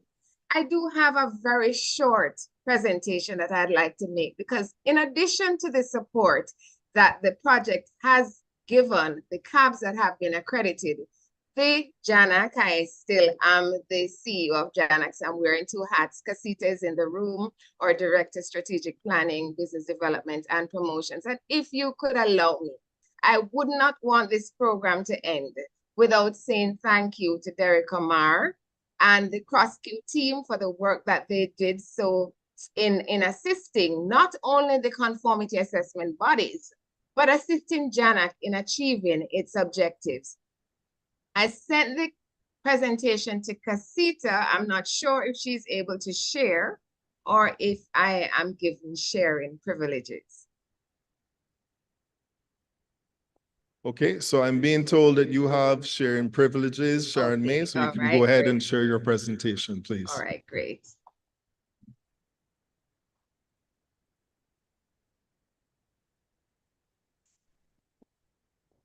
And I will not keep you. It's no more than, let's see, here we go. Can you confirm that you are seeing my presentation? Yes, we are seeing both you and the presentation. We're getting the best of both worlds. All right, excellent. Let me go to presentation mode, slideshow. Let's do this quickly from beginning. Okay, so as mentioned earlier, we too benefited from the 11th EDF EPA, the successes that have been recorded from the presentations today and so ably presented by the team leaders. I would like to begin by saying a very big thank you to Derek Amar, the outgoing CEO of CrossQ, for the support that he has given to not only JANAC, but TT Labs, and in building the regional quality infrastructure through these very programs that have been implemented. Quickly, my talking points as seen on the screen. I want to show you how the project supported the accreditation bodies in how they support the regional quality infrastructures, the CAB achievements for JANAC as well as JANAC's achievements. As mentioned, JANAC Global Accreditation, we are now trading as JANAC Global Accreditation. Many of you would have heard. And of course, the support that is given to the overarching accreditation-based conformity assessment system. In order for JANAC to be able to demonstrate the services that it has listed on the screen, it was because of this project. And I want this to be recorded because it's an important notation. The CABs that we accredited were instrumental in allowing us to apply for our international recognitions, first with the Inter-American Accreditation Corporation, and then of course by extension to the International Laboratory Accreditation Corporation, and now to the International Accreditation Forum, because as a consequence As a consequence, next slide. See why my slide is transitioning. Okay. So as a consequence of the accreditations that have been provided, firstly, to the St. Lucia Bureau of Standards through their metrology lab, the calibration lab, that's the first calibration lab that was accredited by JANAC, a first for JANAC and a first for the cross-Q support through the EDF fund. That allowed us to apply for the recognition through IAAC. You cannot apply for international recognition if you have not accredited at least one institution. So that was the pivot point for us in applying for recognition. In addition to the metrology lab at the St. Lucia Bureau of Standards, we also are now able to apply for, I'll come back to that slide, for our 5th international recognition. JANAC is an applicant for the IAF, well, IAAC in the first instance, international recognition and scope extension to include the ISO IAC 17021-1 standard, subscopes level 4 and level 5. This was possible because of the accreditation granted to the TTBS certification division. So we are excited about that. JANAC is excited because now this will be the first international recognition to the IAF, and this we will have the peer evaluation for this scope extension in November 2024. As you would see on the screen, in March of 2024, JANAC signed its 4th multilateral recognition arrangement with the IAAC, and this was because we were able to apply based on the accreditation granted to the St. Lucia Bureau of Standards Metrology Lab. We also, let me go back to this slide, were able to participate in the US FDA accredited third-party certification program as a consequence of the work that we did with TTBS certification division. And so because of that, JANAC is now one of the approved accreditation bodies to the US FDA scheme and one of 4 FDA recognized accreditation bodies in the world. JANAC actually has the largest scope under this program. We also were able to achieve the recognition to the US FDA LAAF program, that's the Laboratory for the Accreditation of the Analysis of Food program, and JANAC is one of 8 accreditation bodies so recognized. So as a consequence of the work that was done with the conformity assessment bodies, JANAC also benefited and the region benefited because now you have an accreditation body with the international recognition to support the quality infrastructures in the region.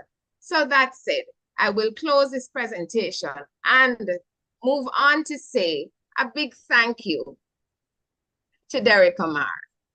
And Derek, I personally want to say thank you because you charted a very clear path for cross-Q and for regional quality infrastructure growth and development. We had, I remember meeting you in 2015, shortly after I became CEO of JANAC, and I recognized that you are a man who was about business and about making sure that the deliverables that you established were realized. We can see that, and we appreciate the work that you have done. I follow suit, being the new CEO for cross-Q, and I am in waiting because, of course, I have to do the correct thing and transition through the JANAC process. But I'm excited for what is in store for the Caribbean, for cross-Q, and of course, for the partnerships that we will continue to establish with the European Union, with other key multilateral groups, and to enable the regional quality infrastructure to be robust, to support the market access requirements that have been so ably communicated today, and of course, ensure that all our economies grow, leaving none behind. I know I chatted more than I should have, Hayden, so I'm handing right back to you. Thank you so much, Sharon May. I don't know. I'm hoping that the resounding round of applause is actually transferring where you can hear that through the Zoom. And I couldn't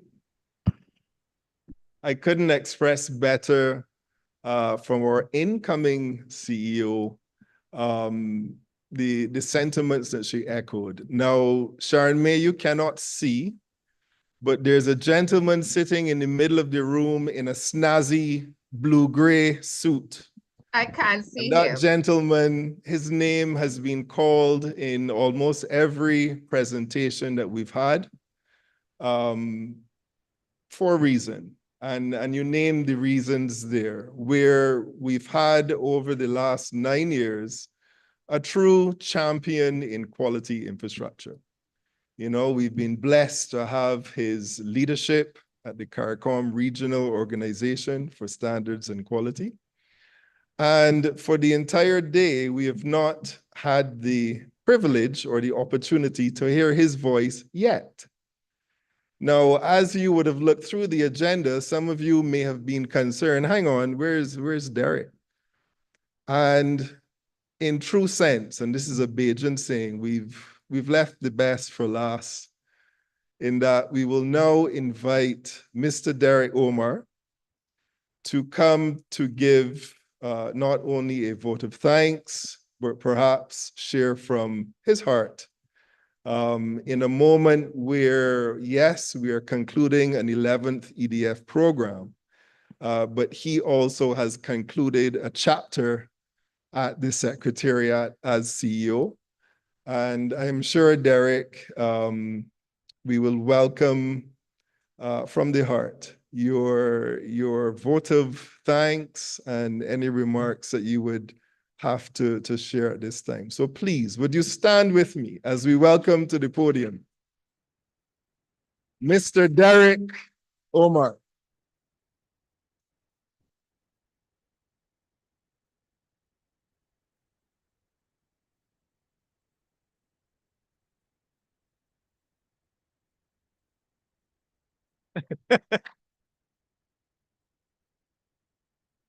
Thanks very much.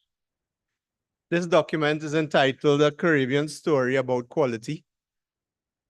So I'll probably just state a few remarks about this Caribbean story about quality. In 2007, a number of us joined the Bureaus of Standards, myself, Jose Trejo from Belize, Darius from St. Lucia, who else around that time? I think it was probably the three of us, and I think there was somebody else. All of us joined in 2007, not knowing anything about quality. That was our commonality at that time. And all of us just got thrust into CrossQ, and we knew nothing about CrossQ.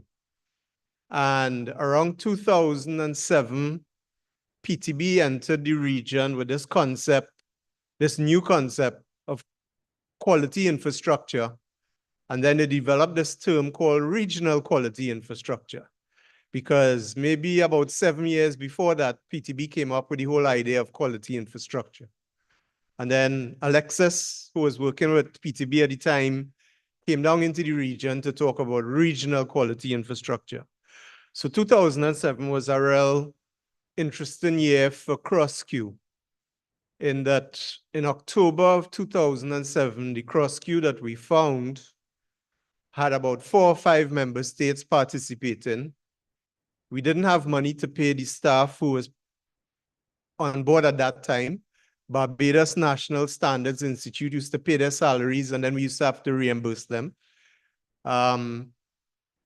The organization was only dealing mostly with standards at the time.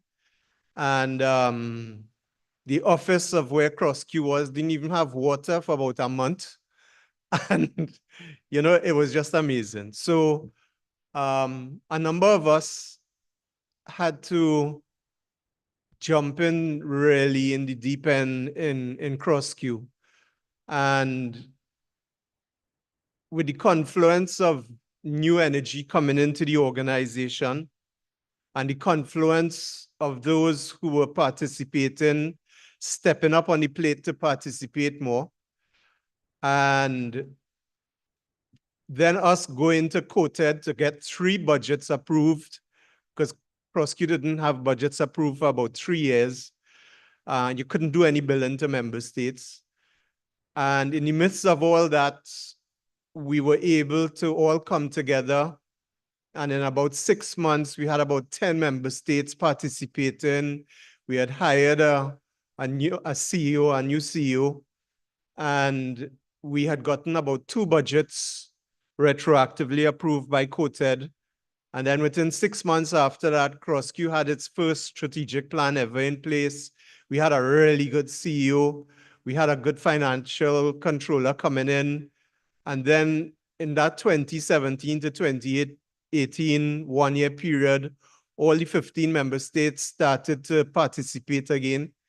The last person to hold out was right on this front table, Mr. Ezra Ledger, because we had to demonstrate to him that we were worthy of his attention, and he was the last in the musketeers to come back in the equation. So he made us prove our quality intent, and he's going to now be the chair coming up this October, interestingly enough. So we had to prove, the organization had to prove itself in 1 year of its ability to collaborate. It had to prove to its own stakeholders and its own membership in 1 year that it had a strategic vision for the future. And it had to prove within 1 year that it could develop the financial capability and with proper partnerships to be something. And in that year, PTB came with a project called Regional Quality Infrastructure. And we all started to think about what is this and how does this organization and the region grow in this concept of regional quality infrastructure and quality. All that was done within 1 year. And whilst I make it sound structured now, it was really a totally unstructured thing because everybody was trying to find their footing. And I must credit Dr. Alexis Valkey for bringing the whole concept of regional quality infrastructure to the region and planting the seed of vision of what CrossQ can be. And then with us in the secretariat and TTBS as the chair of council at the time, which I had just happened to be in terms of circumstances of time. And then with all the new blood coming in and the existing blood, you know, by 2010, we had found a footing of laying down what regional quality infrastructure can be for the region. And we had a nice plan, we had nice ideas, we were networking the different institutions, but we didn't have the resources to really carry it into the level we wanted. And in 2007, JANAC was really basically being born.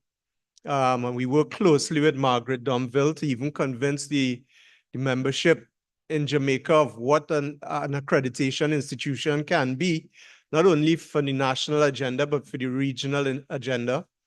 And then we were talking to BSJ, well, if JANAC could be this and do this, hey, NCBJ can be even more than that, or equivalent to that.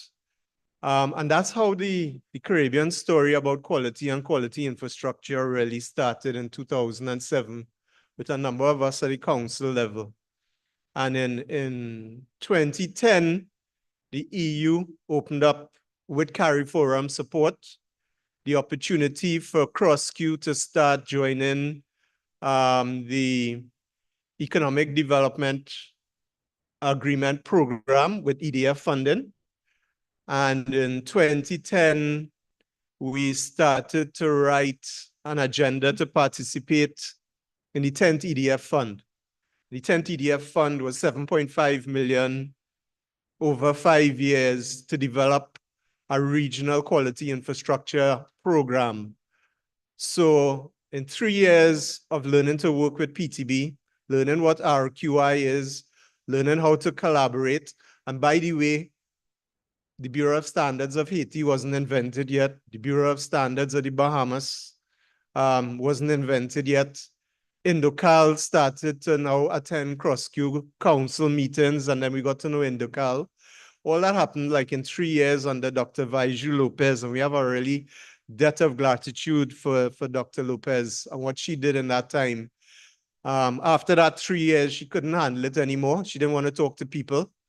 So she went back to FAO only to talk to plants because plants don't talk back to you. But we really have a debt of gratitude to Dr. Vaiju Lopez for what she did in that 3 years and the foundation she laid with the Bureaus of Standards and Cross-Q Council and PTB got resourced around 2010 to enter into the 10th EDF program. And that's how the 10th EDF came to us, 7.5 million. And at the end of that 10th EDF program in 2014 or 2015, no, let me see. I'm getting a little mix up. 2010th.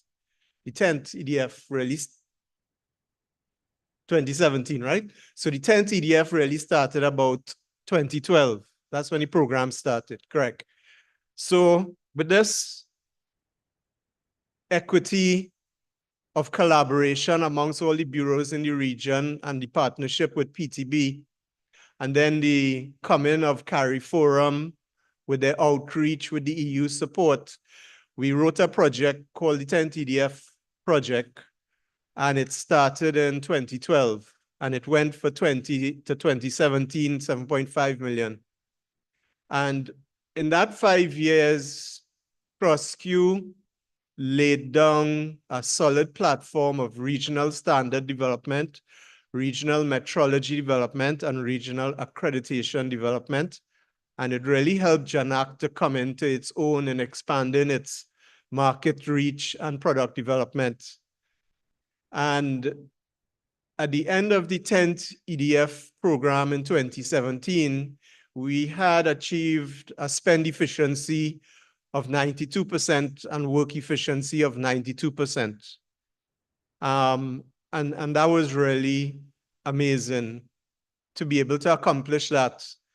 And in the process, the Cross-Q Secretariat, apart from working with the Bureaus of Standards, it never forgot JANAC, and it never forgot to invest in the NCBJ in Jamaica. It never forgot to raise the TT Labs in TTBS as a potential next accreditation body in the region. And it never forgot to push the TTBS certification division to be the next accredited certification body in the region. So Cross-Q Secretariat in managing that fund with PTB started to develop institutions that would sustainably support this regional quality infrastructure with the EU and CARI Forum's help. In 2015, I had the opportunity to join Cross-Q then as its CEO, having left TTBS. And then we had the opportunity to enter and write an 11th EDF program of development with the EU and CARI Forum. And we decided that now that accreditation, metrology, and standards were nicely embedded in the region, what we could do now is prove that quality exists because the infrastructure was in place. And therefore, with the resource support of the 11th EDF program that just ended today, we were able to expand or deepen the depth of the regional quality infrastructure development with PTB's support to go into conformity assessment in a major way and to enter into a new dimension of quality promotions to make the marketing and communications of quality, the tip of the iceberg of quality infrastructure. So in the end of our 10th EDF program, we titled our publication From the Caribbean to the World, because we think we invented a number of new ideas of quality infrastructure and we took it out internationally. And in the 11th EDF program, we consolidated quality promotions as a new pillar of quality infrastructure development, and other South regions in the world recognized it too, Africa and the Pacific. So the 11th EDF program for 4.5 million has just shown by Terry to have a spend efficiency of 88% and a work efficiency of about 90%, you said there. So, you know, we've managed to maintain that. And, you know, it's in no short feat that PTB has been able to work with us to accomplish that. And, you know, under the strategic and governance guidance of CARI Forum, with the resource support of the EU, we've been able to accomplish that. Under the 11th EDF program, what hasn't been brought out here is that we have been able to establish extremely strong linkages with the African Standards Organization and extremely strong linkages with the Pacific Regional Quality Infrastructure Development Program, so much so that the Pacific has been using us as a role model to develop their regional quality infrastructure. So Sheldon, you know, all your support, Felipe's support, Luca's support, Celine's support has not only developed the Caribbean region with regional quality infrastructure, it has actually started and seeded the Pacific's regional quality infrastructure program and agenda. And, you know, CARI Forum has given us a lot of freedom to do this kind of expansion. And in the 11th EDF, we stopped talking about quality infrastructure and we really started to talk about quality. And I think that's why Alexis and the team titled this A Caribbean Story About Quality. Because in the 11th EDF program, we moved into certifications, inspections, testings in a major way. And NCBJ has grown like Janak in its product and its regional dimensional reach. The Pacific has taken a lot of what we are learning and they have started to implement it, and we are mentoring them. Africa Standards Organization, they manage 52 continents and they're linking closely with us. And through the African, Caribbean, and Pacific States Forum in Brussels, they both, with our support, and Janet was there and she helped actually write some of the programs with us. We now have the ACP QI Infrastructure Development Program going on for South-South linkages. And UNIDO is implementing that as one of our implementation partners.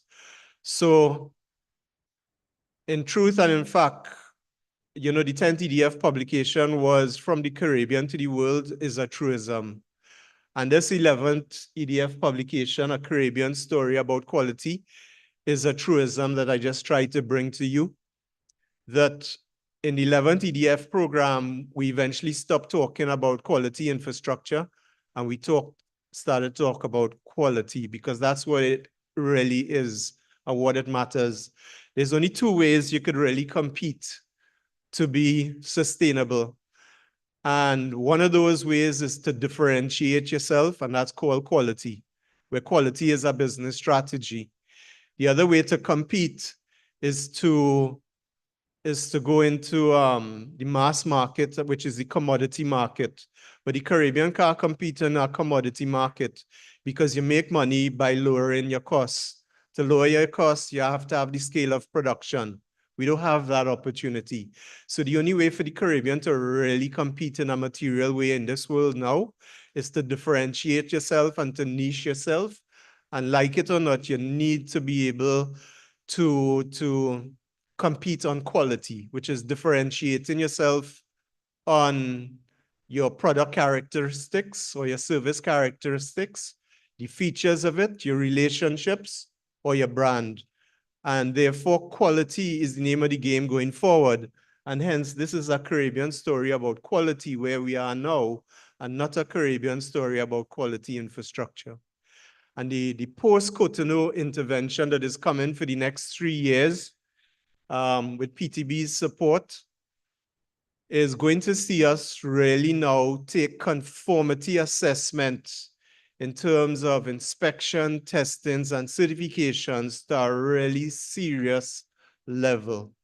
And that's where NCBJ is going to play a vital role. It is where the newly accredited certification body of TTBS is going to, Trinidad and Tobago Bureau of Standards, going to play a key role.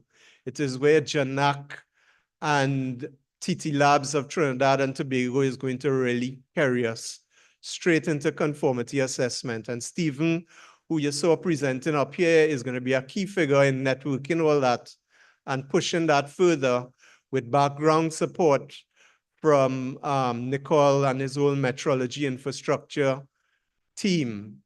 And underpinning all that is the silent force of standards development led by Mara, who you will not see because standards is the hidden invisible field that pushes everything up. You know, so we really have a good team. I think it's good that Sharon May Shirley is coming to now carry the brand of CrossQ further because she built the brand of JANAC, like you all just heard. So we look forward to a really nice post-Cotonou intervention that really going to help the region differentiate itself on a strategy of quality and using a demonstration of that in inspection, testing, and services, inspection, testing, and certification. And Navenia and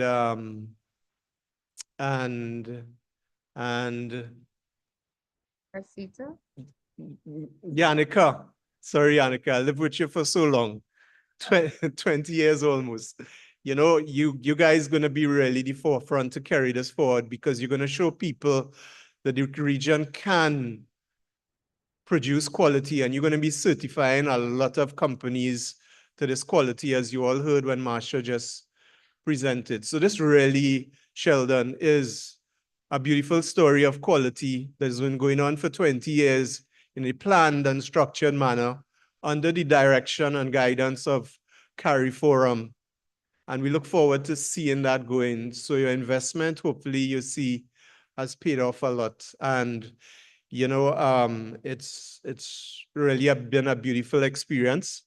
And, you know, I'd like to thank everybody personally for being able to work in this kind of system where we really started from an institution that was struggling, moved into regional quality infrastructure, and is now moving into quality as a competitiveness tool to partner with the Caribbean Export Development Agency and others more to help our private sectors really get into sustainable development and resilient development in the region. And the beauty about CrossQ in that last, 2007 to now has been that CrossQ has done it itself. We learned by doing, we learned by making mistakes, we learned by forming right partnerships and how to right size wrong partnerships. And that's not to say that CrossQ has done it itself. It could not have done it without people like PTB, CARI Forum, and the EU standing at your side and pushing you forward, as well as with other institutes. So this really is a very beautiful title, A Caribbean Story About Quality. And hopefully I have shown you how we have actually reaped the benefits of the Economic Partnership Agreement and spread it to public institutions, private institutions, and not only regionally. You're going to ask anybody from the Pacific, of those who manage it, you know, the influence that we have been able to share with them and also learn from them on their journey. Africa is a lot different and a lot stronger in many ways because they're continents and large countries. but we have taken the resources of the EU, we've taken the guidance of the CARIFORUM Secretariat, we've built the regional quality infrastructure with the CSME, and we have spread it to the world. And, you know, over the last period of time, we have taken quality promotions and made it the 5th pillar of quality infrastructure that a number of new countries have now recognized. And we didn't just do it by 15 member states, we did it by 16, which is Indocal and the Dominican Republic. So it's been a beautiful experience. And that's my few remarks about the story of quality. If you want, I can go into the vote of thanks now. But that's just to give you an oversight.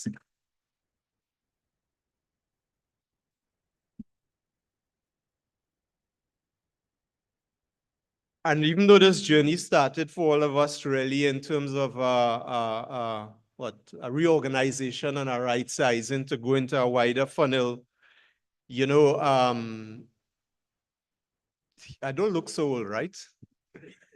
But it sounded like a long time ago, because when Sharon May said she came in 2015, I said, we started work with Margaret Domville in 2007.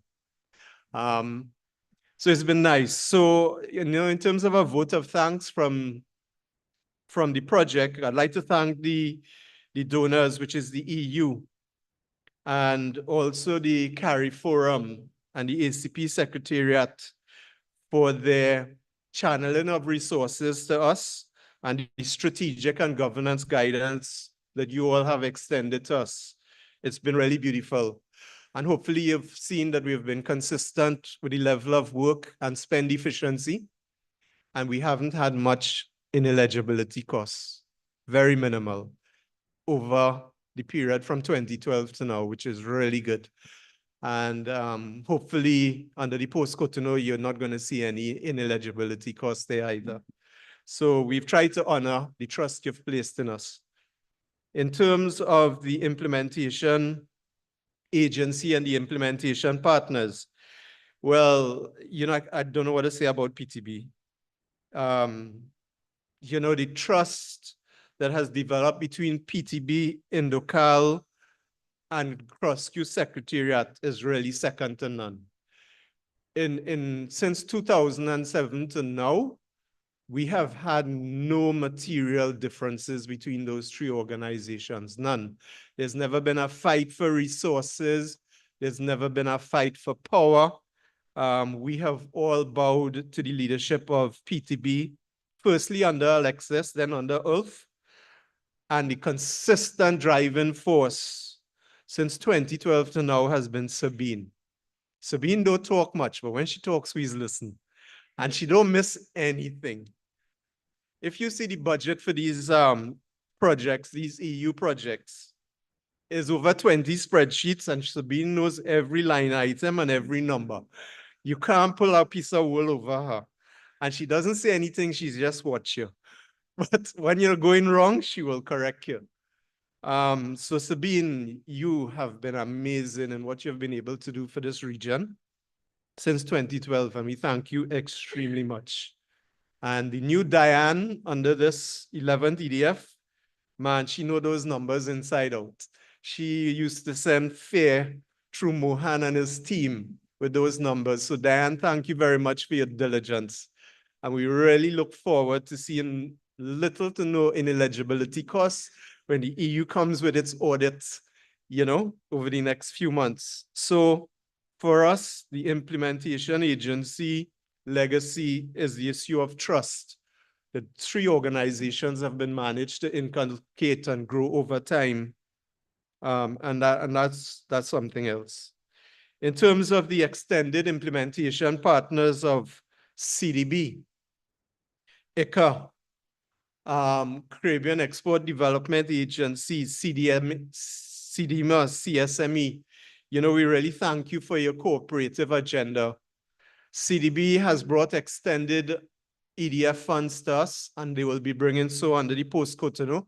So actually we end up spending or tapping into more resources through those mechanisms. And we're really pleased for CDB also extending that trust to us in the extended programs that they bring and the partnership we have with EPA to get their views on our TBT project and allow us to share our views in their SPS project, Janet. You know, it's really been beautiful. And we thank you for that trust you've developed with Stephen, you know, on a one-to-one basis to get that collaborative focus moving. In terms of the level of the cross-Q Secretariat, for the 11th EDF, for Terry Hutchinson and his team, Fulgence for standards development, David Tomlinson, who's no longer with, well, let me just start like this. There's a team that really implemented this 11th EDF program. I just want to focus on, and then I'll expand it a little. Terry, when he did his interview with us, he didn't even know what cross-Q or QI was, and he said it, what is this all about, you know? And then when we tried to hire Terry, he had a lot of reservations, and then he had to come and he's giving it frank, you know, on the table, what he doing, what he not doing, but he ended up doing everything. So we look forward to people who saying that they can't or they won't, they eventually change. So Terry, thanks very much for leading this 11th EDF program, especially for the 2 years of COVID.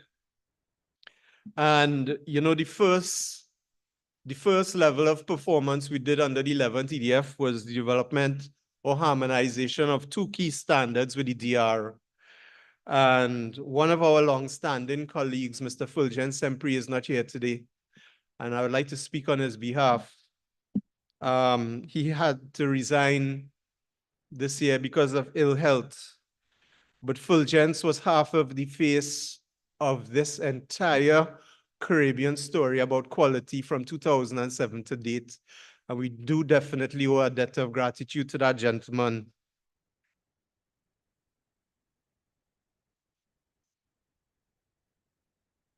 His resource mobilization skills, his ability to interrelate with people, and his ability to get standards moving in the region in a very integrative manner was amazing. And, you know, he was the first person to deliver under the 11th EDF program, and then he got out anyway.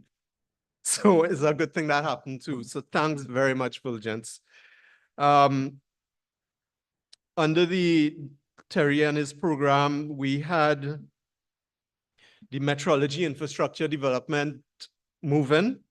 And that's where one of our colleagues, David Tomlinson, who's now working with UNIDO, played a vital role. And then Nicole Bess came over from Trinidad and Tobago to take his position. And in short order, Nicole didn't beat a step, you know, and he worked with his committees to carry metrology honestly to another level in the region. Nicole, in his interview, when we interviewed him, we asked him, you ready to come? He said, man, how you tell me if I'm ready to come? I'm ready to come here 10 years now. He actually buffed up the interview panel. You know, so Nicole lived up to that aura he put on the table with us. And he did it in a very humble manner. Thank you very much, Nicole.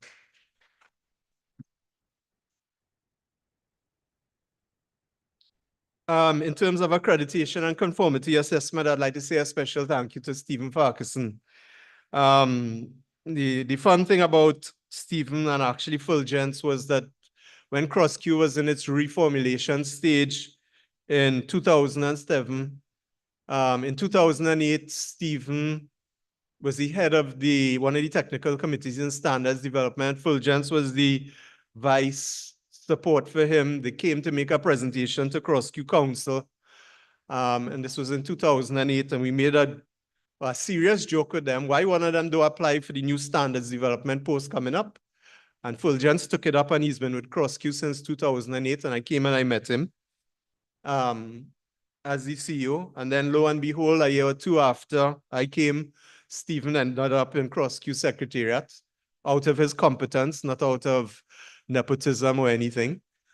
And you all would see that he has nicely performed.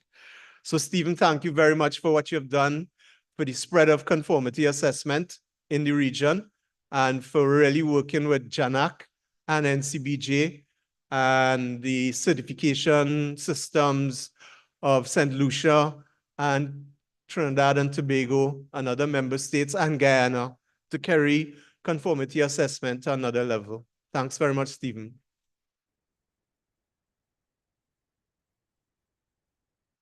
Latoya, well, Stephen is still with us, but Latoya invented this fifth dimension of quality infrastructure called quality promotions.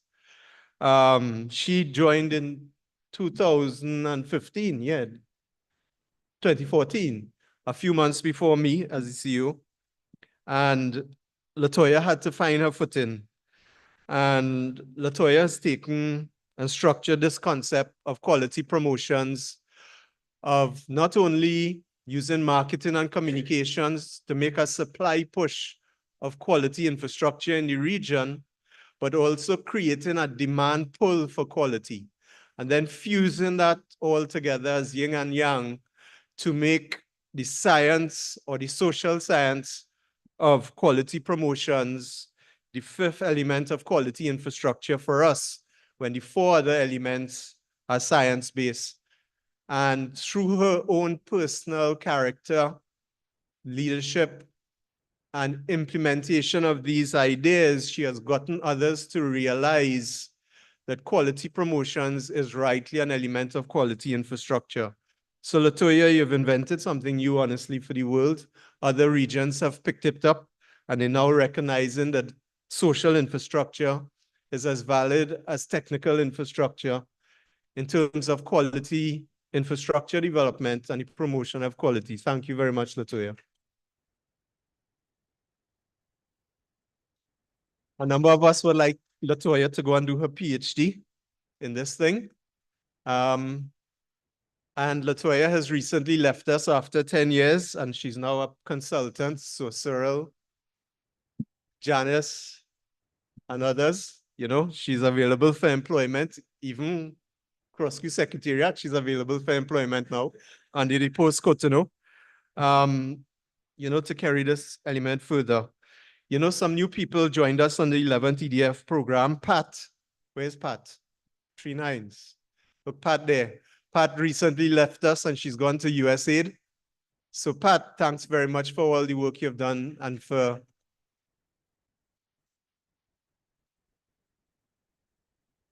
growing up Terry in the process.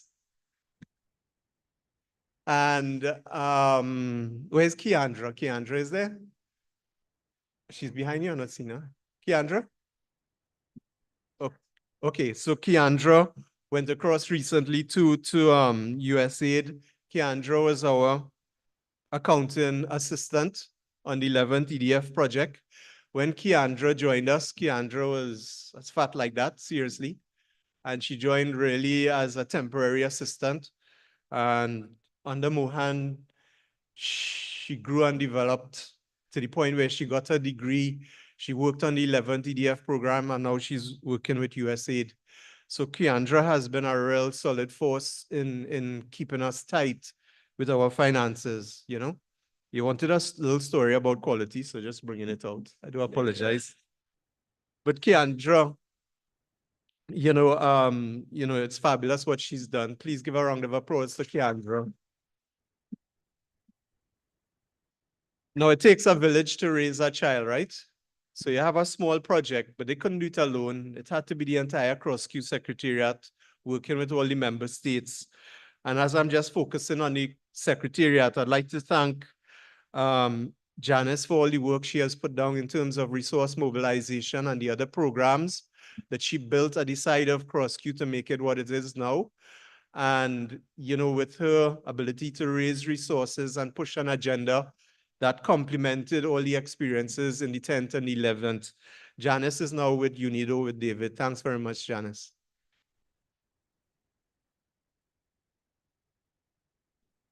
In 2008, also, we had the experience where when Jamaica were coming back to the table, you know, they would pull out some of their top guns and bring them down to the table. And one of those top guns was Marsha Denny.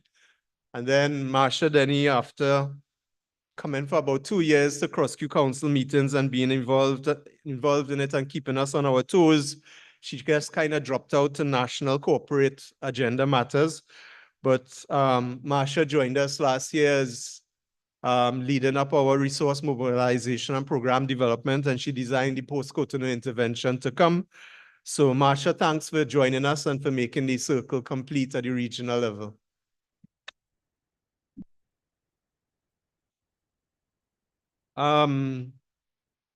When I joined in 2014, December 2014, we hired Mohan in 2015 as the new finance manager. Interview experience there was amazing too. Mohan walked into the interview and we asked him, well, what have you been doing for the last 6 months? He said he's been sleeping.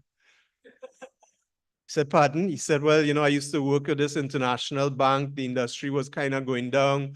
My wife made me leave. I didn't see my children who are like 6 and 7. I didn't see them for the last 4 years. And basically, you know, we had to wind down our group of companies. So I went home and I slept for 6 months. And my wife got vexed last week. And she said, what you doing here? I cannot mind you. He looked on the papers, he see this ad and he applied and he came to the interview. And he asked us, what is cross-Q? No joke. Where's Mohan? Is he here? Look him there. The scamp.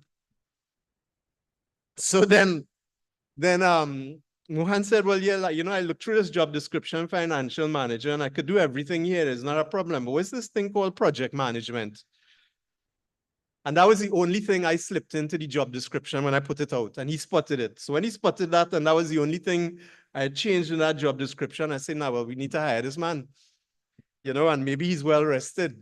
So we took a chance on Mohan, and what Mohan has done for this organization financially, I cannot tell you. Because then you might stop giving us money and resources. So Mohan, you know, your expertise of working with people, working with the bureaus and serving the bureaus, I think has freed up the operating cash flow to such a significant event, and the trust you have built with those member states and those CEOs, it's really been amazing. Thank you very much, Mohan.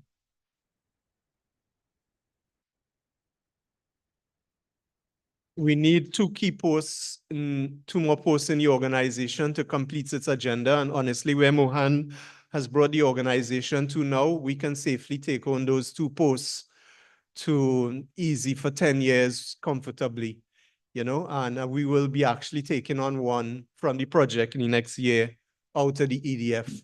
So that's sustainable development, right? So Mohan, you've done that. It's been a remarkable job and journey. Mohan is the opposite to me, if you know him. Everything I am, he is not, and everything he is, I am not. Yeah, except for the bald head. He's the total opposite. So between the 2 of us, we've managed to find a stable position to help lead the organization. So it's been a beautiful complement to the agenda. Then we had Kyla Paris, who joined us as an accounting assistant for a number of years, about 1.5 years, and she did a beautiful job for us. She left recently to continue her studies and whatnot. And, you know, there's been 2 other people who have worked with us, but they probably left before the 11th EDF agenda, but what they laid down is what continued, and Yulene Allen and Maureen Carrington, you know, they've been there since 2002 almost, and they've really laid the foundation. And last but not least, I must thank Ms. Heather Wilson, who has employed all of us actually. Heather has been there since the birth of CrossQ in 2002. She started when she was 18 years old. And you don't get employed in CrossQ unless you're sanctified by Ms. Heather Wilson.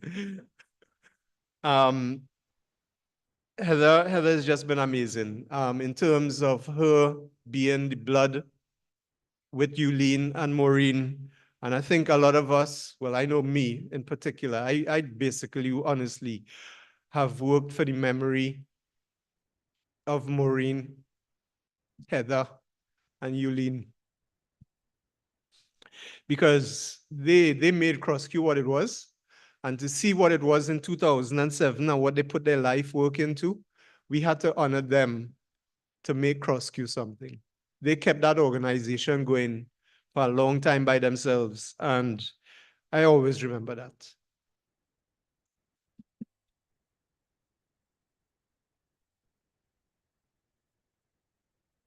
Thanks very much, Heather. And we have Miss Merle Hubert.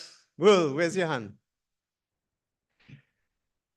In 2000, when COVID hit us, Merle had just come to work with us. And Merle never wavered in 2000 and 2001, despite all the nuances of COVID and nobody not knowing anything. Merle would put on her mask, her gloves, and she would come to work to keep that office clean, even though nobody was there. She would come, she would keep it clean, she would keep it sanitized. Without Merle knowing it, or whether she knew it or not, she was sacrificing her life to keep 10 to 15 people alive and well so they could serve the region. And, you know, you can't thank somebody enough for that. She put her personal life on the line for 2 years in order for the Secretariat to work. Thank you very much, Merle.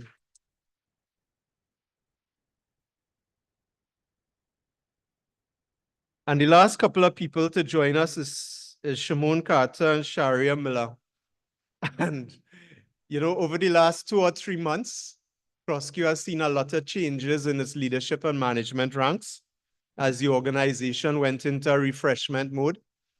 And within the last 2 months or 3 months, just coincidentally, all the tiles where we work in the building started to raise, probably from climate change.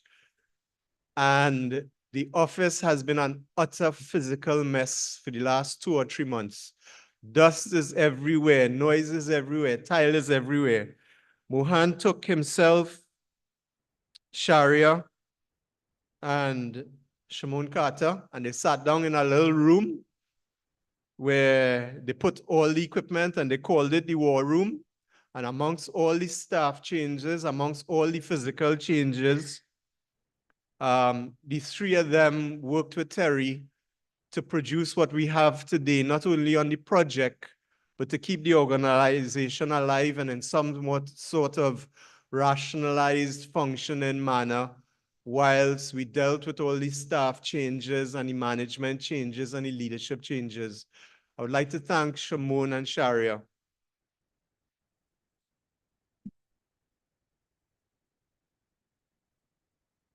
For keeping Mohan alive and for all the effort you all put into this new refreshed organization that is coming into being, not entirely birthed yet. And for motivating Terry and all the others to keep everything going. Because when you see new blood coming in and them working like that, you follow that.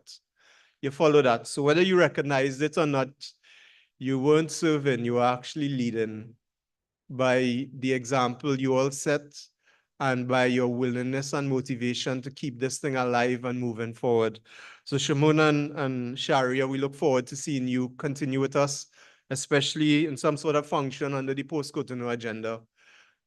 You've really excelled and made a difference in the CrossQ Secretariat in the short time you've been with us. Thank you again. So I'm going to end up now. And like Hayden was saying, you know, keep it short. Sustainable development, Alexis has taught us, is to learn by doing. And CrossQ, we never wanted to be a beneficiary. We always wanted to be an implementation agency. We've rejected ever trying to be a beneficiary because you don't learn anything really. People just come and give you stuff and then they leave with everything too. So PTB taught us that the way to sustainable development is to learn by doing and to make mistakes and learn from it and to grow from it.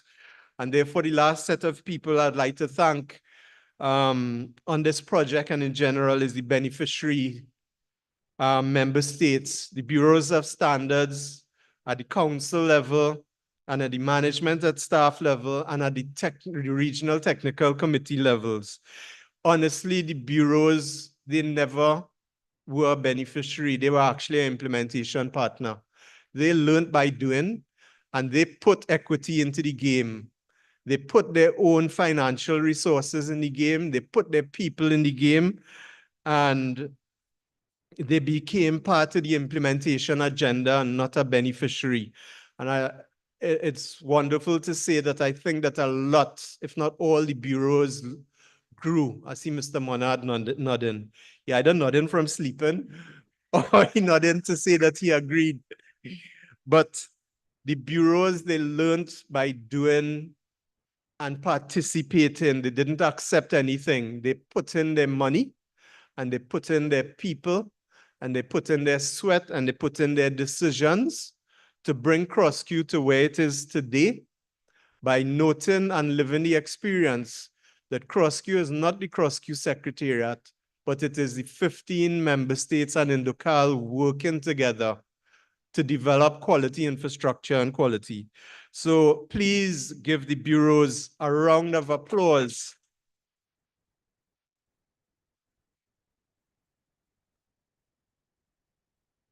Because that's why we did this job and why we do this job. It's really to build the capacity of the bureaus. And they didn't just accept, they did it themselves with the support of the CrossQ Secretariat. And sometimes that came from a little buff, sometimes it came from cajoling, all different kind of ways, but the bureaus honestly did this work themselves. And what Terry just exposed there is just what the CrossQ Secretariat project managed. The bureaus produced those results, correct?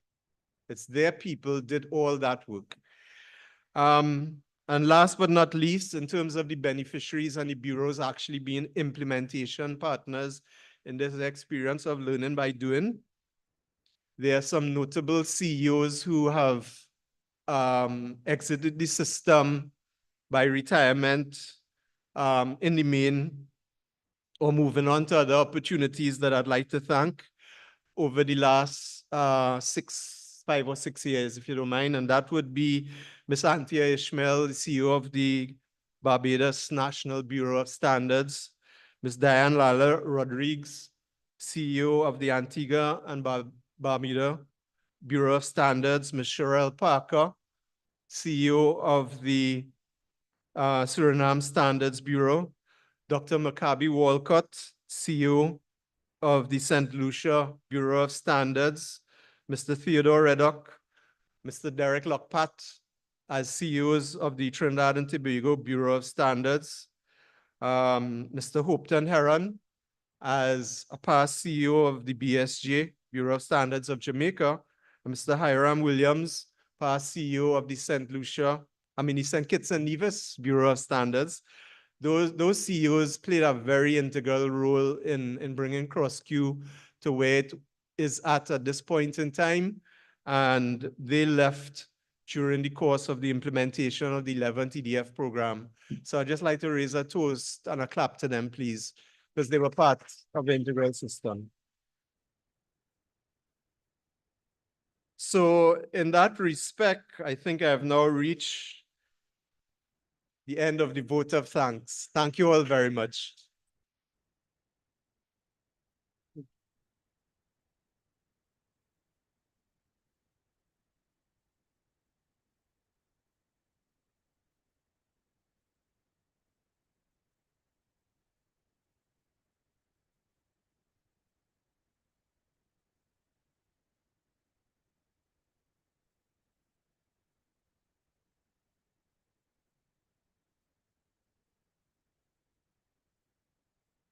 Now, I am reminded how bold you have to be when you invite Mr. Derek Omar to a microphone.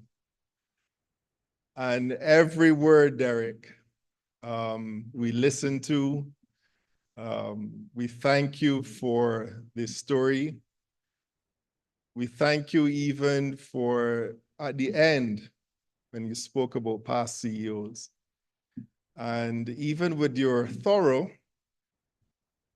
remarks and vote of thanks, if you would permit me just 10 seconds to add to that.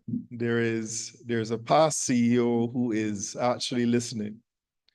In 4 weeks, he will be 83 years old.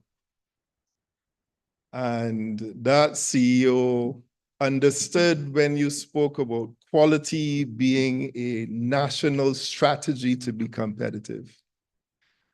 So even in 2002, when CrossQ was born, this CEO and 1 or 2 other regional counterparts recognized that because of the high cost of goods coming in, because of the high inputs, because of the relatively high labor costs, how then could our goods and services be competitive? And they noted that quality really was the only strategy that could distinguish businesses and companies to be competitive. So in 2002, so that as a region, we'd be able to reach some of the funding from the international community that would not be allowed for national countries on their own. You needed a regional body. And out of that, Mr. Dudley Rind and his counterparts actually birthed CrossQ in 2002. And as he's listening, as past director of BNSI, I would also like to give him a warm round of applause.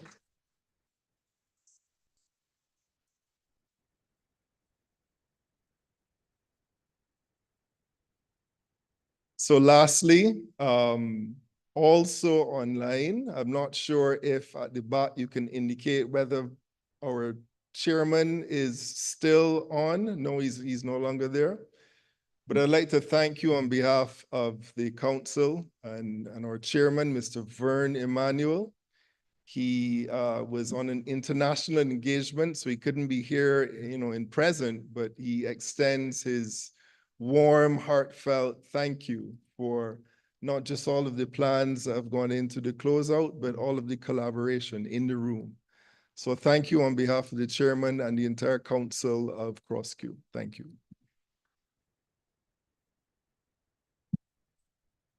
Okay. So the evening gets exciting at this stage. We're going to pause. We've said a lot. We're going to close this particular closeout session. Perhaps stretch your legs. We're going to exit the room, have a refreshment or two, and we will return in a different setting, perhaps with our jackets off, for a type of a cocktail reception in honor of Mr. Derek Omar. So at this stage, we will give a 20-minute stretch. And for those of you who can stay with us for that, please do, you're invited. And we will have a few more surprises for that event, which would be in 20 minutes. So thank you very much. And we will now consider this proceedings closed. Thank you.